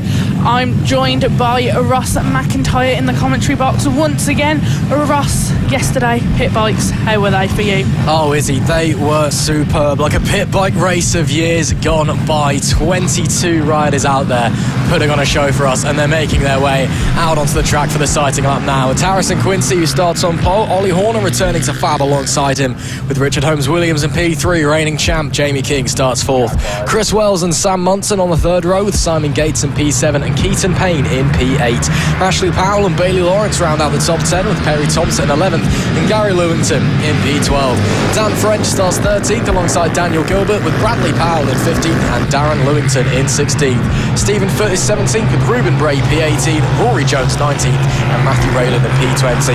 And on the 11th and final row of the grid, it's Robert Leveridge and James Barraclough. So a big grid of riders. And yesterday, Izzy, we saw, especially at the front of the pack, 8-9 riders just inseparable for the entire affair. Absolutely. And at Houghton Park the other weekend as well, these guys, their racing talents are not to be sniffed at. They are absolutely brilliant. They are just lining up now on the grid. I'm just going to pass over. We've got a little special guest in the commentary box. 2 seconds. Absolutely. So, well, we have a quick changeover in the commentary booth. We are all ready to get racing here. It's all eyes up to the red lights now. It is lights out and we're underway in the second race of the pit bike 140. Strong start there from Harrison Quincy. Ollie Horner challenging down into turn 2, but it's the pole sitter that maintains the lead as there's a fight for third further back. That looks like it'll be Jamie King dropping a few positions away at the line as they come through the chicane for the opening time. Horner looks to the inside, down into the hairpin. Can he find anything? Yes, he can, almost. He's definitely there and he's definitely drawing through. And Ollie Horner from second goes to the lead on the opening lap. Nice line there from the number 70 rider as they're all still bunching up behind. King looks to the inside there, looks like he's dropped behind Sam Munson, I believe that is, as they come to the final corner to complete the first lap. It is Ollie Horner on the 70 who leads from second in the grid. I'm joined by a very special guest in the commentary box. We've got Pirelli National Superstock rider Dan Brooks alongside me. Great to have you here, Dan. What brings you down to Clay Pigeon? Thank you for having me on. So I'm just with Roger at Master Mac. His son Harry's riding in the 50, so just thought I'd come and support him for a little bit. It's not too far away, so I thought I'd come and see him for the weekend and see what he's up to. Oh, it's great to have you here. Great to see you supporting the guys here in the Master Mac FAB-Racing Minibike British Championship. And pleasure to have you here in the commentary box as well. As let's go back to the action very quickly. It's still Horner that leads, and once again, as we saw in race 1, all of these riders bunched up together. Ollie Horner, he's not been at FAB for years and years, a former rider up in the R&G British Talent Cup, coming back to racing this weekend and showing us he hasn't lost an ounce of his talent as he's up the front. King looking for a move there on his firm friend, yet firm rival Chris Wells, not able to get it done. That looks to be for P6 or P7, P5 in fact it is, as they now go down the back straight. Horner starting to open up a little bit of a gap. That's a dive up the inside there from Holmes-William on Samuel Munson. So Munson, I believe, has dropped down a position, and indeed he has, so Holmes-Williams gets up into the podium places. Dan, I've been told it's not your first time here at FAB-Racing before. We've heard you've done a bit of marshalling in the past. Any chance maybe you fancy getting out on track at some point? It'd be great to have a go because it does look good fun. I've been coming over the last sort of year really, with Roger and Harry and that Charlie Nesbitt, so he's been bringing me along because obviously Charlie is a big part of this as well when he was younger, so I've been watching. It does look good fun, so I'd definitely like to get stuck in at some point. I need to get myself a little bike, don't I? Yeah, it would be interesting to see what a BSB rider could do out there on the track against these guys. That is safe to say, as it is now still Quincy holding on to that second place. Horner starting to bridge a gap. It was 0.6 of a second out the line last time. It'll be 8 to go when they break the beam this time. Let's keep an eye on those gaps, as it looks like Munson just holding up the riders behind a little bit. Chris Wells there. Also got Simon Gates, who's got through Jamie King. So King, the reigning champ, down to 7th place. And on the subject of riding, Dan, how's your season going so far? It's been looking pretty good on the stat sheets. You know, you've got a decent number of points finishes. Yeah, no, it's been really well. So first year on 1,000 for me. Previously I was racing out in Spain in the European 600, so to come back to BSB again, it's been a big jump because got to learn the circuits again and on a big bike as well, so it changes it all. But all in all, like, really well. I'm happy with the Master Mac Hawk Racing team. They've given me a lot so far, so just taking as much experience as them because they know what they're doing, so I've just got to trust the process with them and step by step we're building in nicely. We're aiming for the top 10 finishes consistently. We've been a little bit off them lately, but just a couple of little problems I need to iron out, but then we should be bouncing back soon, so it's definitely there to take, just need it to connect a bit. Fantastic stuff. Big dive there from Chris Wells, not quite getting through on Samuel Munson. The British Talent Cup rider holding on to that P4 for the time being, as the top three beginning to break away from 4th to 7th, who are also still locked in. You can see there, all of them covered by less than a sheet of paper, it would seem, as they make their way through the back end of the track. And Munson is under big pressure. That's Ollie Horner under pressure now as well from Holmes Williams. That's for the race lead as they come to the final corner. Any chance of a run maybe for the 1-2-6 as they come down the front straight? Little check back from the man in second place. Sees Quincy. Isn't going to be challenging him down into turn 2, but I don't think he's close enough to send one up the inside into turn 2 himself. So Horner maintains that lead position for the time being, but a lot of pressure being put on that young man's shoulder. Of course, you've been here, you said a couple of times beforehand at FAB here, Dan, and of course a lot of young riders here trying to imitate what you're doing and making their way up onto the British and the European stage, and you must be impressed with some of the younger talents we have in the paddock. Yeah, definitely. I was just watching them today, like this morning, and all the younger kids coming through. It's a good platform from to start with, because they can build into it nicely, and it's big battles going on as well. Like for some young little lads to be battling like they are, it's impressive to see, and they've actually got a good head on their shoulders. Obviously, they're watching probably the British Superbikes, MotoGP themselves, and thinking, we need to do that. So these circuits and this series allows them to do that. And I can see a lot of them have been going out to Spain lately for training as well over the winter, and you can see that benefiting because it's bringing everybody on. So it's mega to see the young talent sort of coming through. Yeah, the next generation of British superstars here today in the Mastermark FAB-Racing Minibike British Championship. That's a great move by Jamie King, but Samuel Munson holds his line and slides back through. The 76 will have to maintain with the status quo for the time being, but it was a nice effort from the reigning champ, the 4-time Pit Bike 140 champion, Pit Bike Sonic. Horner still leads. Last lap though, fastest lap of the race for Richard Holmes Williams in P2, a 39.453. That's a 10th quicker than anybody else at the moment. But this battle for 4th still raging on. Chris Wells on the 62, still holding on to that position at the moment. Does King see anything this time? No, not quite. Might have to spend a lap or two setting up the move once again, as that is Richard Holmes Williams almost wheel to wheel there with Ollie Horner coming into the final few corners, and there's a bit of lap traffic ahead of them now. Is that going to hold up the race leader? It certainly will. Opportunities building there for Holmes Williams. Is there anything into turn 2 if he makes turn 1 good? Let's wait and find out as the rest of the riders come on through. No, I think they're still holding position as we've got some more back markers coming through there. Yes, they are, but they are still so close together. I mean, obviously this is a bit smaller than the bikes you're used to racing on, Dan. A bit of a smaller circuit as well, but the racing, it's still just as close. Yeah, I mean, he's almost just gone under him there, I think, there. So he's been lining that pass up for a while. He's just done him straight back. So yeah, straight away these boys are at it. The same concept. It's all we're trying to do, figure out where they're weak and then try and attack them. Yeah, absolutely. It's one of the benefits of following a rider in front. You can just analyse where you're quicker and where you're slower, as one of the back markers drops the front at the final corner. Looks like they're all okay, but that is a shame for them. Believe that may have been the 91 of Daniel Gilbert up on his feet, which is the main thing. But that could have got a bit scary for the leaders as they're still working their way through that traffic. Still Ollie Horner on the 70 in front of Richard Holmes Williams. But it's looked like that Holmes Williams, he's finding moments here and there. It's just he's got to try and finally execute it. Does get through this time. Does Horner have a response? No, he doesn't. That's a great move. And Dan, like I was saying, he spent a few laps setting that up. He's tried a few times, so it's just trial and error until he finally breaks through. Yeah, that last lap was a bit of a trial and error, and then that lap it looks like he's pulled it off quite well. So it looks like he's got a bit more pace on this closing couple of laps as well. He's pulled a little gap here. Well, final lap to go in a moment's notice. It is now Richard Holmes Williams, who's been sat behind Ollie Horner the entire way, now at the front with only one more tour. Horner could be under big pressure as he drops down to 3rd place now behind Harrison Quincy, chasing his first podium in many years of racing. He's been away from the track for quite a while. Can he hold on his return to FAB here as British Talent Cup rider Harrison Quincy slides on by? Chris Wells, a former champion here in the Pit Bike 140s, also hot on his tail as they're getting to more traffic. Quincy almost on the back of Holmes Williams as well as they come to the final few corners. Looks like Wells is going to get held up by some traffic, but look at Quincy and Holmes Williams. This could be a drag race all to the line. Let's try and find out what's going to happen. Here they come, and it is going to be Harrison Quincy who steals it at the death by less than 0.3 of a second. Late drama here in race 2 of the Pit Bike 140s. Just goes to show Dan how quickly things can change in bike racing. Yeah, that changed rapidly at the end, and he just pulled the pin, didn't he? Them last couple of laps, done the pass and gapped him, and the others got caught in a bit of traffic, so fair play to him. That was a good setup, that. Yeah, well, what a late piece of drama there. It's Harrison Quincy who takes victory. The British Talent Cup rider stealing it at the late with Richard Holmes Williams in P2 and a much younger looking Ollie Horner there than he actually is nowadays in P3. Great to see him on the podium there.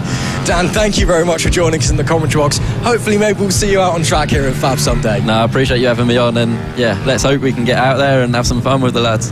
Yes, fingers crossed, Dave. Thank you very much to Dan Brooks. Coming into the commentary box there, great to hear from the Pirelli National Superstock rider, and appreciate you coming in, Daniel. Thank you very much. Let's just run through the order of that crazy race for you. It was Harrison Quincy stealing it at the death with Richard Holmes Williams in P2 and Ollie Horner rounding out the podium. Chris Wells was 4th with Samuel Munson P5, Jamie King in 6th and Simon Gates P7, Keaton Payne with 8th, Ashley Powers 9th and Bailey Lawrence rounding out the top 10. Another brilliant top 10 for Bailey Lawrence there. It's been great to see how much as she's come on as a rider over the last 10 years. What a race we've just seen, Izzy Higgs. Yeah, I was stood watching there while Dan Brooks came on. Thank you to Dan for joining us, but I was just like, what a race is happening there, especially on that last lap. Harrison Quincy in those final moments taking that first place.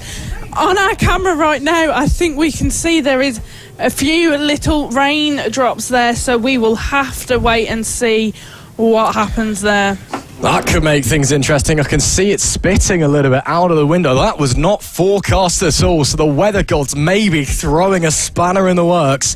We'll have to wait and see if it's going to get any worse, but for now we'll push onwards. That is the end of all of our race 2. Once again, a big thank you to the Mastermark Honda National Superstock rider Dan Brooks for jumping into the commentary box with us, and hopefully he's enjoying the rest of his day as well. Let's move on and kickstart things with our race 3s.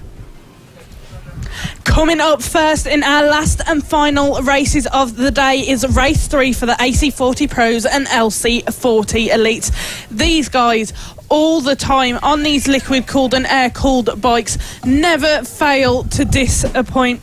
Our guys running on the liquid cool bikes, Maxwell, Keats and Jensen Sadras, miles ahead of everybody else on those liquid cools in their own battle, but the air cool bikes fighting just as hard in their own championship. And it's always brilliant stuff to see from them. In race 2 earlier, though, we saw that Jensen Sadras actually started a lot further back on the grid than we was expecting to, but he worked his way up through there and just flew past everyone with ease. We can see him now. Here they all coming out onto the grid, looking forward to get this third race underway, their final race of the weekend for these guys on the AC40 Pro and the LC40 Elite. Our front runners, Maxwell, Keats and Jensen Sadras. Jensen Sadras has lined up on the front line of the grid this time, so we'll see if there's some battles going on between these two throughout the final few laps that these guys have at Clay Pigeon this weekend. Absolutely, the rain's starting to come down a little bit harder now. These mini motos are on semi-slicks. They do have grooves in their tyres, so it shouldn't be a problem for them, but you've got to think about the mental rain, the rain that falls on the visor, and even if it's so light it doesn't have an effect. You sit there and you see it and you just instinctively back off because you're thinking that it's raining. So that could be something we need to keep our eye on. It is Maxwell Keats and Jensen Sadras on the front row, our 2 LC liquid-cooled 40 Elite bikes. On pole, I suppose, or starting from P3 in reality, for the air-cooled machines, it is Joey Actosich with Danny Longhurst alongside. Third row of the grid is Tommy Williams with Freddie Taylor, with Claudia Dublin P7, Henry Brody starts in 8th. Reed Saxelby and Emerson Oakley round out the top 10, with Cooper Sain 11th, Ethan Bayliss 12th, and Oliver Wilson rounding out our 13 rider grid. You can see there, well, this was not forecast, but it's now raining here at Clay Pigeon. This is going to massively shake things up if this isn't just a short, sharp shower. It will, Ross, it will indeed. You can see it on our camera lens there, few drops hitting. We can see it out of our commentary box window, to be honest. It's coming down, and it looks like it's coming down quite heavy out of our window, but it looks like that thin rain that you can't really feel. So it's coming down a lot, and it'll be getting on the track, making that track slippy, which means our riders have to be so careful. They've had to decide what wheels they're going to run on their bike. Absolutely. Problems there for one of our riders, as we're starting to see some hoods and umbrellas going up in the paddock as well, and rain covers going on our cameras. By the looks of things, it would seem, if our operator up on that stand has anything to go by. So whoever was having the issue seems that they've got going once again, and or maybe still issues, but they're all going a bit slowly. And yep, you can see there, last few checks, some of the riders in position, some of them not quite yet. So we'll wait and see how it's going to unfold. And again, it's that weird thin rain that you can't really see, but it is getting quite heavy at the moment. So who knows what's going to happen if the rain continues to fall here at Clay Pigeon. Again, we were expecting dry running all throughout the weekend, and that includes when we checked the weather this morning as well. So some drama heading into race number 3 of the AC40 Pros and the LC40 Elites as the racing gods throw a curveball our way. We're still waiting for one rider to find their position on the grid, and they do so now. I believe it was Henry Brody. I think he may have been one of the ones having issues on our sighting lap. And now Tommy Williams is facing the wrong way, as is Henry Brody. And are we being sent back to the pits by race control? Yes, we are. We can see some of the team members of FAB-Racing at the front discussing with the marshals, and I think we're going to have a bit of a delay here. I think they're bringing an action to a halt due to this sudden rain. So another spanner in the works, but some of the guys from race control there, you can see Rob Keys, essentially the paddock mechanic, I suppose it is. He's the technical director, I think is the term that I use, the paddock. He's the one that makes sure all the bikes are legal and things, and he's the official spanner man in case anything breaks and no one knows how to fix it. But he's just sent everyone back to the pit lane in his discussion with the marshals, so we'll figure out what's going on soon, Izzy. But for now, definitely looks like we're just going to be holding station for the time being. Definitely, Ross. The rain is really coming down now. I can see it out of our window, and what doesn't help is we've got the wind pushing it as well. With where we are, this track here, we could really run the risk of the riders are just going to be going straight into rain and won't be able to see through their visors well enough at all. And that track's going to get very slippy very quick here at Clay Pigeon. So we are just going to have to wait and see what happens. Some of our riders are staying in the holding area. Others are heading fully back to the pits. So we are just going to have to wait and see what happens here and see what is decided where we will be going from here with the racing. It really is pouring it down out there. Yeah, this has come out of nowhere. I know we keep saying it, but this is a surprise to everybody here at Clay Pigeon, and turning into a bit more of a boat race rather than a bike race if we keep going. So I think they're sending them back. The mini motors do run on semi-slicks in the dry, but they do have extreme wets, which they can use. I'm going to assume that is what they've been sent back to put on. I think the race control made the call that the rain had started to get too heavy. It wasn't safe for those guys to head out there on semi-slicks, so we'll wait and see. But yeah, as you can see there, yeah, rain definitely picking up, and the crowds of people that were down in front of the main paddock building have all vacated to go upstairs to the balcony as a result. So yeah, rain definitely falling here. We're just going to wait and see if it's a short, sharp shower or if this is going to be hanging around for a little while. According to one of the weather apps we've pulled up, it could be 50-50. We've been told 8 minutes in our area, apparently. I'm assuming we've got an 8-minute delay to see what the rain's going to do. So I'm just going to check a slightly fancier weather app that I have just to see what that's saying. And currently, it is saying... It's saying that everything seems okay, that this rain should be passing soon. So, yeah, we'll see what's happening there. But currently, it's just rain's going to maintain for a little bit, and then it should stop for the rest of the day. So we're just going to have to take it by ear and see what happens. Yeah, because even once the rain has stopped, this track, it's not as warm as it has been the past couple of weeks, and it's quite windy and quite cool today, which means the track's going to take longer to dry. So that means riders and their teams are going to have to decide what is their plan of action and what they feel like they are going to do. But yes, we did get told from race control 8 minutes. Riders have most likely been set back to put their extreme slicks on, and then hopefully we will get the race 3s of this afternoon underway. So yes, just a bit of delay. If you are just joining us, do not worry, you haven't missed any of the final races for this afternoon. We have just had, quite randomly, rain start coming down rather heavily here at the Clay Pigeon circuit in Dorset. So all of our riders for the AC40 Pro and LC40 Elite have been sent back to the pits for now. We've been told an 8-minute delay by race control, and we are just waiting for some updates as to what the next steps are going to be. It doesn't look like it's letting up at the moment. The wind is carrying it still. Yeah, it's quite literally quite a sea of rain outside of the commentary box window.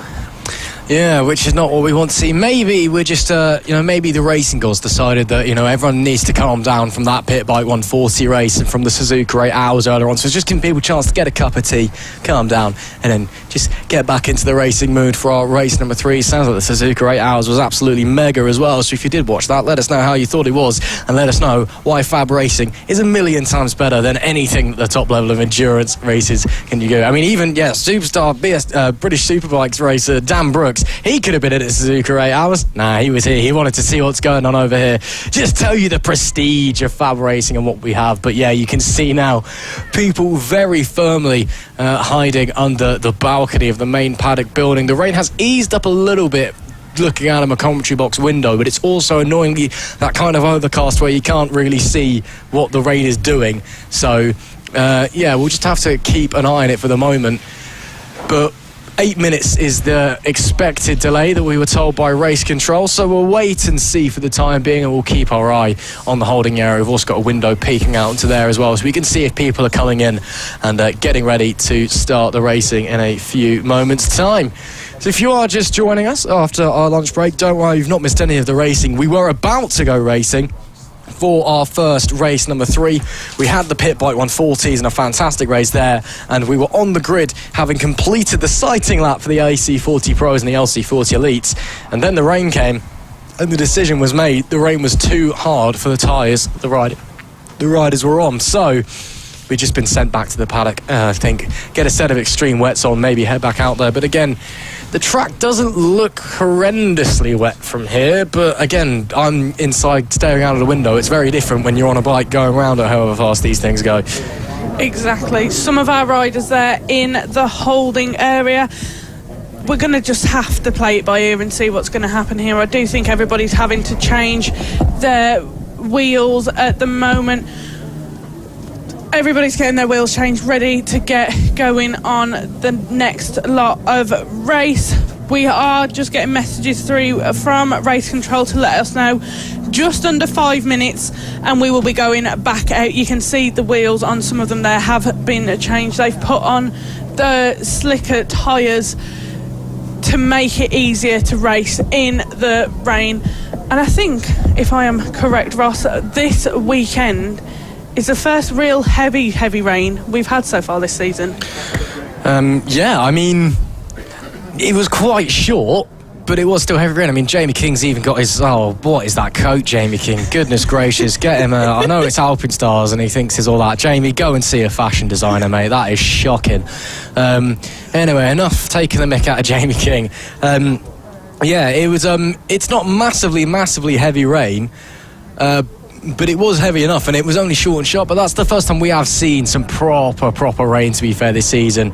If you catch on to last year at Ella Park, the first time I went to Ella Park last year, that was heavy. Not quite on those levels, but that's definitely wet. But I don't know how wet the track's going to be, because it looks like the rain is already subsiding outside. So let's just wait and see, figure out what is going to go on. But while we are waiting to get going once again, why don't we go on board with a very slow, it must be said, he did back off supposedly, Jamie King on board lap around here at Clay Pigeon. Right guys, let's do a lap of this Clay Pigeon race circuit on my PB140 pit bike. End of this last corner in 4th gear, power out. Down out the start and finish into turn 1 straight away. Keep it pinned and then down to third with this quick right hand to hit the apex and then power on all the way round. Knee doesn't leave the ground and then hit this second apex. Flick it over to the left. As soon as you're out, up into 4. Back down to third for the tightest corner on the track. Late apex, keep it tight and then power on out. This double apex left. Hit the first one, drift out, hit the second one to get the power for this fast right. Keep it close on the curve, hold it in fourth for the final corner, and out you come for the start and finish. And that is a lap of Clay Pigeon. Well, thank you very much, Jamie King, for that onboard experience. I'm sure you can see plenty of that and more if you head over to his Pit Bike Sonic YouTube channel. You can see why he had a very, very sore head on Sunday last year here at Clay Pigeon when he thought that he'd won the championship on the Saturday, when he actually needed one more point and celebrated so hard he got kicked out of the Wetherspoons in Yeovil. If you are under the age of 18, I would recommend parental guidance for that video, but it is a good laugh. And yeah, don't worry, he did pass a breathalyzer test in the morning before he was allowed back onto the circuit.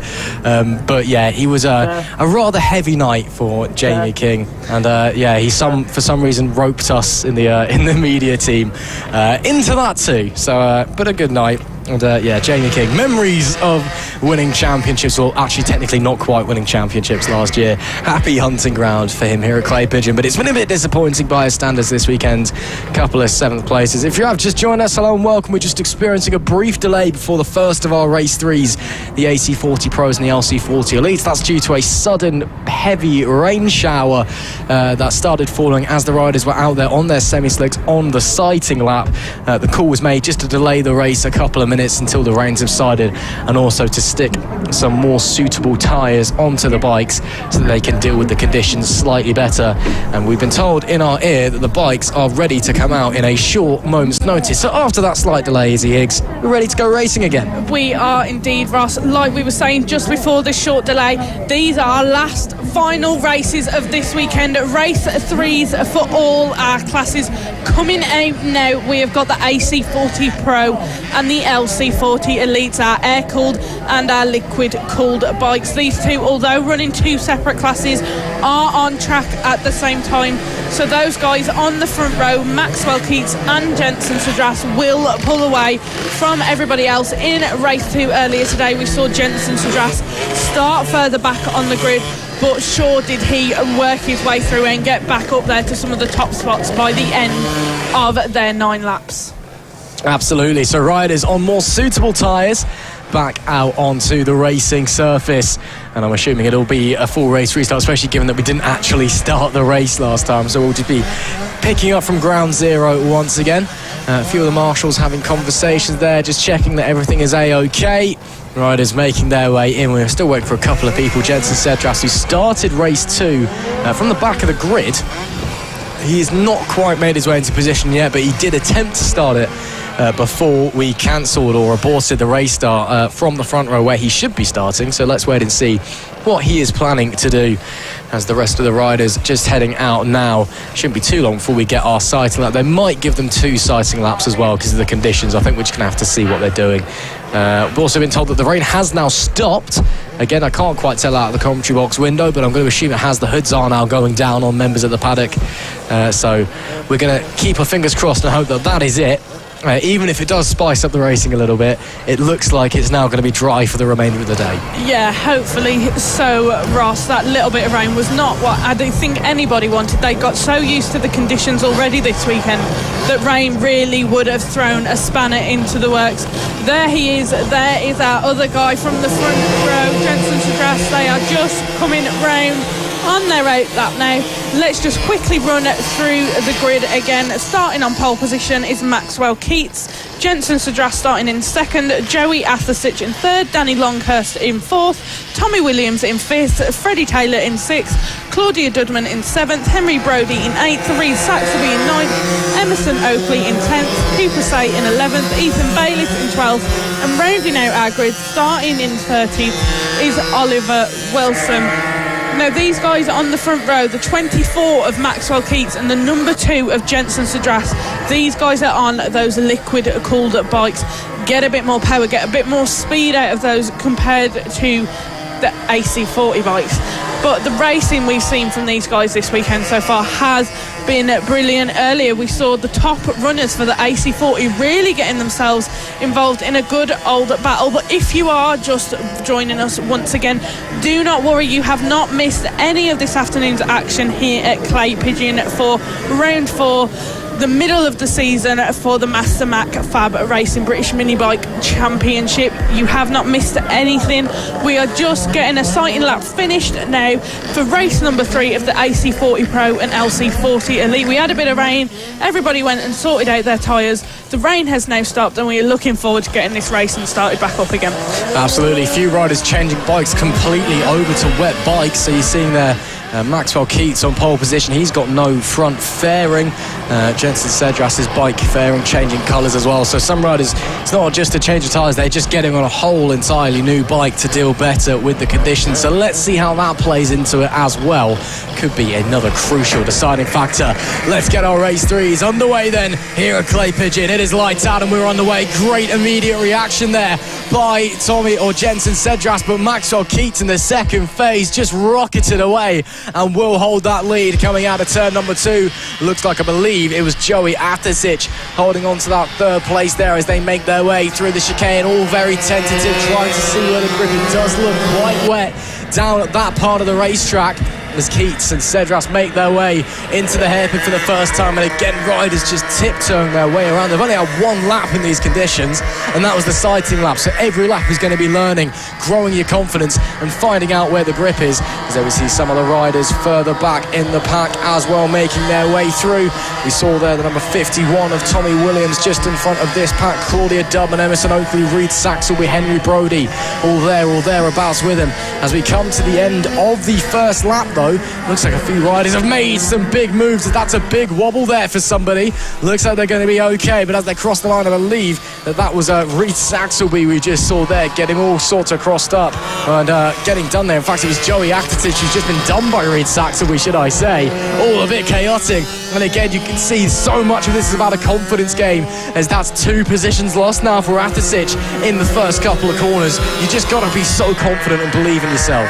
Exactly, Ross. The rain changes everything. You can tell some of our riders enjoy the rain. They are heading straight up. Freddie Taylor running in third currently. He's gained quite a few positions since the start of this race. He's gained 3 positions, whereas some of our other riders has dropped back a bit. The rain makes them lose their confidence slightly. We've had someone there clearly come off track just a bit, seeing if they're going to be able to rejoin, and yes, they have. That is a little rejoin there, but here we can see the number 51 of Tommy Williams followed by the 67 of Joey Atasic and Freddie Taylor just there in this group. But the 51 of Tommy Williams is now running in third. Freddie Taylor on that 118 has dropped down a few places. Reed Saxelby following Tommy Williams on that 51 ever so closely behind as well. You can see that everybody is just slightly tentative and a bit more nervous in these conditions. We've got just 7 laps left to go of this race, and we've got to see if they're going to get a bit more confident in these conditions, where you can see everybody looks a little bit tense, a little bit unsure of how in control they are of their bikes in these conditions. Just coming around that sweeping final corner now of the track to come down onto the start finish straight. The AC40 Pros and the LC40 Elites.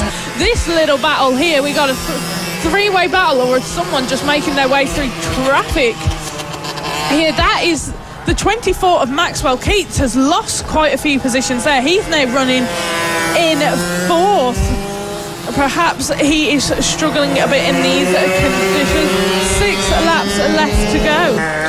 Yeah, so there we see leading the way in the AC40 Pros. I think Maxwell Keats may have had an off because there was a yellow flag coming into the final corner, and Cedras now leads on our timing screen. So Cedras on the number 2 bike with the black fairing. He is leading overall, and in the LC40 Elites, Tommy Williams on the 51. He is second overall. He is leading the way in the AC40 Pros. Maxwell Keats dropping down to 4th overall. And you see him there in the background. He's gone down again. Keats has lost it big time coming onto the main straight. And the bike goes tumbling through the air and rests up on the tyres. And just goes to show how tricky these conditions are. And that is a very broken looking bike. The 24 of Maxwell Keats is down and out of this race. The 2 of Jensen Cedras, now the only remaining LC40 elite bike. And that makes it a one-horse race, so he leads overall, and if he finishes, will win. As we see there, all he needs to do is finish and take home 25 points. He has no competition now, but he is being very closely followed by the leading pack in the AC40 Pro race. So that is Tommy Williams and Reed Saxelby. Saxelby's going to do Williams, or attempt to in the final corner. Are we going to go 3 abreast down the front straight? We're going to try to before that liquid cooled power kicks in. And they make their way down to turn number 1. But Keats still, or Tommy Williams has got past Cedras, in fact. So Tommy Williams on the air-cooled bike leads this race overall, and Reed Saxelby through as well. So the liquid-cooled bike, yes, it's got the pace down the straight, but it looks like Cedras is just really struggling. Yeah, there may be something potentially that Cedras is struggling with on his bike, maybe.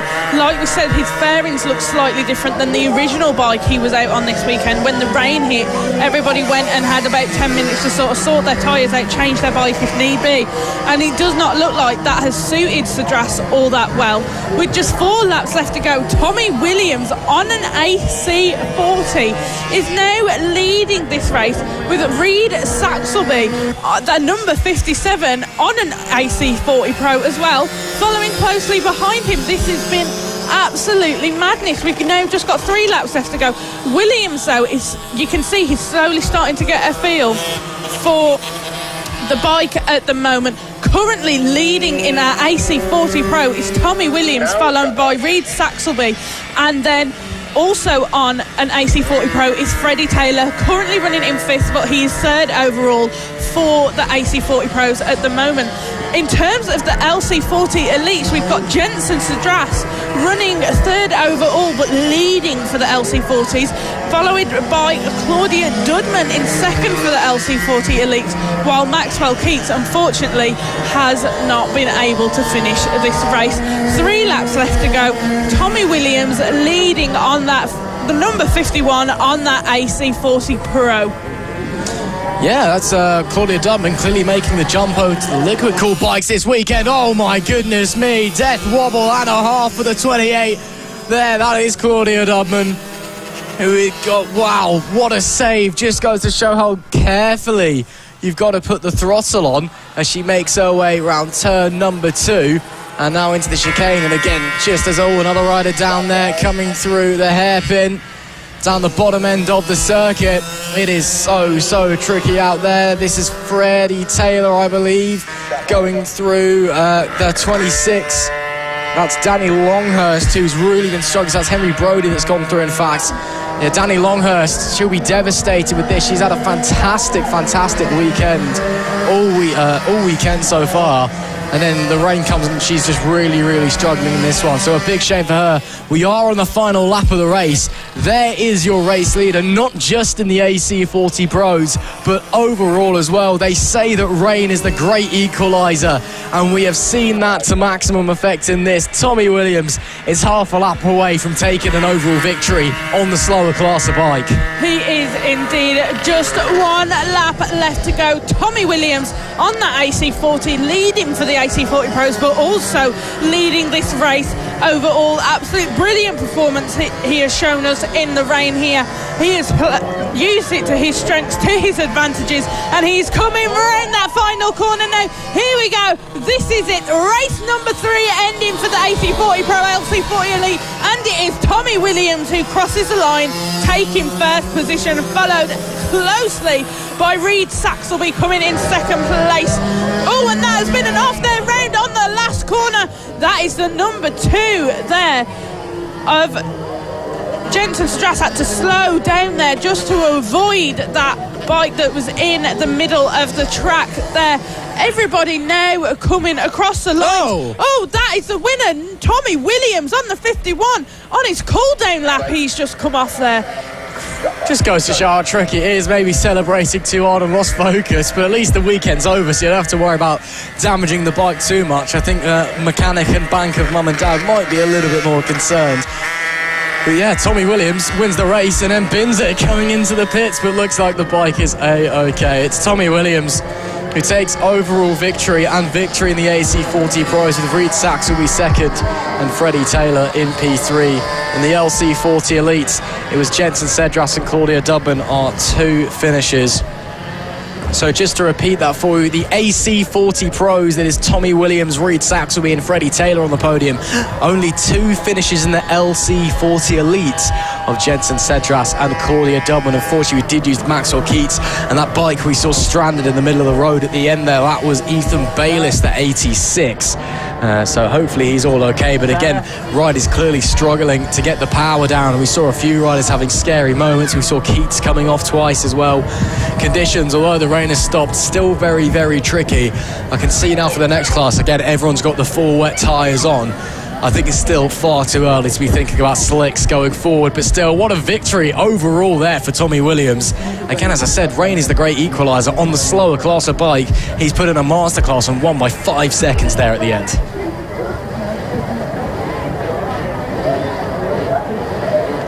Our second race of the afternoon coming up is going to be the AC40 Rookies.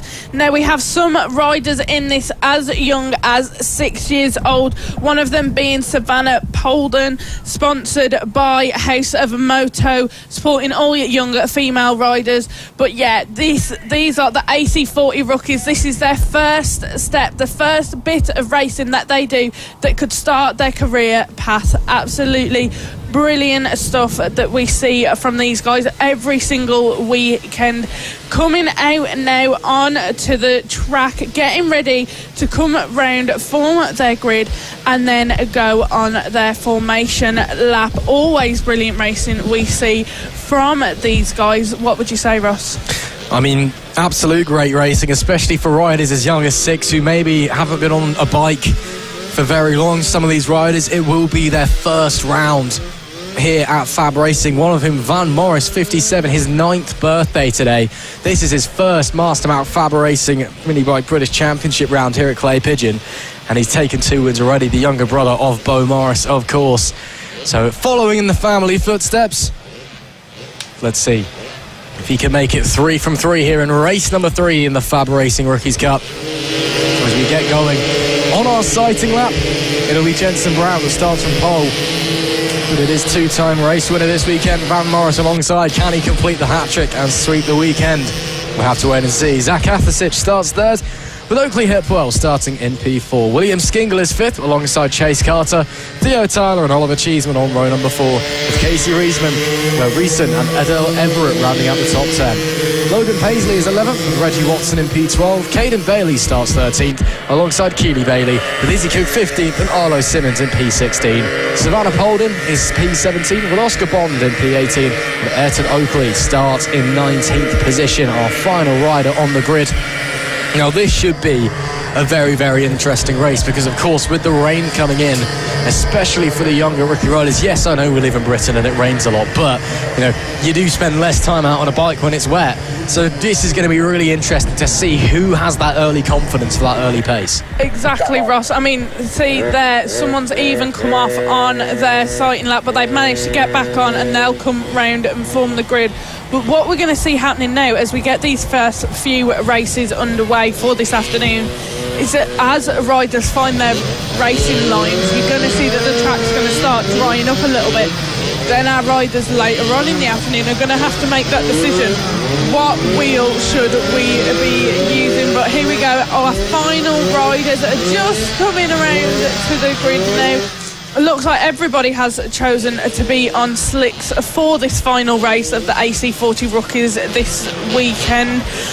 Quite a few riders we've got in it though this weekend compared to last time when we were at Hooton Park. We've seen a few more faces come and join us here at Clay Pigeon.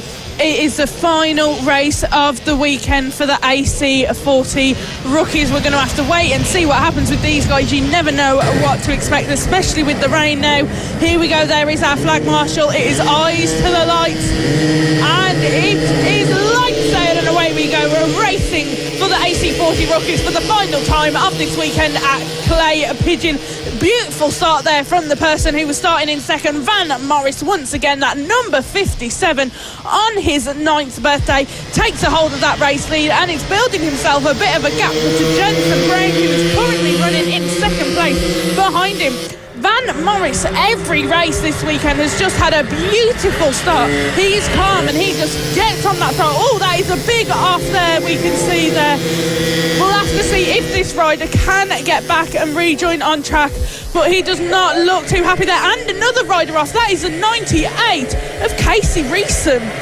We are going to have to wait and see what happens here with all of our riders, but some of our riders coming off, some of our riders not really being able to start. And another one, that is a 251 of Arlo Simmons. He's off again.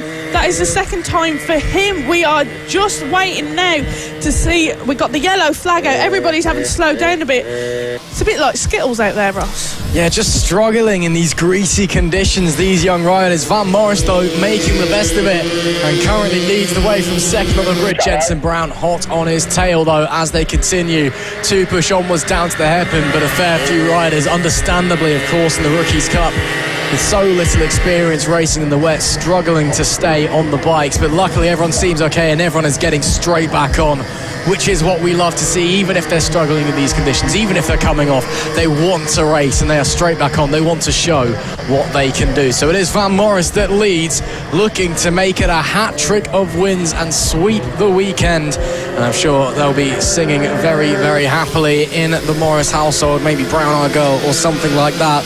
But he does lead here, and another rider down into turn one. That is Arlo Simmons again. That's the third time in this race. One of them was on the sighting lap, but he is clearly really, really struggling with these conditions. Handlebars bent slightly, and I wonder if he will rejoin the race. I don't think he will be. That might be curtains on the weekend for Arlo Simmons. A big, big shame, but really struggling out there. He was, but here we are on our screens. We can see our front runners. We've got the 57 of Van Morris, the 174 of Oakley Hipwell, and the 76 of Zach Athasich. Jensen Brown seems to every lap at the moment just be slowly dropping down in the running order of this race. Perhaps he is finding he's struggling with his bike this weekend after the rain has hit. But look at that, our leader, the 57 Van Morris, coming round now into some back traffic. A little bit of a wobble there from the guy running in second, the 174 of Oakley Hipwell. He just had to gain back control. He saw that back traffic and realised, if I stay in the position I am, it's not going to work out very well. So now they're just weaving their way through. Coming through there, where is our race leader? There it is, the number 57 of Van Morris has now been taken over by the 35 of Oliver Cheeseman. He saw that traffic and just made his way through the pack and absolutely dominated ahead of Van Morris, and Van Morris really couldn't do anything to stop Cheeseman in that moment. We've got just 5 laps left to go. There is Cheeseman again just making his way through some back traffic and some back markers on the track. You can see with this Rookies class quite a few people really struggling with this rain, not really wanting to move their bikes too much. Absolutely, great stuff there by Oliver Cheeseman. Cheeseman's not really a rider we expect to see fighting up the front of the pack every race, but it looks like in these conditions he's just really matured, so he now leads the way coming through this one, and a gap now at 2 seconds ahead of Van Morris. Oakley Hipwell holding on to that third place at the moment, but the 35 flying at the moment. His last lap was 2.5 seconds quicker than anybody else out there. That's incredible pace from the 35. Something's just clicked for him, and he's absolutely flying up the front. Got to be careful he doesn't push it too hard, of course, but he is loving these conditions right now. Bit more traffic to contend with. That is the 32 of Izzy Cook. That's P11 that he makes his way around. Of course, no blue flags in FAB-Racing. You have to contend with the traffic on your own accord, and it can cause a bit of upset if you catch them in the wrong time, at the wrong place, and with some riders around you as well. But Cheeseman miles up the road, and I really don't think he needs to be worried about any competition. Van Morris we saw there. Let's have a look at the timing splits as they come across the line now. So 54.9 from Cheeseman. Van Morris at 55.3. Okay, so a bit better that time from Van Morris and Oakley Hipwell, who are starting to push each other.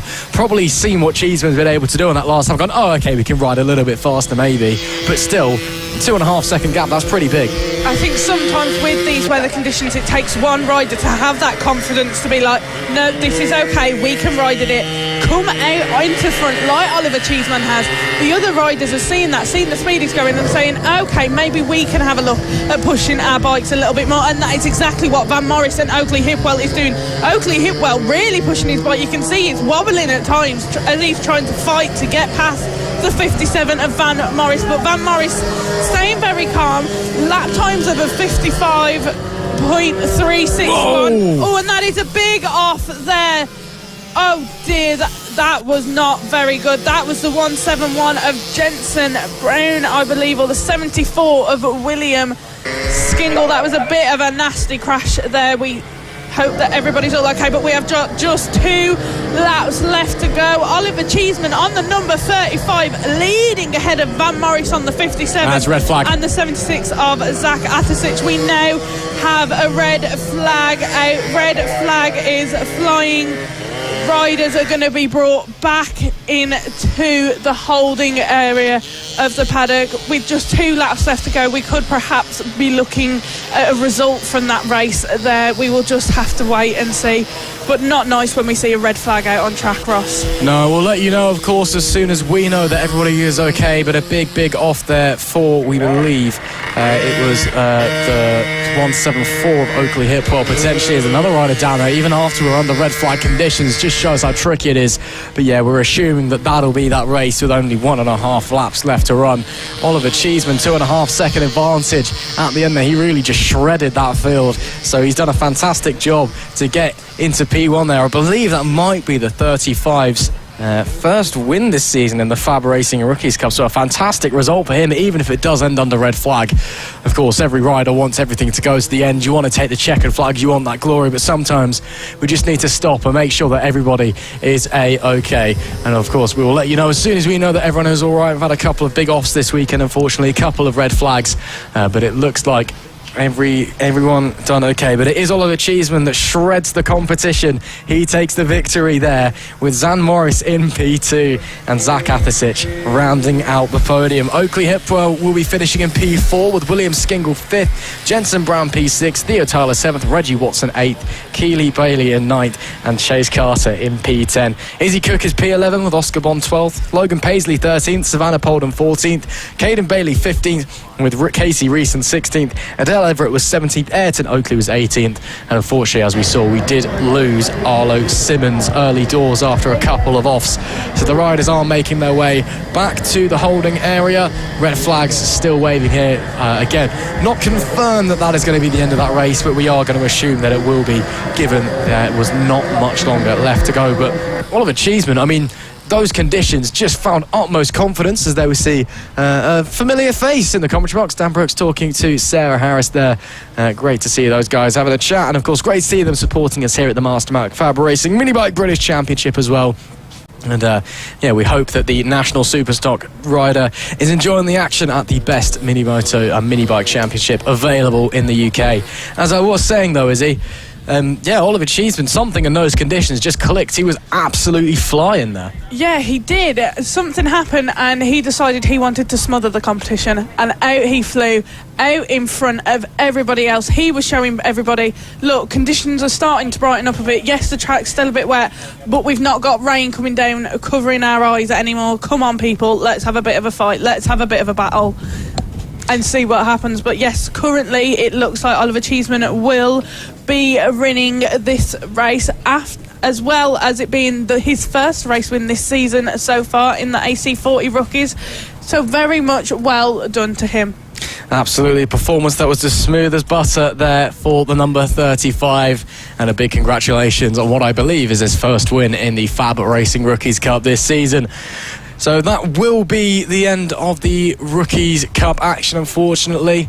Of course, Dan Brooks, he'll be in action next weekend, and the Rookies, they'll be back in a couple of weekends' time when we head to Rowra for our next round number 5 of the 2025 Championship. Dan Brooks has been abducted, it would seem. Looks like he's okay, I think. I don't know if that technically is classed as assault. Possibly, if it goes to a lawsuit, this might get used as evidence. Hello to the people of the jury. But yeah, that'll be it, unfortunately, for the FAB-Racing Rookies Cup. They'll be joining us, of course, in a few weeks' time when we head over to Rowra. And of course, you can see the likes of Dan Brooks and a few of our riders who are racing as well in the R&G British Talent Cup when they head to Thruxton next weekend for the next round of the Bennett's British Superbike Championship. Now we are going to be having the AC40 Inters. Now these guys have been running a pretty small bunch this weekend. We've only had 6 riders riding in the Inters class this weekend, but they have been giving us some really good racing.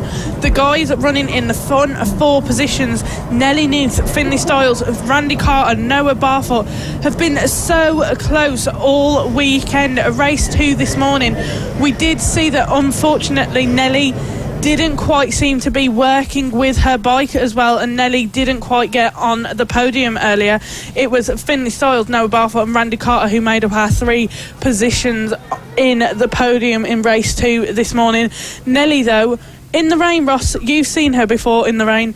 Tell me a little bit about that. Struggling is the word that I would use, especially last year. Again, she's come along a long way this year, to be fair, Nelly. I mean, obviously she was a superstar last year.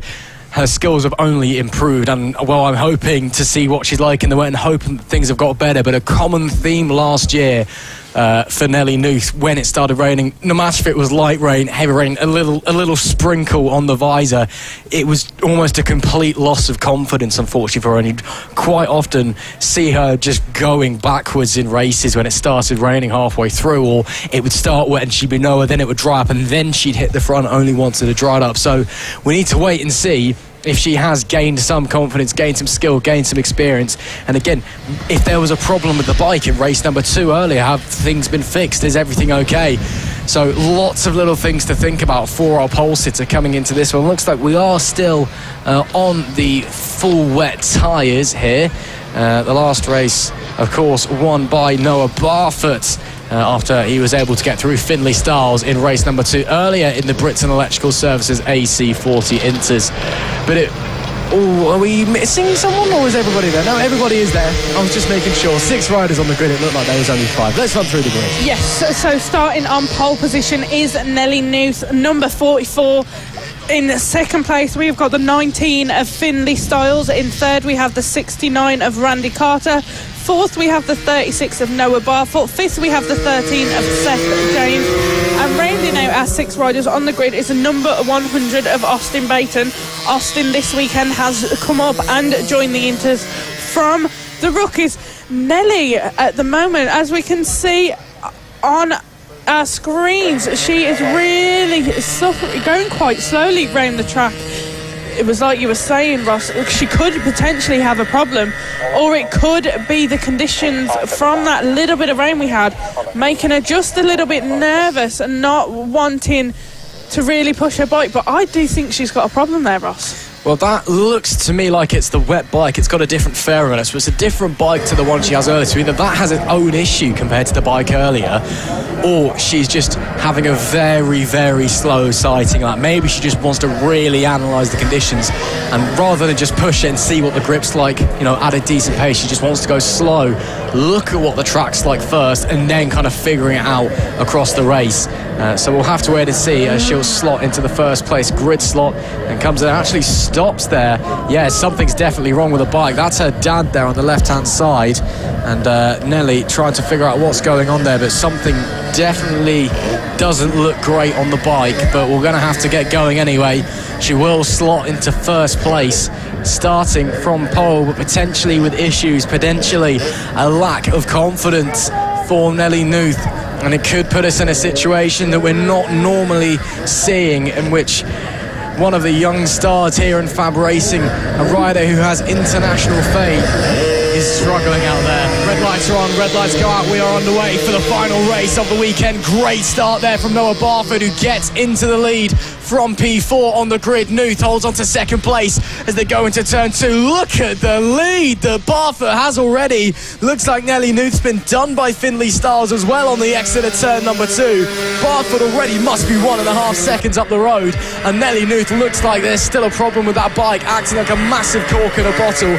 No one else quite able to get through. Someone else is sliding through. That looks like Randy Carter. Knuth down to 4th place. The front 2 already miles in front. This is transformed into a 2-bike fight for the lead. It really is, Ross, but it looks like here Nelly is going to start coming under pressure from these guys running in 5th and 6th. She is definitely struggling with that bike. Look at that there. Runner in 5th place, Seth James on that number 13 has just gone past her there, as has the number 100 of Austin Baton. It very much looks like Nelly is running at the back of this race currently, which is unfortunate to see for her. 8 laps left to go. We'll have to see if she can do anything to get herself back up there, but it does look like she is struggling a lot. But Noah Barfoot, our race leader currently, the number 36, fastest lap of 52.026. Even in these conditions, he is flying on that bike. Look there on our screens now, we can see that number 36 closely followed by the 69 of Randy Carter. He's got up past Finley Styles. Randy Carter's going to be looking to make a move on Noah Barfoot. This could be one of his first wins in the AC40 Inters of this year. We're coming down now to just have 7 laps left to go. Noah Barfoot leading ahead of Randy Carter, but Randy Carter last lap just put in the fastest lap time. There is just 0.147, and he's made the move and he's done it. Carter round the outside of Barfoot to take the race lead.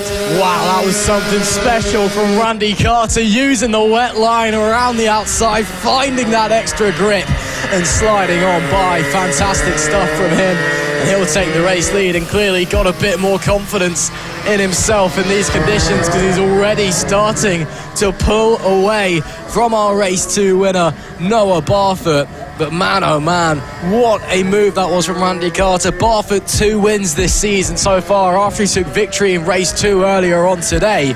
Randy Carter hasn't even been on the podium so far this season. Coming into this round, he could be walking away with his first win in the AC40 Inters, as they're making their way round turn number 2 now, pushing their way down, and they'll head into the hairpin in just a short moment's time. So that is Randy Carter leading the way. Just behind him, Noah Barfoot, and they are not actually too far away from back markers, which is unfortunately in the Nelly Knuth is about not quite half a lap ahead of them, but the pace that they're going, they're going to be catching her quite quickly, so that could cause a bit of chaos here. But it is still Carter that leads. Soon to be 5 laps left to go. Barfoot is still keeping there or thereabouts with him for the time being, but Carter has opened that gap up. Yeah, Carter has really opened that gap up on that last lap. The gap between these two now, as they come round that corner onto the start-finish lane, just 5 laps left to go of this race now. Randy Carter has a 1.5 second gap between him and Noah Barfoot. That is just growing and growing and growing. And then here is P3, the number 19 of Finley Styles. He's got a big gap between him and Randy Carter as well, an 8-second gap between him and those guys running out in front. I was not expecting this for the AC40 Inters race. Everybody's spaced out quite a bit. We haven't really got as much of a battle going on as we did yesterday and earlier this morning today. But this just proves weather changes it all. Absolutely, it's very much a war between yourself and the racetrack, rather than a bloody battle against your rivals out there. And currently, in said war, Randy Carter is winning by some margin, 3.5 seconds at the line last time. We'll check the split as he crosses the line now. Where on earth is Noah Barfoot? Nowhere to be seen. Not entirely sure. It was 3.5 again. Sorry, that was Finley Styles we saw crossing the line there. And that is the 13 is Seth James. That's P4, so getting my riders mixed up there. The Randy Carter, so it's 3.5 currently. We'll have to check in a second, but his last lap time was 2 seconds quicker than Noah Barfoot. Was Randy Carter, a 46.9 compared to a 48.9. He is absolutely flying at the moment and maybe having to deal with a little bit of lap traffic very, very soon. But the 13 of Seth James doing a good enough job as it stands, making his way around, doing his own thing, currently on for a P4. Very respectable result for Seth, who is a very talented young rider, it must be said. But again, just very much unlike any of the other races we've seen in this category this season, let alone this weekend, and that everybody's split up and just kind of racing themselves rather than each other. On our screens at the moment, we see the rider running in P5, the number 100 of Austin Baton. You have to say it, Baton has just been really consistent this weekend. Hasn't really been involved in too many battles, but it is his first weekend racing in the AC40 Inters here at FAB-Racing. So this weekend he's been able to get a feel for the bike, feel how it's different to the one he was using in rookies, and really get comfortable with there only being so few riders here with us this weekend. A reminder, we only have 6 riders with us in the AC40 Inters this weekend. Clay Pigeon, if you have a child as young as some of these guys who thinks they might want to get involved in motorbike racing, do check out the FAB-Racing website. It would be brilliant to see a few more riders in the AC40 Inters class. We've got just 2 laps left to go now. Here is the number 100 of running in 5th place, but 69, Randy Carter, our race leader. He has absolutely flown ahead, got a gap of 7.415 seconds now between him and Noah Barfoot in second. I do believe that is our race leader, Randy Carter, who has just lapped Austin Baton on that number 100. We've got just 1 lap left to go now. Here we are with our race leader, Randy Carter, not yet had a race win in the AC40 Inters with FAB-Racing. He's been trying ever so hard this season, really putting in the work, really putting in the effort, working his way up through the ranks each weekend. And this, the final race of the weekend for the AC40 Inters, is where it's going to pay off for him. Sponsored by Britson Electrical Services. Coming around now into that final sweeping corner of the race track, coming down onto the start-finish straight. It is the number 69, Randy Carter, your race winner for race number 3 of the AC40 Inters, the final race for them this weekend. What a show. He has just put on a little wave there to some of the people watching. You know Randy is going to be so pleased with himself for that show he has just put on and that race win. He won't ever forget that. What a victory for Randy Carter, and we induct another rider into the Winners Club at FAB-Racing this weekend in the AC40 Inters, and that is some way to do it as well. A domineering ride, and just showed everyone that in these conditions he's got what it takes. An absolute cut above everybody else in race number 3 in the AC40 Inters, brought to you by Britson Electrical Services.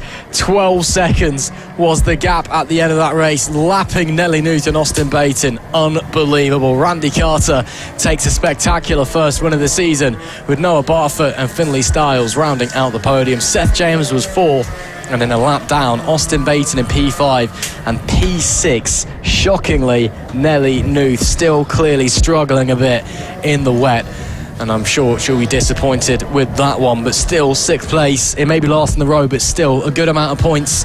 It's part of the luck, I suppose, when there's not many riders showing up for a weekend, so it's not massively dented her championship challenge at the moment, so that'll do. But there you see the celebrations, more big celebrations as colleagues, family, friends alike go over to congratulate Randy on his first win in 2025, and it is well deserved, because what a win it was there for him. Absolutely dominant. The AC40 Inters done and dusted for this weekend. They'll of course be back in a few weeks' time when we head to Roura, but there's still plenty more race 3s to come your way across the rest of the afternoon. Here we come now with the senior mini motos, race number 3 for these guys this weekend. Absolute crazy stuff we have seen from these guys all weekend, and we have got a massive grid than normal for the senior mini motos. Josh Birkin once again back after being off for some time from racing. It'll be really interesting to see what happens with these guys, especially in the wet. We can't even predict what's going to happen with these guys in the dry. Put wet tyres on and a bit of rain, I really don't know what to expect, Ross. Chaos, drama, confusion, anguish, heartbreak, probably. Just rattle off some emotions that you find in a Shakespeare play, and that'll probably describe it. We're still waiting for someone to join the bid, the 100 of Reece Gentry from P2. Not anywhere to be seen. I don't think Holly Harris is there either. She's supposed to be starting P9. And no idea what's really going on, but we're getting going on our sides now. Maybe some people have already gone home already. I don't know. Let's run through the grid. Possibly. I'll run through the grid as full, and then we'll figure out who's missing. So pole position, we have got Matt Birkin. In the second, we have Reece Gentry. Third, Josh Birkin. Fourth, Keaton Payne. Fifth, Craig Ashall. Sixth, Nick Bennett. Seventh, Callum White. Eighth, Lamar Morgan. Ninth, Holly Harris. 10th, Chris Yeomans. 11th, Tom Burr. 12th, Aaron Player. 13th, Harvey Jeremy. 14th, Gary Eldridge. 15th, Chris Bain. 16th, Steve Johns. 17th, Tom Ryan. 18th, Rob Gentry. 19th, Jerome Richards. 20th, Kieran Roberts. And rounding out our grid, starting 21st on the grid, is Nicky Lewis. And we're going to have to wait and see what happens with these guys in this race. It does look like we're missing quite a few riders. Perhaps some people saw the rain and thought, I don't want to do that, I'm going to go home. I've enjoyed my weekend so far. We're just going to have to wait and see. Oh, that is the number 100 of Reece Gentry there. Perhaps he's having a pit lane start. Maybe he just he's messed up his timings and he hasn't made it out to the grid in time, so I think he will have to start from the pit lane. And or is he given permission to go? No, he is being given permission to start from the back, so he will be on the grid at least, but he has got to start from the back.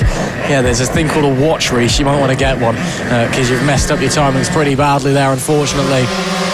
We are underway then in this one, very quick from the lights and a very quick start as well from Keaton Payne, who's going to take the lead down into turn one. No, he's not. Matt Birkin cutting across Josh Birkin to the inside as well.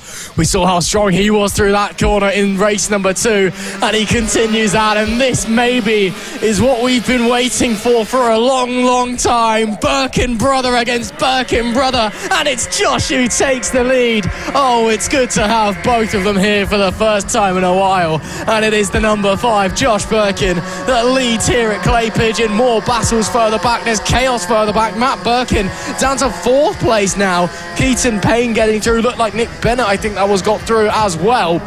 Man, oh man, chaos here on the opening lap. Josh Birkin leads from Nick Bennett, should I say, from Keaton Payne in P3 by a fraction. And it looks like Matt Birkin, the reigning champ, is going to be losing more positions. That's Callum White, his cousin, who's just gone through for P4 now. Matt Birkin, the number 1, the reigning champ, the championship leader, he's in trouble here. I do think he could be, Ross. I mean, I saw when we were looking at Reece Gentry coming to join the track, Matt Birkin on that front row was having a little look at his bike, raising himself up a little bit, so perhaps he's noticed something isn't quite right. But Keaton Payne there, lovely move on the 7-11 of Nick Bennett into 2nd place, looking to hunt down Josh Birkin running in front, but Josh Birkin is building that bit of a gap from everybody else. He's come back and he is absolutely putting his name back on this race. He's saying, I've been gone for a while from the senior mini moto, but hang on a minute, that doesn't matter. I've come back for one weekend and I am coming back to win. He has got a lead going now of 0.4 seconds as they come into that chicane ahead of Keaton Payne, but just behind them we've got this battle for 3rd place happening between the 7-11 of Nick Bennett, the 3-2-2 of Callum White and the 81 of Craig Ashall. Matt Birkin is really dropping. Reece Gentry has now already passed him up into 6th place, the number 100 of Reece Gentry. He's getting himself looking to get involved in this battle here as well. This is a 4-way battle currently for 4th position. Absolutely brilliant stuff we're seeing with just 7 laps of racing left to go. That is the number 100 of Reece Gentry. He gets a move done past the 3-2-2 of Callum White. Absolutely brilliant stuff we are seeing from him. Reece Gentry starting from the back of the grid, and has really decided he's going to work his way up there. Going to make a move past the 711 of Nick Bennett as well. Can't quite get one done there, but now Matt Birkin also joining back with just 6 laps left to go. He's looking to get involved in the fight here. What on earth is happening here? Reece Gentry on that number 100 is still ahead of Matt Birkin, but Matt Birkin is going to want to take a look at getting involved in some of this fight. And maybe, there's someone off just there. That is the number 78. I wonder who that is, but they're back up, they're back on the grid. But the number 100 of Reece Gentry currently running P4, just behind Keaton Payne, as well as got past Josh Birkin to take P1 with just 5 laps left to go. Yeah, it's getting crazy and chaotic out there on the racetrack. Payne now leads just ahead of Josh Birkin. Reece Gentry trying to climb his way onto the podium after starting down at the back of the pack. He was late out, but he's been overtaken there. There's another rider down there. Is that I think that's the same rider we saw having issues earlier. No, in fact, that's Lamar Morgan having issues. That's a real shame for the 216 who's gone down, but looking like he's trying to remount. Matt Birkin looks like he slid back in front of Reece Gentry, and at Nick Bennett, these guys fighting for 4th place at the moment as they come to the line now. Keaton Payne's already got 1.2 seconds on Josh Birkin after 1 lap of being in the lead. That's a dive and a half on Reece Gentry from Nick Bennett. Brilliant stuff into turn number 1. Rain might be starting to fall again a little bit. I'm not too sure, but I think there might have been a spot or two in the air, as while these guys are fighting, Matt Birkin's been able to slide ahead and increase that gap, increase his chances of staying on the podium with 4 to go. But I think Josh Birkin was very much doing a defensive effort and keeping Keaton Payne behind. Although, actually, having said that, Josh Birkin's slowly reeling him in past. Let's have a look at the splits when they cross the line, which they will do in a brief moment as we continue to follow on Nick Bennett. That's a huge one. Wow, and that's Keaton Payne from the lead of the race, who's gone tumbling down the front straight. The handlebars are bent, the chain is off. The bike could be in pieces. And he's up on his feet, which is great to see after he was sent tumbling. Another rider down as well. It is getting chaotic here at Clay Pigeon. And that means that it's Birkin against Birkin for the lead. We are running it back across the years. Josh in front of Matt, who seemingly recovered after whatever issues he was having. Yellow flag still waving through the final section for Keaton Payne. No overtaking allowed here, but 2 laps left to go, Izzy, and this sibling rivalry's been reignited. Definitely, Ross. I mean, I know we were saying earlier we didn't know what to accept. You said all the emotions from something from Shakespeare, and I think this is what we're seeing right now. We've got 2 brothers battling it out here. As much as they probably love and care for each other, both of them want this win. The Birkins from Buxton battling it out for 1st place in this 3rd and final race of the senior mini-motos this weekend. Josh Birkin holding a lead ahead of Matt Birkin, currently just come around that little tight section there, coming into the sweep around. Josh Birkin, though, first weekend back, he's going to be very happy with himself if he manages to hold off Matt Birkin for just another lap. Now, it's going to be an emotional comeback for him after he's been off so long, after he injured himself, actually, when he was last at Clay Pigeon. Brilliant performance was seen from him, but Matt Birkin got a bit of power out of nowhere then and just come right at Josh Birkin, wanting to take that 1st place position. Matt Birkin in this last lap is pulling everything he can out of that bike and pushing himself to the limit. He doesn't want to let his brother win here. Josh Birkin, though, also doesn't want to let his brother win. This is a battle between the Birkins of Buxton. They're coming around now into just the final few corners in the last section of the track. Back traffic there, though, back markers. Could that be a little issue? Not really. Josh Birkin and Matt have both just flown past those. But Josh Birkin now in the lead. Who is going to beat Matt Birkin, looking to make a move on this last final little straight section? But it is Josh Birkin who takes the win in the 3rd and final race of the senior mini-motos. Matt Birkin, his brother, just ever so close behind in 2nd position. The 2023 champion who had to stop racing after his fiancée got concerned about how many times he kept hurting himself. First time back, Welcome back to Fab. Josh Birkin back on the winning streak as Rhys Gentry's crashed. That's after he's taken the checkered flag, and I think he's ripped the visor off the helmet as well. Matt looks absolutely livid under the helmet. Josh with a massive smile on his face. Oh man, I've missed having both of them on a racetrack. What a race that was. Absolute chaos from start to finish, as we'd expected in the senior mini motos. I just want to say Keaton Payne did finish that race in P11 as well, after having a bike that was basically broken in half. Unbelievable. It is Josh Birkin. It took him 3 tries. His first time back in around a year. Finally on the top step. What a win there for Josh Birkin. His brother Matt, the reigning champion in P2. Rhys Gentry, who crashed after taking the checkered flag, he brings it home in 3rd place. Nick Bennett, he finishes in 4th, with Chris Yeomans 5th, Gary Eldridge in 6th, Harvey Jeremy P7, Callum White in P8. That's a shame for him. He was running really well early on in this race. Rob Gentry was 9th, and Jerome Richards starts in P10. Keaton Payne recovers to 11th, with Kieran Roberts 12th. Unfortunately, we lost both Lamar Morgan and Craig Ashall. What an unbelievable race we have just seen here in the senior mini motos. There is Lamar Morgan on a very forlorn walk back to the paddock.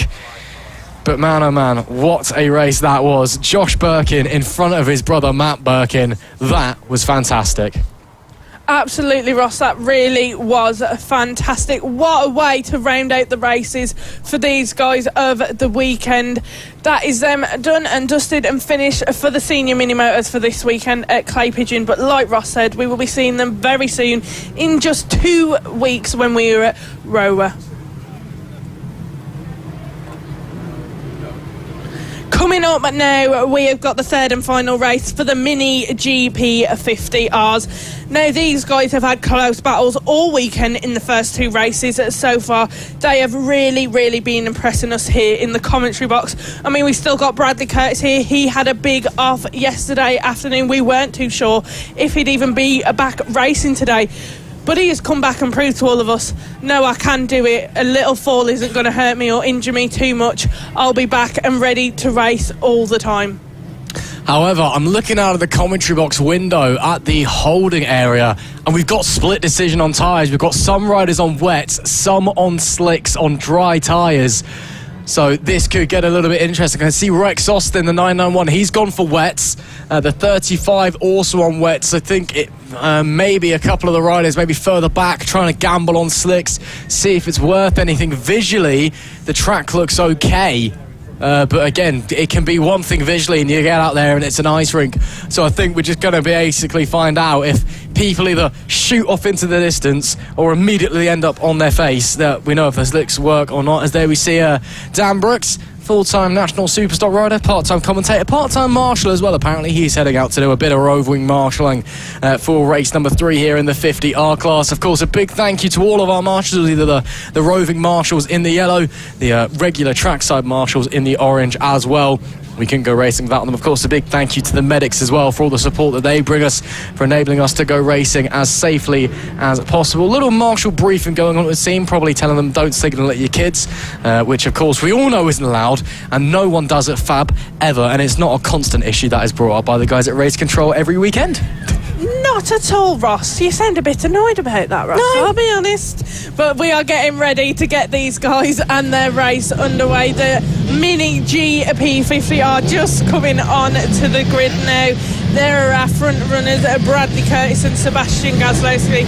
The battles between these two all weekend have been immense, I'll be honest, Ross. These two both won that race win, and like we talked about earlier, it's getting to that point of the season now. You're going to be thinking who your biggest competition is in that battle for the championship. I mean, currently Sebastian Gazlowski is absolutely flying ahead of everyone in the championship. He had a really solid couple of weekends where he was winning a lot of the races, so we're going to have to wait and see what happens for him. But they're just coming around now to do their outlap and get ready to form the grid. So on pole position we have got Bradley Curtis. In second we have Sebastian Gazlowski. Third, Mason Frederick. Fourth on the grid, Rex Austin. Fifth, Jensen Ansell. Sixth, Kai Hawken. Seventh, Tommy Keats.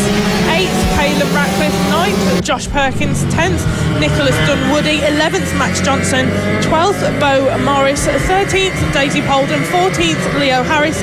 15th, Mason Hams. 16th, Harry James. 17th, Callum Maxwell. And 18th, Claudia Dudman. These guys are making up the grid for our race 3 for the Mini GP 50R this weekend. I'm looking forward to this, Ross. Well, should be really interesting. We saw our front 3 all starting on wet tyres as they come in. Of course, so now we don't just have to think about the difference between the Avalis and the Metrico. We have to think about if anyone's gambled on slicks. I think visually, and this is a total punt in the dark, visually, I'd say if you can make the slicks work, slicks are the tyres to go on, but you have to get that rubber going. It could be a case that the wets start to overheat after a couple of laps, and then you're really struggling. We're gonna find out into turn 2 if someone goes straight on and comes straight off the bike, if the slicks work or not. I think this could be a bit chaotic. We've got a few riders further back on the slick tyres. The front 3 all on wet, or the front 4 should I say as well, because Frederick's on them as well. It's all ice to the red lights. Race 3 gets going. Frederick doesn't go away at the lights. It'll be Bradley Curtis who inherits the lead as Frederick either stalls, and there's somebody off there as well. Frederick has stalled. That's the 35 who was on slicks. That's Nicholas Dunwoody. So maybe slicks the wrong move unless he's hit someone. No, he was on wets in fact. So Dunwoody on wets has had an incident with somebody and has come off the bike big time down into turn 2. Yellow flags will be waving there, but he is off the racing surface, which is the main thing as the rest of the riders continue around. Bradley Curtis holding on at the front for the time being. Just behind him, Sebastian Goslavsky, who's had a drop back just a little bit, a small gap opening up some of our other riders that we see there. That's the 96 of Caelan Ratcliffe running in 4th place. Good start for him there as Rex Austin rounds out the podium places. Mason Hams up a lot of positions as well. Hams has gone from 15th up to 7th on that opening lap, so he's off to an absolute flying start. Ross, I think you jinxed the start of that race when you were going on about tyres, because the moment the lights went out, we had carnage everywhere. But these guys still running in the race at the moment. The 71 of Bradley Curtis running in 1st place ahead of everyone else, with the 64 of Sebastian Gazlowski running in 2nd. We have got Dan Brooks here with us again. Ross is just going to pass over and he's going to join us for commentating for a bit. Dan, we just saw you out on the track. We thought you were going to be marshalling for a bit, but you've popped back in to see us. How's it looking out there? No, it's all right out there. There's a bit of rain coming down actually on the grid very lightly, but I don't think it'll cause any dramas out there now. The conditions look pretty dry all the way around. Yeah, well, we just saw in the race start, some of the guys had decided to go on slicks, some stayed on the wet tyres, and you could really see where that decision had influenced and caused a bit of carnage for everyone. But everybody's really tightly packed together in the mid-pack at the moment. But our leaders, Bradley Curtis and Sebastian Gazowski, pulling away from everybody else. Yeah, no, they've got a nice gap coming on there. But yeah, that mid-group, I think they've obviously, the conditions are making them bunch up a little bit more and having a little battle on their hands. So it's good for them to be able to do some racecraft and figure things out. Definitely. I mean, we've kept our eye on the 96 of Caelan Ratcliffe all weekend, because the past couple of weekends he's been really in the middle pack, but he's kind of pushing himself up into 3rd, 4th this weekend and really getting the best he can at the bike, which has been great to see. But also Bradley Curtis, he had his accident yesterday. We all didn't know if he'd be back racing with us today, and he's come back and he's at the front of the grid, so that's also been really impressive to see. Yeah, no, that's mega for him, because I did see a video of that crash actually, and it looked pretty nasty for him. So for him to bounce back and be in the lead now, you know, I'm sure he's forgetting about that pain and is cracking on with it, but it's good to see him back out of confidence. Brilliant stuff. We've got just 8 laps left to go in this final race for the Mini GP 50Rs here at Clay Pigeon Circuit. On our screens at the moment, we are just looking at the 96 of Caelan Ratcliffe just in the back of our screens there. He's dropped a couple of places. Mason Hams, though, up into 6th place after he started 15th on the grid. I mean, I'm going to ask you here, Dan, what sort of leads to that happening when you start in 15th and you've already got your way up into 6th? I mean, he's obviously just feeling his way into the track nicely, so if he's got that confidence and he's figured the things out quite early on, and the other lads are a little bit hesitant, he's obviously put a charge and has got himself in a position where he can go, I've got a bit of a go at this, and he's getting a bit more encouragement out of it. Have you ever raced at Clay Pigeon yourself before? I actually haven't, no. This is my first time seeing the circuit, and it's a good little track actually. Yeah, it looks like it'll be good fun to race around. We've all been saying that all weekend. Yeah, it creates real good racing. Yeah, it does. 6 laps left to go now. And mid-pack all still really staying quite close together. Rex Austin now running in second, though. He has got past Sebastian Gazowski. We've missed that at some point. He's managed to squeeze his way past Super Seb. Now running in second is the 991 of Rex Austin. This little battle on our hands here is the 96 of Caelan Ratcliffe and the 20 of Kai Hawken. Kai are looking to get the move done past Caelan and take 9th position back from him. Some brilliant midfield action we've got going on here.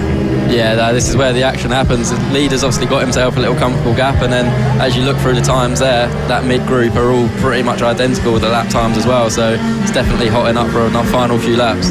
Yeah, I have a lot of respect for these riders in the young mini little GP. lads, they know what they're doing. Yeah, exactly. But they are absolutely amazing stuff we've seen from them all weekend long. Here's the 22 of Jensen Ansel under a bit of pressure there from the 57 of Bo Morris. His younger brother has been with us this weekend, Van Morris. He's done some amazing racing, especially on his birthday today as well. It's nice that he's joined us. But here we can see the 127. That is Daisy Polden. She's got herself up into 8th this race, obviously supported by House of Moto, encouraging female participation in motorsport. Yeah, no, it's good to see. It's like sort of encouraging more to hopefully get involved as well. So if she can bring that along with her, then that's mega. Yeah, she's been putting in some really good laps this weekend, which has been really good to see. We did speak to Lauren yesterday. She is literally just stood outside our window running House of Moto, supporting all our young female riders here at FAB. But some brilliant racing from these guys in the final race of the Mini GP50R. Just 4 laps left to go. That is the 57 of Bo Morris just making the move on the 22 of Jensen Ansel there. Is he going to be able to hold on to it though? Jensen Ansel might look to try and take it back. Runs a bit wide there, but he doesn't quite no, he's done it. That was a very good line. That was actually. really good. He set that up really, really well. That is the 22 of Jensen Ansel, has his position back from Bo Morris. Just saw our leaders at the bottom of the screen there. Bradley Curtis under some pressure, it looks like, from Rex Austin on that 991. We'll have to wait and see what happens with those guys. The 22 here of Jensen Ansel still under pressure from the 57 of Bo Morris. Lots of mid-pack action on this final race of the Mini GP50Rs, but here we are. The 991 of Rex Austin has got past our race leader Bradley Curtis. Some brilliant laps he's been putting in so far this weekend. Rex Austin, his first time on the podium this weekend. Yeah, he's definitely put a charge in there because Bradley had a bit of a lead, and for that to come down that quickly, fair play to Rex Austin for bringing that back. Just 2 laps left to go now. We'll have to see if Rex Austin can hold on to that. I wonder what's happened to Sebastian Gazowski though. The past few weekends he's absolutely dominated at the start of every race and held on to his lead and just ran away from everybody else. But this weekend here at Clay Pigeon, he's been under a lot of pressure and has kind of found himself involved in a lot more fights, but that surely should help riders a lot because it helps them practice their defensive driving and stuff. It's a perfect stage for them to learn it. They can practice like defending, practice their passing, so it's important to do that, and that's where you see the midfield riders definitely getting a lot of learning done, and you see them progress through. And you look there, the guy down in 10th, he's already got the fastest lap, so it shows that mid-pack are also charging on really quick. That is Tommy Keats now with the fastest lap in 10th of a 41.190. Last lap now, Rex Austin leading ahead of Bradley Curtis on that number 71 with Sebastian Gazowski, the number 64 on our screens now, running in 3rd. Super Seb not having the best of weekends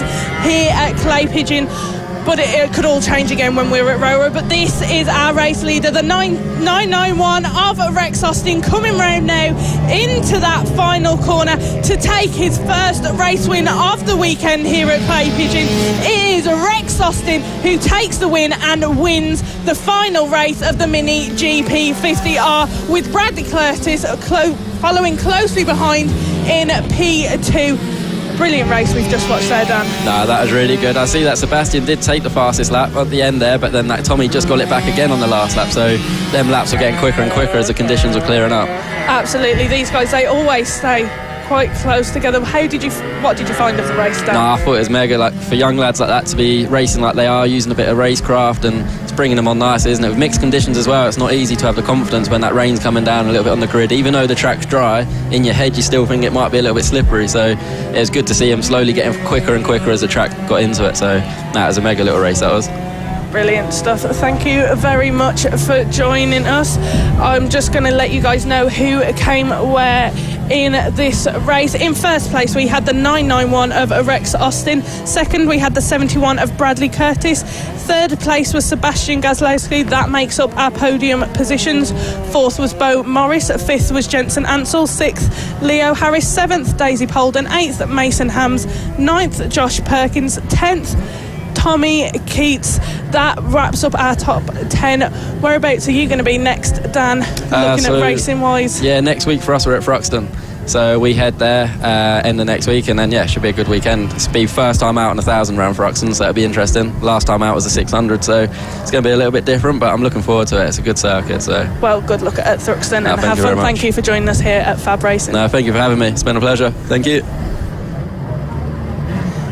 What brilliant stuff we just saw there from Rex Austin, Bradley Curtis and Sebastian Gazlowski.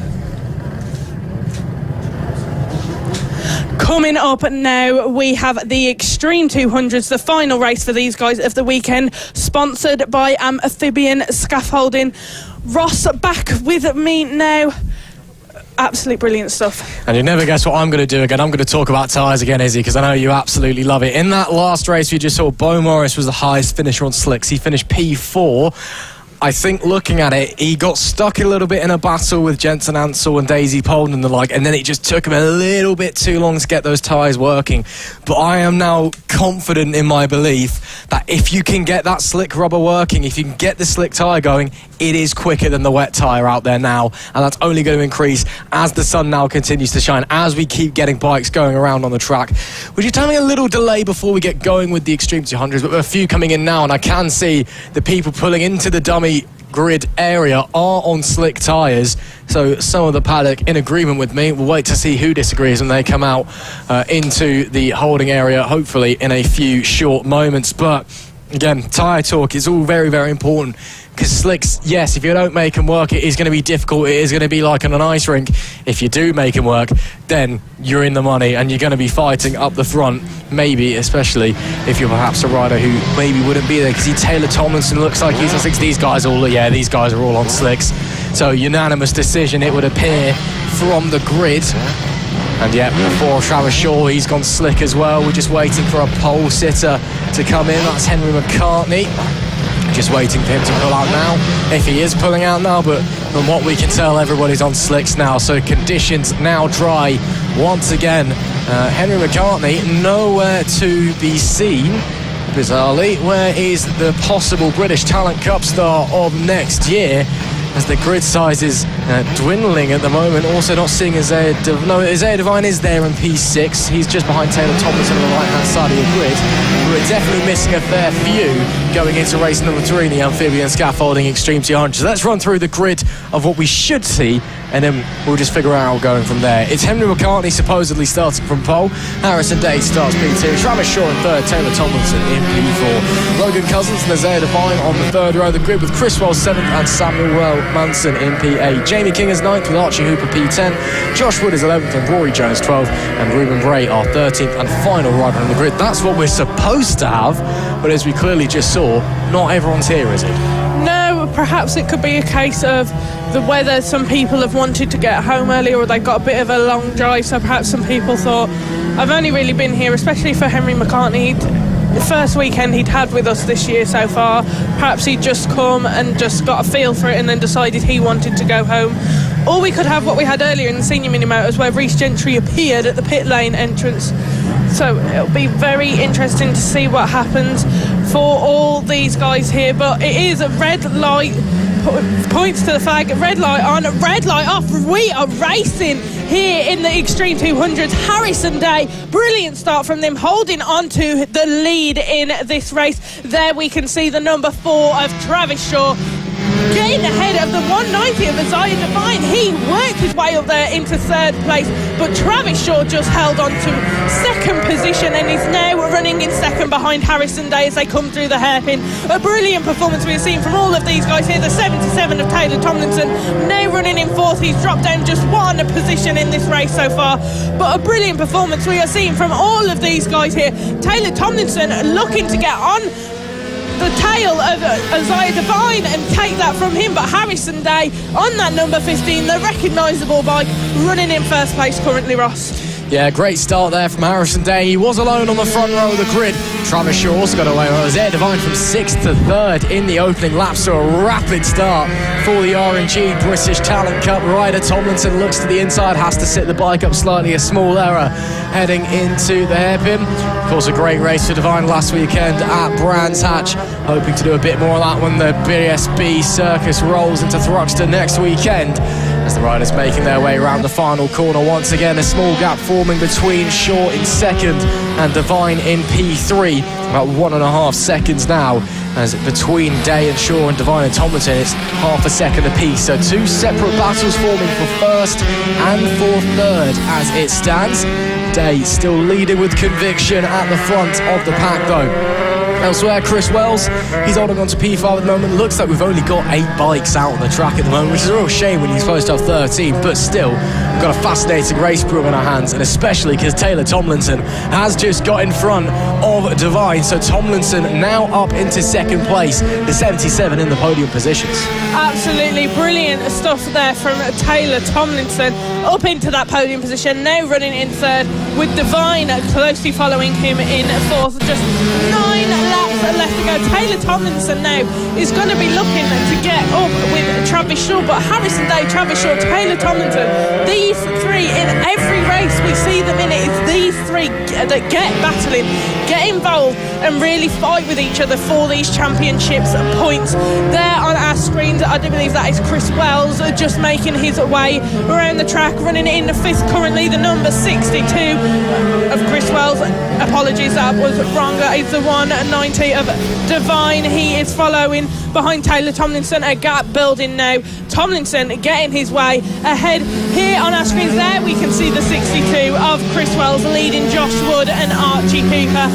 Chris Wells just running in fifth, getting himself comfortable in the position he is in this race with just 8 laps left to go.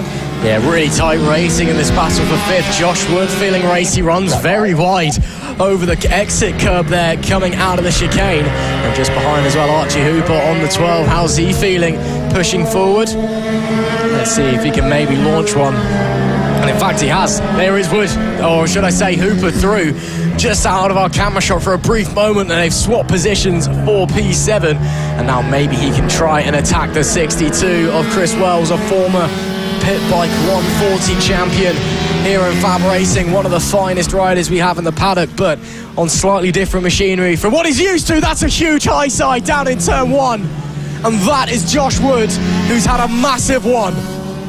He just appeared to lose that then, but here we still see the 62 of Chris Wells and the number 12 of Archie Hooper, but it does look like we are getting a red flag. We have got red flags out on track. That was a nasty high side there. Then we do hope everybody's okay. I'm not too sure what happened there, Ross. Maybe there was something on track he hit, or he just caught the brakes a bit too much and It just looked to me, the rear just gave it from underneath him. It was right as the camera was panning away, and obviously that's a high speed moment at turn 2. You can't quite see. I think in the mid corner the rear just went away from him, and then obviously suddenly grips up and over the bike you go. So a bit of airtime there for Josh Wood, but of course hopefully he's okay. We will let you know that he's okay as soon as we go. With 9 laps to go, there is a very high chance that this race gets restarted. It's still early doors in this one, only a handful of laps completed, only 5 laps. We were on lap number 5, should I say. So yeah, I believe this race will be restarted, but we'll wait for race control to confirm to us. But yeah, that was a big one for Josh Wood, so hopefully he is all okay down at turn number 2. As we can see, the bike's coming into the pit lane. So yes, it is slicks now, but still tricky conditions, and Josh Wood unfortunately getting caught out there. Whether he caught the brakes, caught something on track, got greedy on the throttle, either way, a big crash. Hopefully he is all okay. But It was still an interesting race up to that point, it must be said. Taylor Tomlinson getting through his Iodine, and the 77 sliding on through. Harrison Day is holding on to that lead. It was a 1.4 second gap between himself and Travis Shaw when the red flag was thrown. So Harrison Day clearly just loving life here at Clay Pigeon. Yeah, definitely see Harrison Day loving life, but Travis Shaw has really been quite impressive this weekend. He's been putting on the pressure of whoever he has been behind every race so far. There we can just see the bike of Josh Wood just being moved off onto the side of the track. The bike doesn't look too bad actually, Ross. Doesn't look awful for what has happened, but we will just have to wait and see and find out how Josh Wood is after that. But we're back now with Travis Shaw just sat in the holding paddock. We're just waiting to find out whether the race will be continuing or it may be a restart. We're not too sure yet. We've just got to say, but a big thank you to all the marshals and the medic team for all the work they are doing at the moment. They are helping out everybody. Travis Shaw now has made the decision to come off of his bike for now. Let's just wait and see what happens. Yeah, that was being a few of the bikes being wheeled back to the paddock. Although we have been told race control are just discussing what the plan is, but some of the riders heading back to their awning. So I wonder if maybe race control has said, we'll let you know in 5 minutes. So everyone's going, okay, we're going to go and stick the tyre warmers back on then, because suddenly there was an exodus of 3 bikes heading back in and a few riders staying out. You can see Harrison Day, Chris Wells are still out there as well. So I think a couple of riders just maybe waiting to see what the plan is, and a few of the riders deciding to go back out to get the tyre warmers back on. There we see Jamie King still wearing his ridiculous Alpine Stars coat. It stopped raining half an hour ago, Jamie. You can take it off, mate. Take that off now. Yeah. We're being just told now the race will be restarted with reduced laps.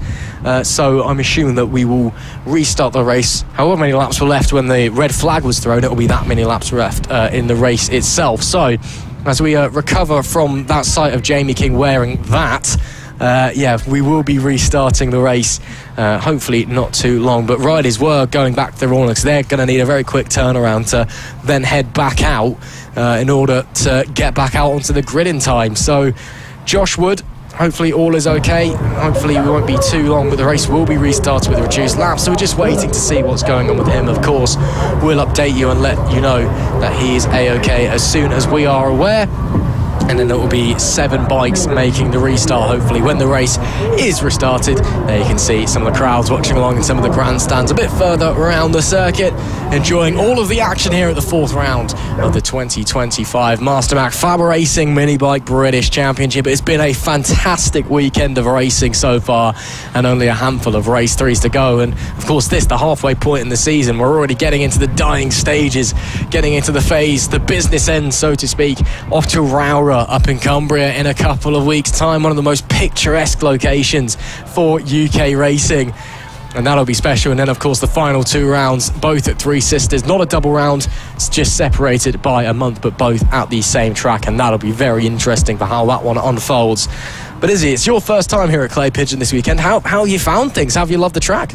Do you know what? I've really enjoyed this track, and I said it when we went to Houghton Park the other weekend. Houghton Park was nice because it was not only a new track to Fab as well, it was a new track to me, whereas the other tracks everybody kind of knows them already and they've all been new for me. But Clay Pigeon is a track I've really been enjoying. It's given us some absolutely fabulous racing, really quick circuit, really tight corners and plenty of overtaking spots, and when it comes to racing you can't really ask for more than that.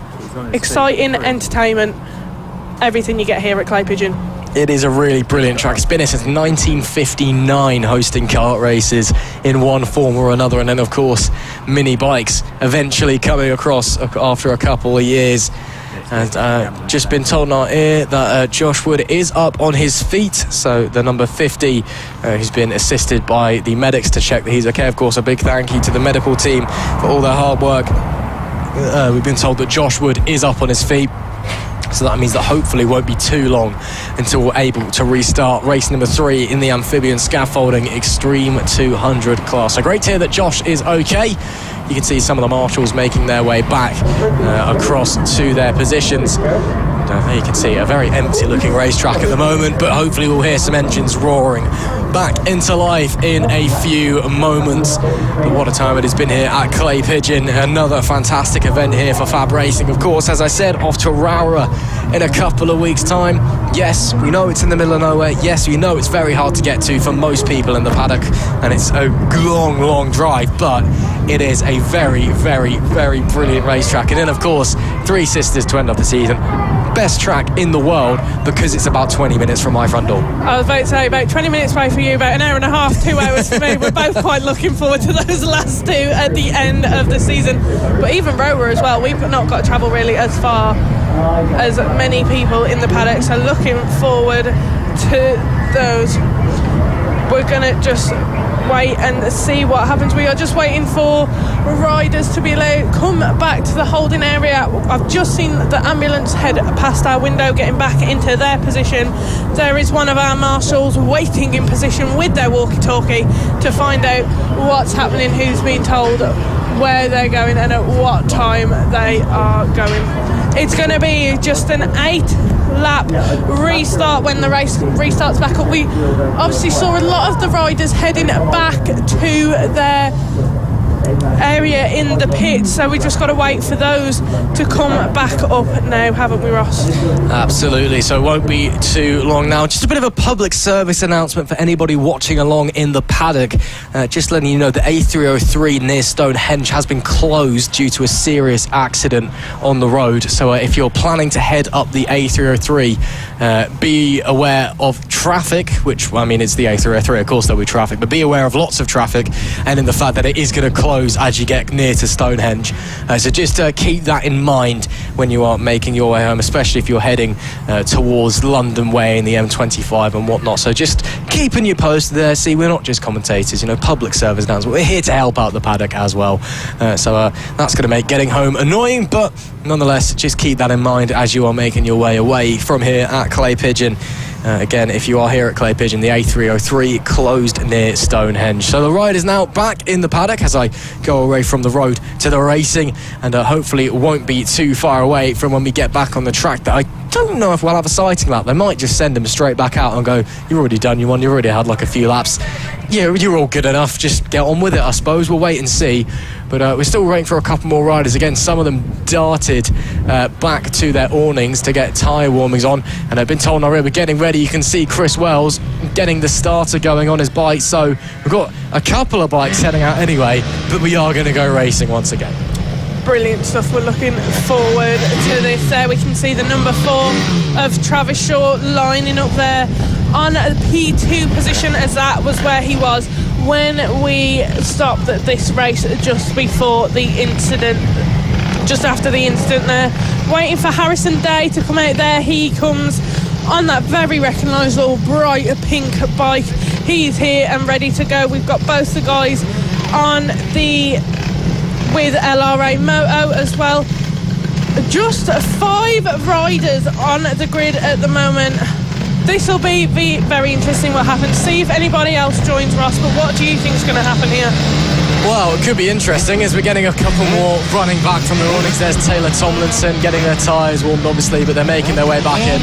Isaiah Devine is in the wrong grid slot, and Taylor Tomlinson's just pulled in alongside him to go, excuse us, mate, do you mind going back to that one? This one's mine. That's not something you see every day, and not something you'd expect from a British Talent Cup rider either. Cheating, taking the wrong grid spot, shocking. And he's actually now trying to take Travis Shaw, so he's still in the wrong grid spot. And is Josh Day going to have a word, or is he just going to go and speak to Harrison? Travis Shaw has now lined up in second position now because Henry McCartney left, so everybody's done a bit of a swap around now. But there is Rog on our screens, the man behind FAB-Racing all together. So we're just wondering what some little conversations are happening there. I wonder, Roger Keys, our race director and series owner here at FAB-Racing. I wonder if that's Harrison being like half the people being out of place. Because we've got a few. So everyone's cheating basically because Henry McCartney's not here for this race. He's seemingly gone home already. So Harrison Day's taken the number 1 grid spot, and then Travis Shaw's gone, okay, I'll move up onto the front row and take number 2. Taylor Tomlinson's going, I'll take number 3. Isaiah Devine, who's supposed to be starting 6th, he's taken number 3, so he's jumped up 3 places on the what is going on? And I don't think anyone knows. Just move all these guys at the back. Just let them bring them up. Everybody get a bit closer together. Oh my goodness me! Have to wait and see what's going to happen here. Not the height of the high standards that we normally expect here in the amphibian scaffolding Extreme 200s, and people will probably be getting penalties for that as a result. Still not sure if we're going to get a sighting lap or if we're just going to go racing straight away. They're still being held by the flag marshal. We're being told, so they're going to be sent on a sighting lap, and then when they come back, they're all going to be told, no, you're not in the right place, you're going to go back there. I think that's the plan. So they're getting sent on a sighting lap now, and then when they get back, there'll be a word from Roger Keys, our race director and series owner, and then everything will be fine, thankfully. Again, there are a few riders in here. Well, I mean, I would expect better from everyone, but especially the British Talent Cup riders, people like Chris Wells who've been doing this for years. I'd expect better. I mean, you know what position you're starting. There's a number on the floor next to the grid box, guys. Let's run through the grid. Let's run through the grid one follow time. Again, most of them aren't here, but they will actually be starting in this order. Henry McCartney on pole, Harrison Day 2nd, Travis Shaw 3rd, Taylor Tomlinson 4th, Logan Cousins in 5th, Isaiah Devine in 6th, Chris Wells and Samuel Munson on row 4, Jamie King and Archie Hooper rounding out the top 10. Josh Wood 11th with Rory Jones in P12, Ruben Bray in 13th. Of course, Josh Wood won't be starting this one after that accident earlier on, but good to hear that he's all okay. And then again, we're missing a fair few people. This time, we're all in the right spot. Fingers crossed, Ross. Fingers crossed everybody has got themselves back into the right spot. Harrison Day, though, looking like he'll be very lucky. There we go, we've got the point, and it's lights out, and away we go again for this restart. Harrison Day, brilliant start from him there. Didn't have any pressure on that front row. He knew he could just get his foot on the throttle and get away with the number 77 of Taylor Tomlinson, and now running in 2nd, and the number 4 of Travis Shaw in 3rd place. These guys, every time, Ross, nothing changes with them. They are always battling it out. It's always these 3, Harrison Day, Taylor Tomlinson, Travis Shaw, putting on a show for us. That is the start that Taylor Tomlinson needed, though, because the 77, he's been stuck behind Travis Shaw all weekend, it seems. No matter what class, he just can't get through that number 4 bike. But in race number 3, he's got the jump on him, and that means he can maybe try and attack Harrison Day, and maybe he's got better luck, better chances of trying to get through the 15. But him himself has been pretty untouchable this weekend as well. So our front 3, Harrison Day, Taylor Tomlinson and Travis Shaw making up our podium places. Isaiah Devine in P4, Chris Wells currently 5th as it stands. As you can see, the front 3 starting to bolt away on their Metra Kit machines, and they're behind one of the I believe there's an Avali out there and a couple of pit bike style machines as well, as they come to make it 6 laps left to go then in this reduced number of laps. 2nd attempt at the race after an early red flag at the first running. Day hyper defensive on the inside line. You can tell he's already a little bit concerned about that 77 behind him. Yeah, definitely, because Taylor Tomlinson knows how to pressure Harrison Day well. He knows how to make him aware and just say, look, you know I'm here, you know I'm creeping up on you. I'm not going to make a move yet, I'm going to keep you guessing, and that is what Taylor Tomlinson does. He leaves Harrison Day guessing until the last second, and then he makes that move, and then Day must try and fight to get that position back from him. But we have got the number 4 of Travis Shaw, who's also going to be looking to put the pressure on Tomlinson. We've got just 5 laps left to go of this race. The gap between Tomlinson and Shaw just 0.2 seconds, but the gap between Day and Tomlinson 0.4 seconds. There is barely anything separating these guys in these top 3 positions, but round that hairpin they've just come now through this left-hander, ready to get through into those last few corners of the race and start the next lap. Problem is, though, this race reduced laps, so for someone like Taylor Tomlinson, who's spent the whole weekend stuck behind Travis Shaw, now has the opportunity to challenge for the lead. He needs to sit and figure out where he's stronger than Day, but he's now only got 4 laps left to do it in. So time's ticking for the number 77, who did just set the fastest lap on the previous tour, to be fair, 37.918, first rider into the 37s in this race. There we see Chris Wells, who's holding off Archie Hooper. That's for P5 as this battle coming down the back straight. Chris Wells, of course, the 2023 Pit Bike 140 champion and a very fine rider. Archie Hooper, a few years his junior, to put it mildly, and also a very talented rider in his own right. Hooper trying the outside line.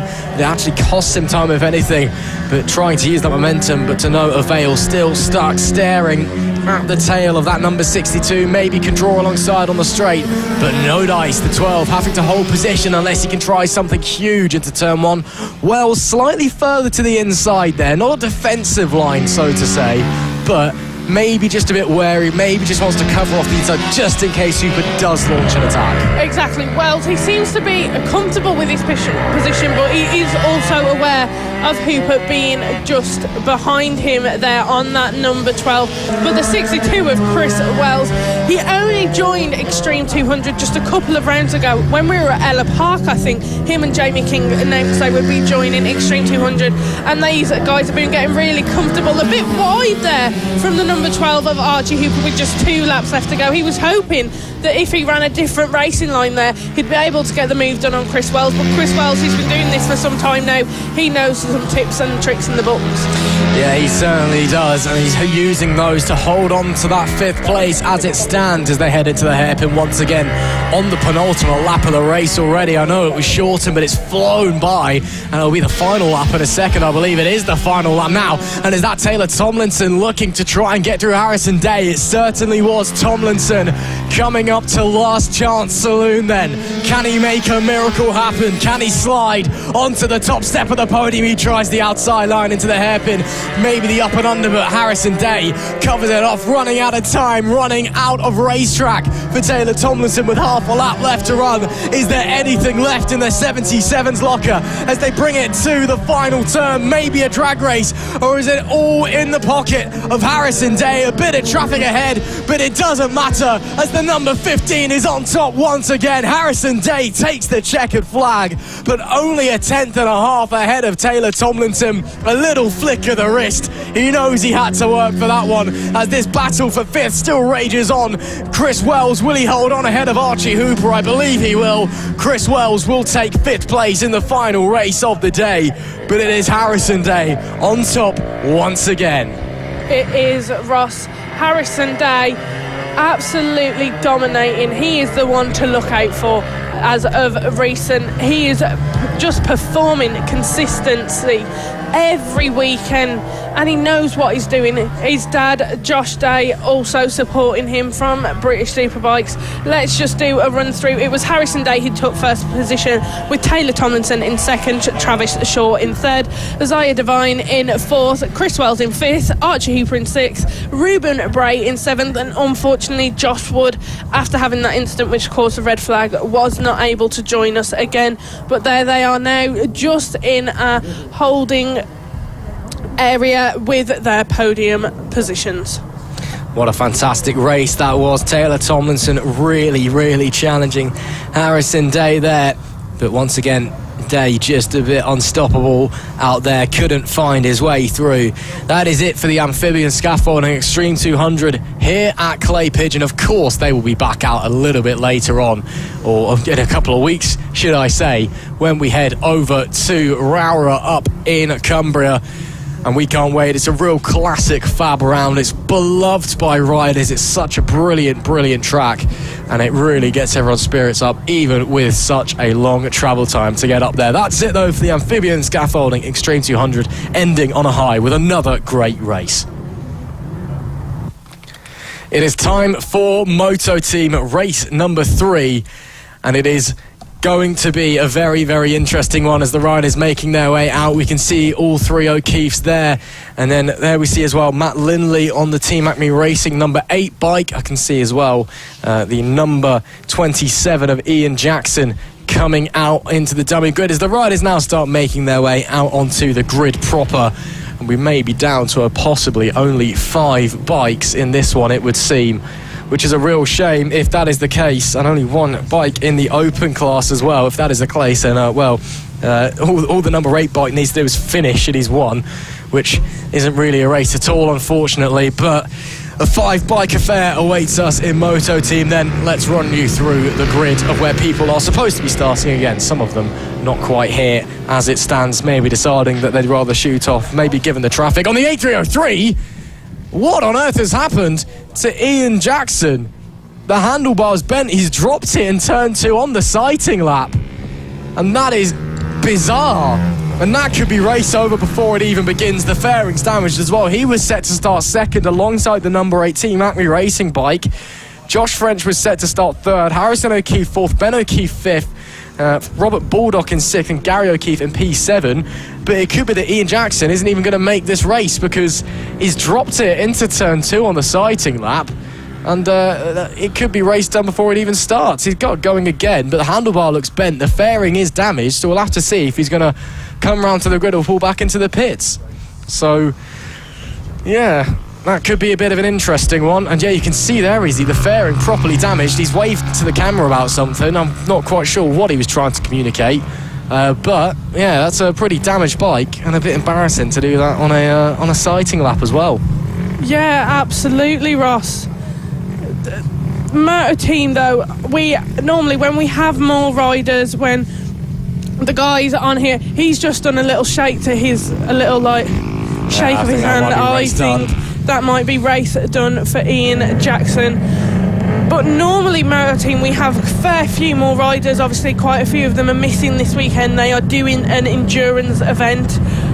But Motor Team, it's so quick, it's so easy and really cheap to get involved in. I know we've only got 4 riders here this weekend, but we normally have a lot more. We have a lot of fun a lot of the time as well. But it is lights out and away we go. It is Matt Lindley on the tape, on the number 8 bike, who took a really good start there. But one of the O'Keefe brothers is through past him. I wonder who that is. Is that the 63 of Gary O'Keefe, now leading this race, this little battle here?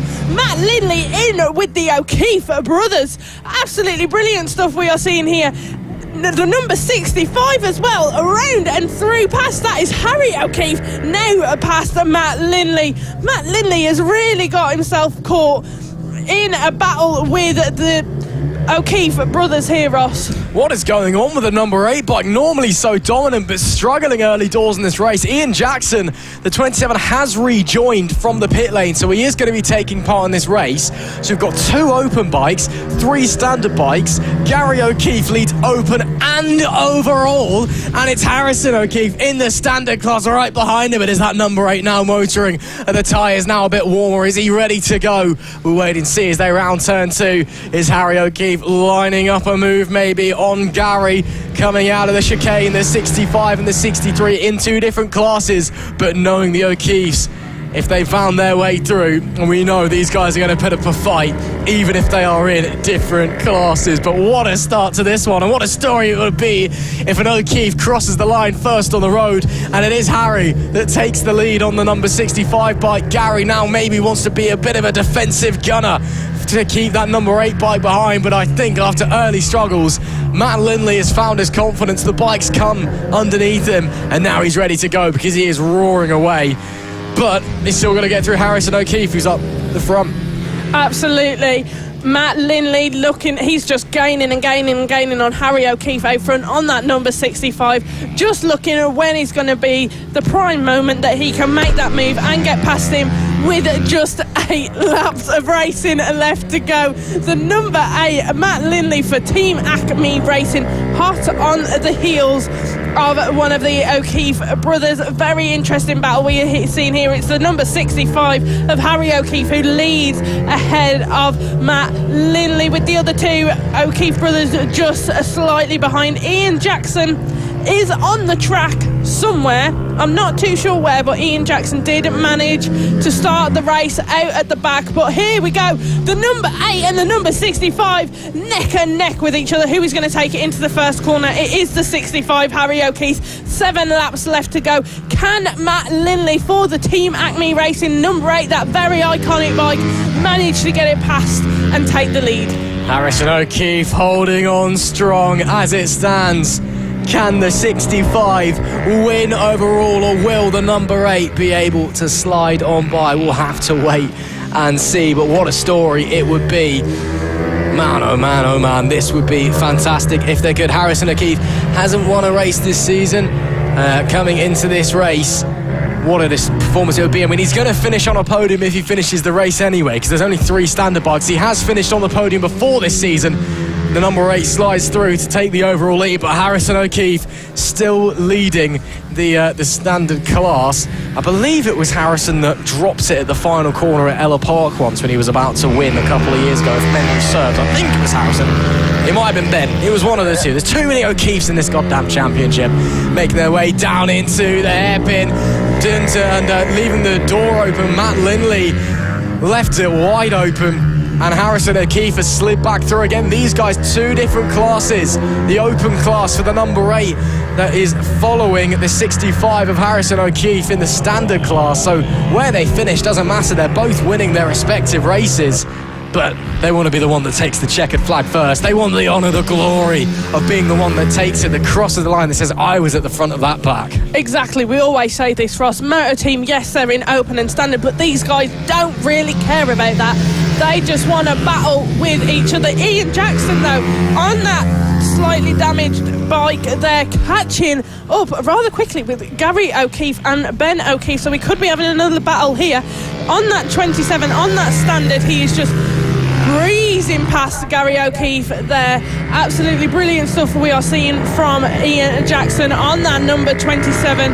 That was easy for him there. He didn't really even have to try to get that move there. But here we are back with our front runners. Matt Lindley on that number 8 and the 65 of Harrison O'Keefe. Matt Lindley now leading once again with just 4 laps left to go. Now Harrison O'Keefe moving up on the inside after that first corner. Again, these two playing cat and mouse with each other, Ross, just playing a bit of a game, just winding each other up. I think Matt Lindley's inviting Harrison O'Keefe through, not to be rude or anything, but you look at some of the lines that he's leaving, and look at that through the hairpin, that's way wider than he needs to go.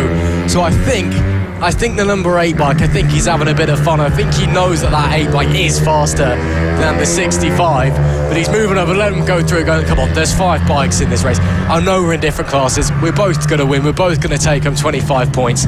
Let's just have a bit of fun, let's have a race and show each other what we can do, even if my bike is faster and I do have to back off and let you through.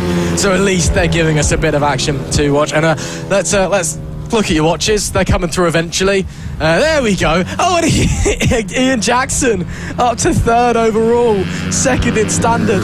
He's got a broken fairing, a bent handlebar after he dropped it on the sighting lap. He went into the pit lane with the intention to retire, came back out after everyone had completed half a lap, and he's up to 3rd overall. That's 27. Kudos. That's a solid performance indeed. There's Gary O'Keefe a further 6 seconds back from this little group that we see here. Ben O'Keefe still keeping Ian Jackson in check, but that 27, even with damage, looks quick. I was about to say, I'm pretty speechless here, Ross, because considering we thought Ian Jackson wasn't even going to start this race, let alone manage to get himself up into 3rd somehow with just 2 laps left to go. The unexpected has happened once again today. It's been happening all day, but Moto Team, unexpected. We've got Ian Jackson running in 3rd with a damaged fairing. We've got Matt Lindley for Team Acme Racing running in 1st. Was having a bit of a battle with Harrison O'Keefe, but it looks like there's a bit of a gap forming now with just 2 laps left to go. Harry O'Keefe not being able to quite put enough into the bike on that standard to be able to catch up now with Matt Lindley for Team Acme Racing. He's had his fun now, Matt Lindley has, and he's just head down, just making sure he gets those points in these final few corners. Well, with 1 lap left to go, and with only 1 other open bike in the race, who is a considerable distance behind, shall we say. Sorry, not sorry, Gary. All he really needs to do, I think, is just kind of make sure he brings it home. But, I think, he just wants to take the checkered flag first as well, which I don't blame him for. And Matt Lindley, again, the substitute, the super sub, if you will, for Team Acme Racing, with Marco Pandolfo on holiday back home in Sicily. He got called in here at Clay Pigeon, and he has done that number 8 team proud, because it is going to be 3 wins out of 3 for the number 8, and business as usual for Team Acme Racing, who are going to sweep it in the open class with some performance. Bows to the crowd because he knows, thank you, you're welcome, but But Harrison O'Keefe is a race winner in 2025 in the standard class. What a performance, what a ride from Harrison O'Keefe, and he's done it. Well done, mate. That is a brilliant result for him. As we're waiting for the next rider to come through, Ian Jackson. We didn't even start the race. Technically, he dropped it on the formation lap, came back into the pits to DNS, do not start, came back out after having done half a lap with a bent handlebar and a damaged fairing and possibly some other broken bits, and he's finished third on the road and second in standard. That is unbelievable.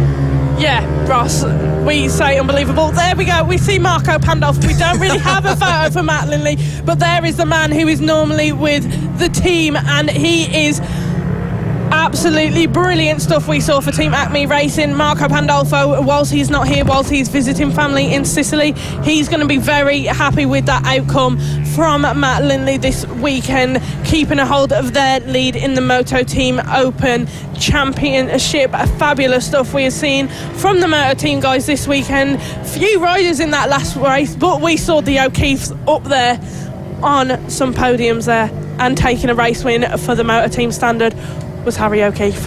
Yeah, absolutely. It's the number 8 Team Acme Racing, Matt Lindley, this weekend, who completes the clean sweep in the Open class. Gary O'Keefe, who was 5th and last on the road, it does come home 2nd at Open, so he does take 20 points out of that one. Not bad going at all. In the standard class, 2nd to 4th on the road, it's Harrison O'Keefe taking the win. Ian Jackson recovering to 2nd, and Ben O'Keefe, who takes 3rd. Motor Team guys, they'll be back at Rowra in a couple of weeks' time. Let's hope there's maybe a couple more guys there then. But now we have got the last race of the weekend for the Mini GP 50s. These guys all weekend, consistent battles throughout. Fabulous stuff we have been seeing from them. We can just see on our screens at the moment now, though, some people packing up, getting ready to head off. Their weekends are over and done, but we have still got 3 races left of the weekend. We've got the Mini GP 50, the Mini GP 70 and the Pit Bike 140s, but fabulous racing we have seen from everybody this weekend. Obviously the Mini GP 50s, who we will have going out in just a second, sponsored by King's Two Wheels Centre. We're going to have to wait and see how many riders we are going to have out on the grid for this one, but looking forward to getting this underway.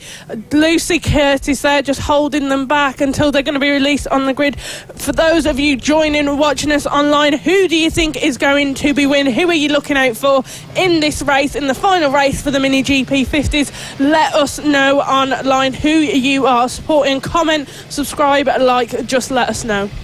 Absolutely, we're really excited to get this 50s race underway, brought to you of course by King's Two Wheel Centre, and this is set to be a barnstormer. Yes, some of the riders have already made their way home, unfortunately, and we're still waiting for a couple more to make their way out onto the grid, but it is safe to say it's still going to be a fascinating race, as it always is in the 50s class.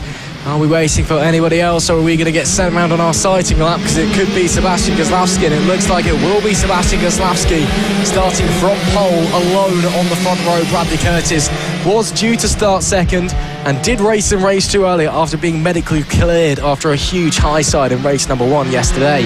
Rex Austin will start P3 alongside Tommy Keats, with Jensen Ansell in P5 and Kai Hawken in P6. Caelan Ratcliffe is 7th with Josh Perkins in P8. Max Johnson and Nicholas Dunwoody in rounding out the top 10. 11th is Beau Morris with Daisy Polden in P12. Preston Baker is 13th with Harry James P14. Callum Maxwell is 15th with Bojan Blazewski in 16. And Oliver Wilson, the 1-2-6, starts P17. Apparently, Brad Curtis has made it to the track. He was late to the holding area, and we've been told he was let out at the back end of the sighting lap, but he's been told he has to start from the back. So a bit of a disaster there for the man who could have been going off of 2nd place, who's just not made it in time, unfortunately, out onto the grid. So it'll be a starting from the back, we've been told, for the 71 of Bradley Curtis. That's the as Oliver Wilson makes his way into the grid. No one's really got a clue what's going on, but let's get our eyes on the lights anyway. Now we're told that Bradley Curtis, in fact, has not been allowed out onto the racetrack, or he didn't even attempt to make it out onto the racetrack. Who knows? Race number 3. It is lights out, and we are underway. It's a great start there from your own pole sitter, but looking to the inside, Rex Austin, does he fancy anything into turn 1? No, but he'll slot into second place. Look at that behind. That was really close between Jensen Ansel and Tommy Keats as they come on down through the back straight and coming into the hairpin now. Wisławski holding on to that lead nicely. You'd expect him to do so after sitting alone on the pole. Nobody alongside him. No Bradley Curtis in sight here at race number 3. Winding their way through the middle sector. A few of the riders further back in the pack holding the status quo and holding position as they come to the end of lap number 1. Who else is it going to be? Sebastian Wisławski. I know Super Seb holding on to his lead at the moment in his last race earlier for the GP50Rs.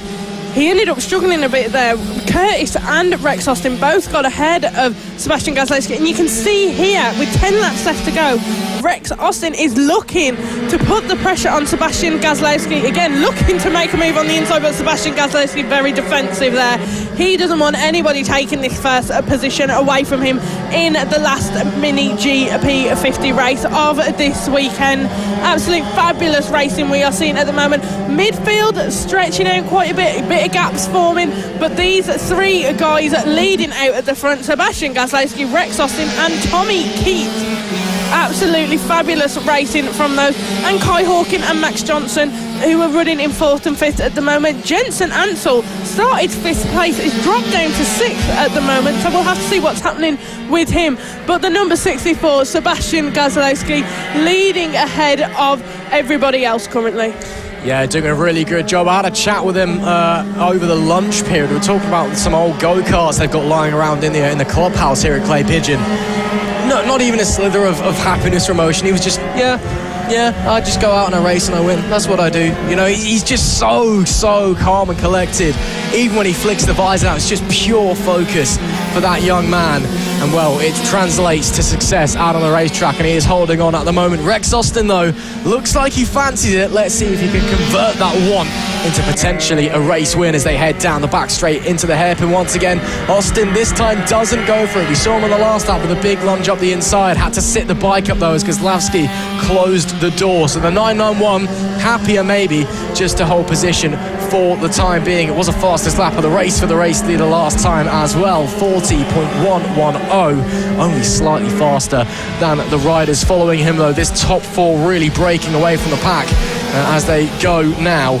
And well, they're going to keep on pushing onwards for the time being. Maybe a move being made here. That's the 30 of Josh Perkins up the inside of Daisy Polden, I believe that is. And a nice move there by him. They were trading places out of the final corner, I believe.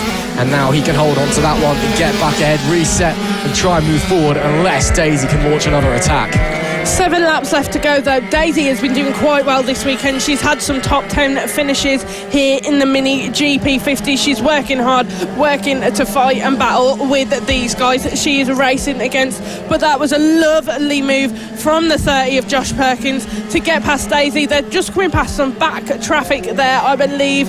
And the number 30 of Josh Perkins is on the 141 of Max Johnson now. See if he can make the move around on him. Josh Perkins, normally he did at Hooton Park have some good running up at the front of the packs. This weekend he seems to have struggled that a little bit more, running in the lower of the top 10 in this race, but with 6 laps left to go, he could possibly get himself back up there. Yeah, he certainly seems fired up in this race and willing to move forward. So let's see if he can make his way around the 141 of Max Johnson. And as I say, that's a lovely move into the penultimate corner, somewhere that's not really an overtaking opportunity either. So the 30 making some magic happen out on the racetrack, but the 141 will try to respond immediately. Can Johnson find a way through? I don't think he will. And that all but confirms that P6 in the way of the number 30 of Josh Perkins. Nice stuff from him. But he is still there, Max Johnson, still on his tail. Daisy Polden also in the conversation, so it's not over yet. 4.5 laps left to run. The leaders have split themselves away from Tommy Keats in P3, so he's in no man's land right now. And then this battle happening that we see before us. Josh Perkins, Max Johnson, Daisy Polden. Polden looking for a way through. Johnson maybe. Nicholas Dunwoody not far behind either. He had a pretty big incident at the start of the Mini GP50 R Race 3 earlier on, and came down before he'd even made it to turn 1. Luckily though, bike seems all okay, he seems all okay, and seems pretty quick out there at the moment as well. He's catching these two. Absolutely, just 4 laps left to go. Gazlowski leads the race currently, but there is number 30 Josh Perkins running in P6 currently. A really good race he's having at the moment. Got past Daisy Polden, got past Max Johnson, and he's holding on to his position well. Daisy Polden though looks like she's looking to potentially get a move made on Max Johnson, who's currently running in 7th. Daisy running in P8. She's just catching up little bit by little bit, but there is our race leader, the 64 of Sebastian Gazlowski, followed closely by the 991 of Rex Austin and the number 8 of Tommy Keats. Just coming through back traffic now. This is where everybody has to be careful, because the back markers and that traffic can cause some issues for a lot of our riders. That's the 96 of Caelan Ratcliffe there, just been past. Caelan Ratcliffe not having a very good race at the moment in this one at all, but like you said, he had that crash earlier in the day. He's struggling though. Yeah, maybe the bike not back to its brilliant best as a result of that incident earlier on. Sebastian Gazlowski leads by half a second ahead of Rex Austin on the penultimate lap of this race. So Austin starting to drop back. That last lap from Gazlowski was only 2 tenths quicker, so it's been slowly building this gap. But Austin is still right there. One little mistake from Gazlowski and he will likely slide on by. He is still hot on his tail as we're coming around the final corner to start the final lap. It'll be the 64 of Gazlowski that leads ahead of the 991 of Rex Austin. That is Bo Morris, who's had an off down at the hairpin at the bottom of the track. Looks to be okay. They're up on their feet and the bike doesn't seem like it was a very quick crash, so that's good to see as Gazlowski makes his way through the chicane section. Obviously no overtaking into this next corner. Yellow flags are being waved, but Rex Austin far too far back anyway. Bit of traffic ahead. Can this aid Austin's cause as they make their way into the final section? And I don't think they are, so that all but confirms Sebastian Gazlowski, who has been dominant this weekend, late in the day gets a bit of assistance from the traffic and could cruise on home out of the final corner. It's another win for Sebastian Gazlowski, who just seems unstoppable at the moment. The 64 takes the checkered flag with a margin of 1.5 seconds after Austin got held up by the lap traffic on the final lap. And Tommy Keats, I believe, rounds out the podium. A nice ride from him, but very much the number 8 in no man's land. No one anywhere near him at all. But Sebastian Gazlowski absorbs all of that pressure from Rex Austin. The 991 wasn't able to find a way through. The traffic, yes, it came in to help at the end and increase that gap by a second in the last couple of corners, but at the end of the day, I don't think anyone was catching Seb. Absolutely not. Seb absolutely dominated in that one, and I think he needed that in that last race of this weekend. He just needed that little bit of a confidence boost again to say, you have still got the speed, you have still got a really good bike there, you can get out in front of everyone and you can hold them off, which is exactly what he's just done in that race there, ahead of Rex Austin and Tommy Keats, our top 3 riders for the final race of the Mini GP50s here at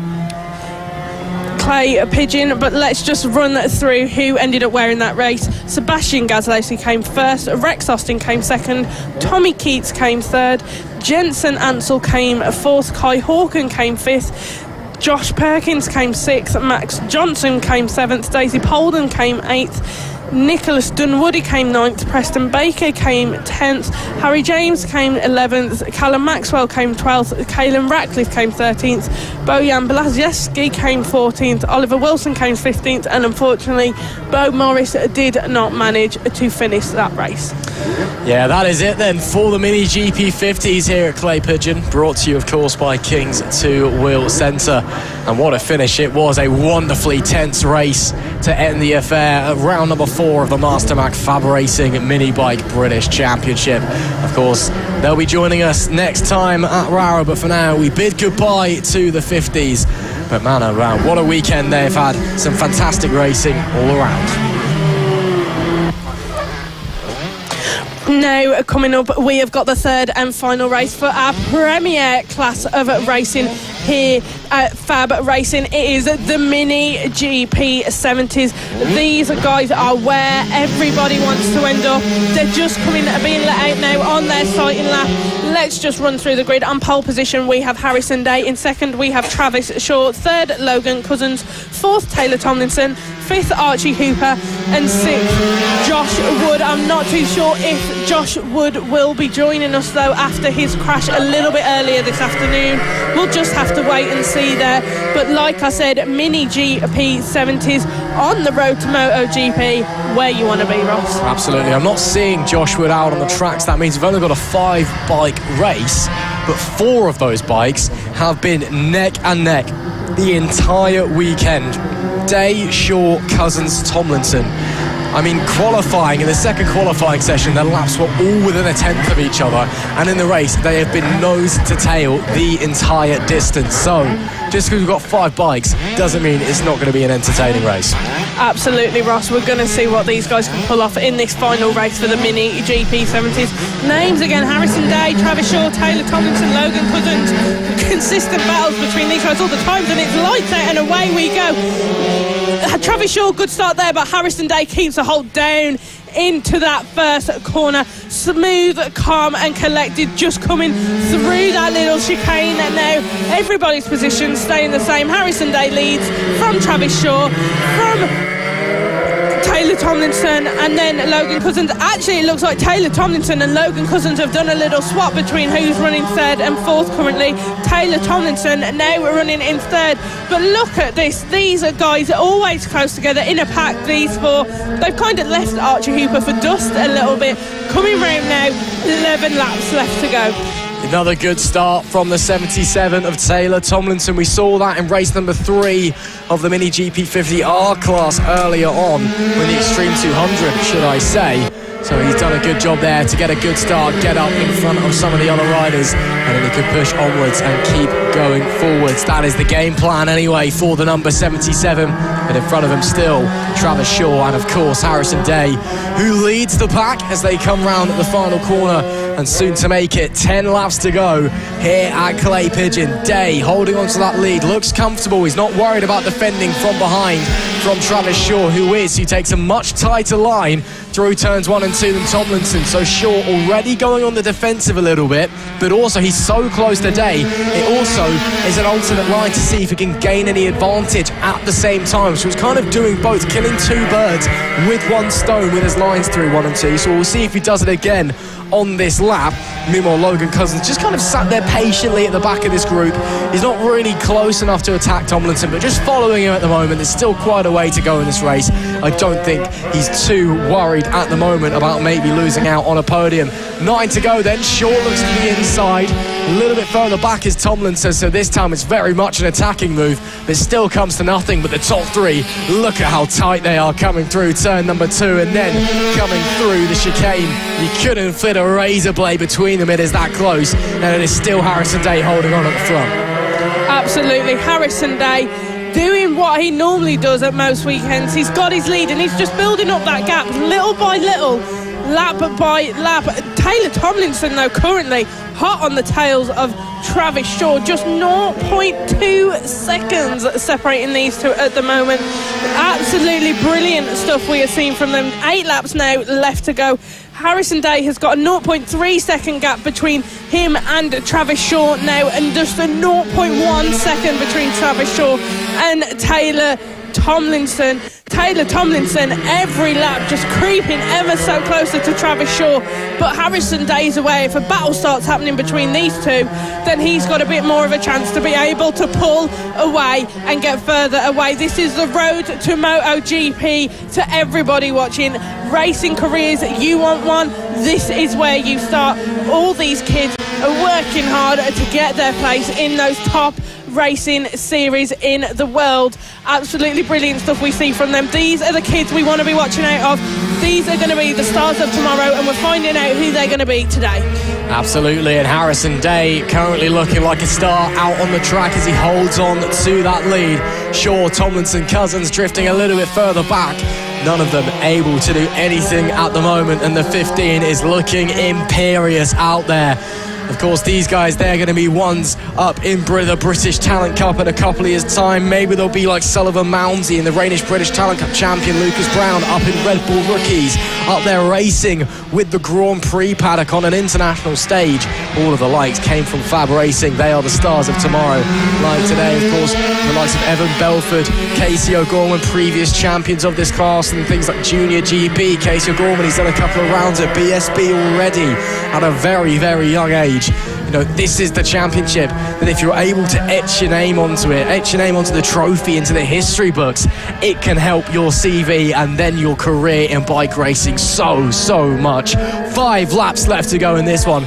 Day still leading. Shaw looks to the inside in turn 1, does draw alongside briefly, wasn't able to make it any more than that though. So Harrison Day still leads. That is the first real attack we've seen from Travis Shaw though. Exactly, and now Harrison Day is going to be aware he needs to defend to the best he can. Shaw is hungry, he wants to come past, he wants to take that win in this third and final race of the Mini GP70s, but Harrison Day isn't very much going to allow that to happen just yet. Shaw showed his intent by making that move. Harrison Day shut the door, said no thank you, and he's now on the defensive. You see him looking ever so closely, just tinily little looks over his shoulder to see where Shaw is. 4 laps left to go. Harrison Day still leading into the first corner, with Travis Shaw just behind him in second, and in third we've got Taylor Tomlinson. Logan Cousins a bit further back in fourth. He's not quite there, able to catch up with this group. There is a 1 second gap between him and Taylor Tomlinson, who is currently running in third. He has pulled away from that group now with just 4 laps left to go. Coming round into those final few corners now, we've got Harrison Day leading ahead of everybody else. Brilliant stuff we are seeing from him. Travis Shaw once again looks to move to the outside on that start-finish straight, thinking he can get enough power and enough speed to slide past Harrison Day, but he just can't quite find it, Rob. Absolutely, and while these guys are battling, it's invited Taylor Tomlinson back into the lead fight. Is a bit of a wobble there from Harrison Day as he got onto the anchors coming into the hairpin at the bottom of the circuit. So Tomlinson is now right in this fight as well, and potentially if they continue to fight, it could maybe invite Logan Cousins back into it. I don't think it will. Of course, Harrison Day, as it stands, is going to increase his championship lead. Travis Shaw looks to the inside once again. This time he does draw alongside. This time, is he still there into turn 2? No. Day holds on again, but it's the penultimate lap of the race, is he? And it's getting really close, and Travis Shaw looks like he really wants it. Yeah, you can tell just how much Travis Shaw wants it. He's had a little taste of it this weekend, being up there in these podiums, getting some race wins. He wants to know if he can do it again and beat Harrison Day in the Mini GP70. He is the man you want to beat in this. Harrison Day, weekend in, weekend out, is consistent and pulls through those wins and leading the championship for the Mini GP70. Coming round now, that final corner, about to start the last lap. Shaw couldn't quite get to be line and line with Harrison Day, then he couldn't get it neck and neck. Harrison Day still leads into that final corner. We have just a few corners left of this third and final race for the Mini GP70s this weekend at Clay Pigeon. Harrison Day leading from Travis Shaw and Taylor Tomlinson, our top 3. The other 2 riders just pulling away from this pack, but our podium runners so close, so tight together. Look at that. They are grouping, bunching up. They are in line with each other. Absolutely brilliant stuff we are seeing. Coming round now, that final corner of the track. Is Travis Shaw going to make a look to try and do it? He did, but couldn't quite do it. It is Harrison Day who takes the race win for the Mini GP70s, the third and final race here at Clay Pigeon. And you could see how hard he had to work for that one. A big fist pump, and again as well, celebrating for the camera. Harrison Day, normally a very, very calm and collected camera, but that one means a lot to the number 15 as he stakes his claim properly on the championship now and stakes his authority over the rest. The 15 held off huge pressure to stay on top. Travis Shaw will surely be disappointed. A shine of respect shown there between competitors, but it was a great ride from him nonetheless. Taylor Tomlinson with a fantastic job in third as well, but just again, no one could really find a way through. Everyone was right on the limit and making mistakes, so there was just nowhere really for anybody to go. It's Harrison Day who takes the victory from Travis Shaw, Taylor Tomlinson in P3. Logan Cousins was P4, 1.5 seconds back, and an Archie Hooper on the number 12. Rounding out our 5 riders, of course, Harrison Day, Shaw, Tomlinson on your podium, getting the plaudits behind the podium boards there. A fantastic race, all 3 of them covered by 2.5 tenths of a second as they crossed the line. It was super close, and it's a shame that race didn't have another 5-10 laps on it, because it was brilliant. We are on our last race of the day now. Last race of the weekend. It is race 3 for the Pit Bike 140s. Every race this weekend, these guys have never failed to give us some absolutely fabulous racing. Just coming out to grid now, you can see everybody in the last race. Harrison Quincy just took the race win. We saw him coming out at Hooton Park just a couple of weeks ago, getting his elbows out, getting involved in the races, taking some wins, and he just managed to do it in race 2 again earlier today, just before that coming up to the finish line. But now, as they're coming out on this lap, let's have a run through of who's starting where. Pole position is Harrison Quincy, second is Ollie Horner, third Richard Holmes-Williams, fourth Jamie King, fifth Chris Wells, sixth Samuel Munson, seventh Simon Gates, eighth Keaton Payne, ninth Ashley Powell, 10th Bailey Lawrence, 11th Perry Tomsit, 12th Gary Lewington, 13th Dan French, 14th Daniel Gilbert, 15th Bradley Powell, 16th Darren Lewington, 17th Stephen Foot, 18th Reuben Bray, 19th Rory Jones, 20th Matthew Rayland, 21 Robert Leverage, and rounding out the grid, starting in 22nd position, is James Barrowcliffe. Now, this is a massive grid we've got for the pit bikes here, Ross. I think the biggest one we've seen all season. 22 riders joining us. Well, it's the biggest one we've had in a couple of years, to be honest with you. Of course, they do a local mini-bike championship, a club championship here at Clay Pigeon, and a lot of the riders from that and the senior mini-moto local riders, well, they like to jump into the FAB round when the circus is in town, but we are still missing a couple of riders, unfortunately. But regardless, we're going to get things going for the final race of the day. It's lights out and away we go. Pick up of the front wheel from Richard Holmes-Williams, but it will be Harrison Quincy that assumes the lead from pole down into turn number 1. Ollie Horner hot on his heels on the number 70 machine. Holmes-Williams there or thereabouts. Also Jamie King, I think, lost out a little bit coming out of the starting gates. Chris Wells up to 4th place. A good start from him. King looks like he's in 6th or 7th at a glance. A disappointing start there for the reigning champion as they come to the final section. Holmes-Williams already poking a nose at the inside of Ollie Horner, but it almost compromised himself and allowed Chris Wells through. Just shows how quick things can change here in pit bikes. Blink and you'll miss it stuff as Jamie King runs really wide there, and about P7 is Quincy from Horner from Holmes, your top 3, but a few riders up there in the leading pack. Chris Wells, the 2023 champion, right with the podium finishes. Yeah, Jamie King running in P6 currently, not the greatest of start for him, but Harrison Quincy, Ollie Horner, Richard Holmes-Williams, Chris Wells, this is our breakaway group at the front of the pack. These are the guys who are going to be battling for these podium positions. At the moment, Harrison Quincy is leading beautifully ahead of Ollie Horner and Richard Holmes-Williams, but Chris Wells, fastest lap last lap round, he's going to be putting on the pressure. Ollie Horner was looking to make a move on Harrison Quincy then, but couldn't quite get it. Is he going to look to try and do it into the first corner? No, he doesn't. Harrison Quincy with 10 laps left to go hold on to his lead. Ollie Horner getting his front wheel in line with Harrison Quincy's back wheel, but can't quite get enough to be able to slide on past him. Harrison Quincy, one of our youngest riders in the Pit Bike 140 series, winning currently. Absolutely. Holmes-Williams and Ollie Horner still fighting tooth and nail out there. Ollie Horner, again, a former Mini GP70 rider here at FAB-Racing, a former British Talent Cup rider, hasn't ridden a race in a couple of years now. He's shown up this weekend, the local track. He thought, why not? Let's see if I still got it. Oh, Ollie, yes you do. He has been running so well and still fighting for the lead in this race with just 9 laps left to run. There we see Keaton Payne, the number 12, or 112 should I say. He's currently in P7, just ahead of Bailey Lawrence, who's had a great start in this one, up to P8. Fantastic from here, and that is Holmes-Williams. Richard Holmes-Williams is down from P3. What has happened there to one of our front runners, a rider potentially in contention for the championship. He must have dropped the front coming into the hairpin, and Richard Holmes-Williams unfortunately down and out.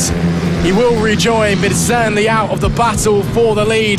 That could potentially invite Simon Gates and Jamie King into the lead battle, as Chris Wells now assumes third. With 8 laps left to go, it does look like Simon Gates and Jamie King are gaining on these first front 3 runners. We've got Harrison Quincy followed ever so closely by Ollie Horner and Chris Wells. Chris Wells is hot on the tail of Ollie Horner. It is the old guard versus the kids in those first 3 running at the beginning of the pack. They're absolutely brilliant stuff we are seeing from them. Like we said, Chris Wells, our 2023 championship winner, he is really going to look to get involved in this battle here. But Harrison Quincy knows what he did at Houghton Park, knows what he did in the second race earlier, and he's going to look, with just 7 laps left to go, to keep holding on to that and keep that lead. He wants to be able to say, I have won another race in the pit bike 140s. Ollie Horner does look, like I say, he does look and get his front wheel in line with Harrison Quincy's back wheel, but he can't quite find enough space to get that move, and that's also from the pressure that Chris Wells is putting on behind him. We're just coming round into the final corner now, which is going to leave us with 6 laps left to go in this race, and Pit Bike Sonic there has made the move up into P4. He's going to be looking to put some pressure on Chris Wells. Yeah, Jamie King's back in the conversation, and here we go. We've got a grandstand finish brewing on our hands. Quincy, Horner, Wells, King separated by nothing, and Simon Gates is there or thereabouts as well.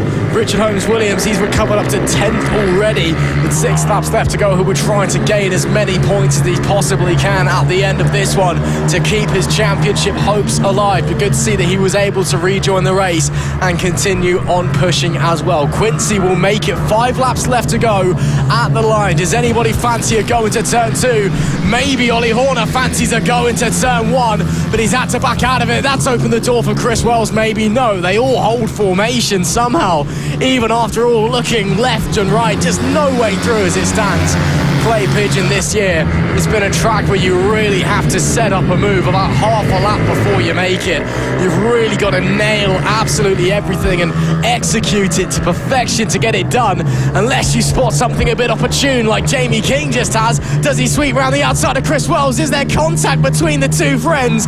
Almost, but Jamie King up into the podium places. That is a lovely move. The opportunity presented itself, and he slid on by the 76 up to third. But does he stay there for long? He has to go defensive. Does just hold on. Chris Wells, he'll have to rest, regroup, reset, and go again. I was literally watching that lap with my hands over my eyes then. How close Chris Wells and Jamie King were to each other then. As much as we know these guys are great friends, when they go racing, they go racing. There is nothing between them then. Absolutely brilliant stuff we are seeing from them. We are coming round now to have just 3 laps left of the final Pit Bike 140 race of the weekend. Jamie King currently in third. Ollie Horner looking to make a move on Harrison Quincy, but still just can't really find the moment to do it. But has Harrison Quincy run a little bit wide there? No, he hasn't, but back traffic. This is where the issues are going to come, because if Harrison Quincy gets stuck, Ollie Horner sees an opportunity. He is going to take it. They're coming down that back straight there. Harrison Quincy leads ahead of Ollie Horner. Absolutely brilliant stuff. Round the hairpin they come. See some more back traffic there. Harrison Quincy's just got to make his way through. We haven't got any blue flags here at FAB-Racing. It is up to the riders to sort themselves out here. Jamie King and Chris Wells are also just coming past that back marker there. We are coming round now to have just 2 laps left to go. Harrison Quincy, a bit of a gap forming between him and Ollie Horner now, which means Jamie King and Chris Wells are looking to chase him down as well. He keeps getting stuck in a little bit of traffic there, but absolutely brilliant stuff with just 2 laps left to go. Yeah, Ollie Horner's momentum has been really halted by traffic and has opened up that gap between himself and Quincy and brought King and Wells into the conversation. What may have been a fight for the lead may now be a fight for second for Ollie Horner, but he's still there or thereabouts. Traffic, it causes chaos here in FAB Racing. as we round the final corner to make it one lap left to go in race 3 at the Pit Bike 140s. Quincy, Horner, King, Wells, any one of these guys could be winning this race. Down into turn 2 we go. King defends it from Wells for P3. Horner is back on the attack on Harrison Quincy, the 755 holding on there in the lead, but can he find any way through? Can he hold on? Chris Wells goes to the outside of Jamie King, has to go the long way round. King holds him off. Is that an inside opportunity maybe for Ollie Horner? It certainly will be. Is it last chance? Oh, the rear steps up, but he sweeps it through, and like another race earlier on today, it's been decided at the death. Maybe late drag race drama. Ollie Horner, welcome back to FAB-Racing. He wins race number 3 here at Clay Pigeon with a last lap move, and rolling back the years is Ollie Horner. The number 70 wins here at FAB-Racing. Harrison Quincy settles for second as Jamie King holds off Chris Wells for the final podium place. But is he once again late drama and a last minute move deciding the race? I really never know what to expect when it comes to these Pit Bike 140s. They never fail to disappoint. Never. Every weekend there's just something else which happens in one of the races and someone else ends up on the podium who we wouldn't have expected on the podium at all. But what a fabulous way to end the last race of the weekend. Absolutely brilliant stuff. So it was Ollie Horner who took that win just in the last moments of the last lap, with Harrison Quincy in second and Jamie King in third, Chris Wells in fourth, Simon Gates in fifth, Richard Holmes-Williams in sixth, Ashley Powell in seventh, Keaton Payne in eighth, Bailey Lawrence in ninth, Perry Tomza in 10th, Stephen Foote in 11th, Ruben Bray in 12th, Gary Lewington in 13th, Bradley Powell 14th, Matthew Rayland 15th, Rory Jones 16th, Darren Lewington 17th, James Barrowcliff in 18th, and Robert Leveridge did not finish. Yeah, what a race we've just seen there. Jamie King, you can see he's already doing his vlog straight back in. YouTube never stops, I suppose.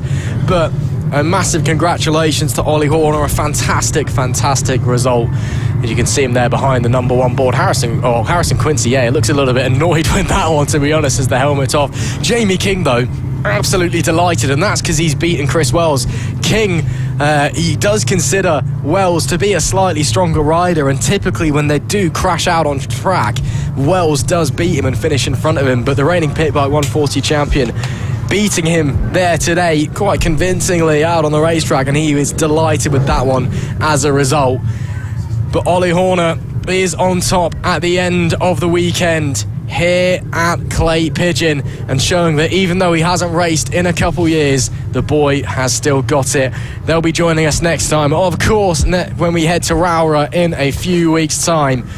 But man, that was unbelievable. And Ollie Horner, welcome back to FAB-Racing. It's so great to see him on the top step of the podium. Is it then, Ross? That was all of our races for this weekend, done and dusted. And I have to say, being back here at Clay Pigeon, what a fabulous weekend of racing we have had from absolutely everyone. Do not forget, wherever you were watching from in the world, do let us know who you were supporting this weekend and where you were watching from. We will be back in just 2 weeks' time at Rowra for round 5 of the season, Ross. Absolutely. It's been a fantastic weekend here at Clay Pigeon, should I say, as it always is when we head down to Dorset. And it has been a fantastic event once again here at the 4th round of the Mastermac FAB-Racing and Minibike British Championship. We hope you've enjoyed all of the action here on the FAB-Racing channels, all the motorsport radio channels, and we can't wait to be back heading to Rowra in a couple of weekends' time. From myself, Ross McIntyre, and Izzy Higgs, it has been an absolute pleasure to bring you the best of the best in British mini bike racing. And after some fantastic action, it feels a shame to bring things to a close, but we'll be back in a couple of weeks when we head to round 5 in Rowra.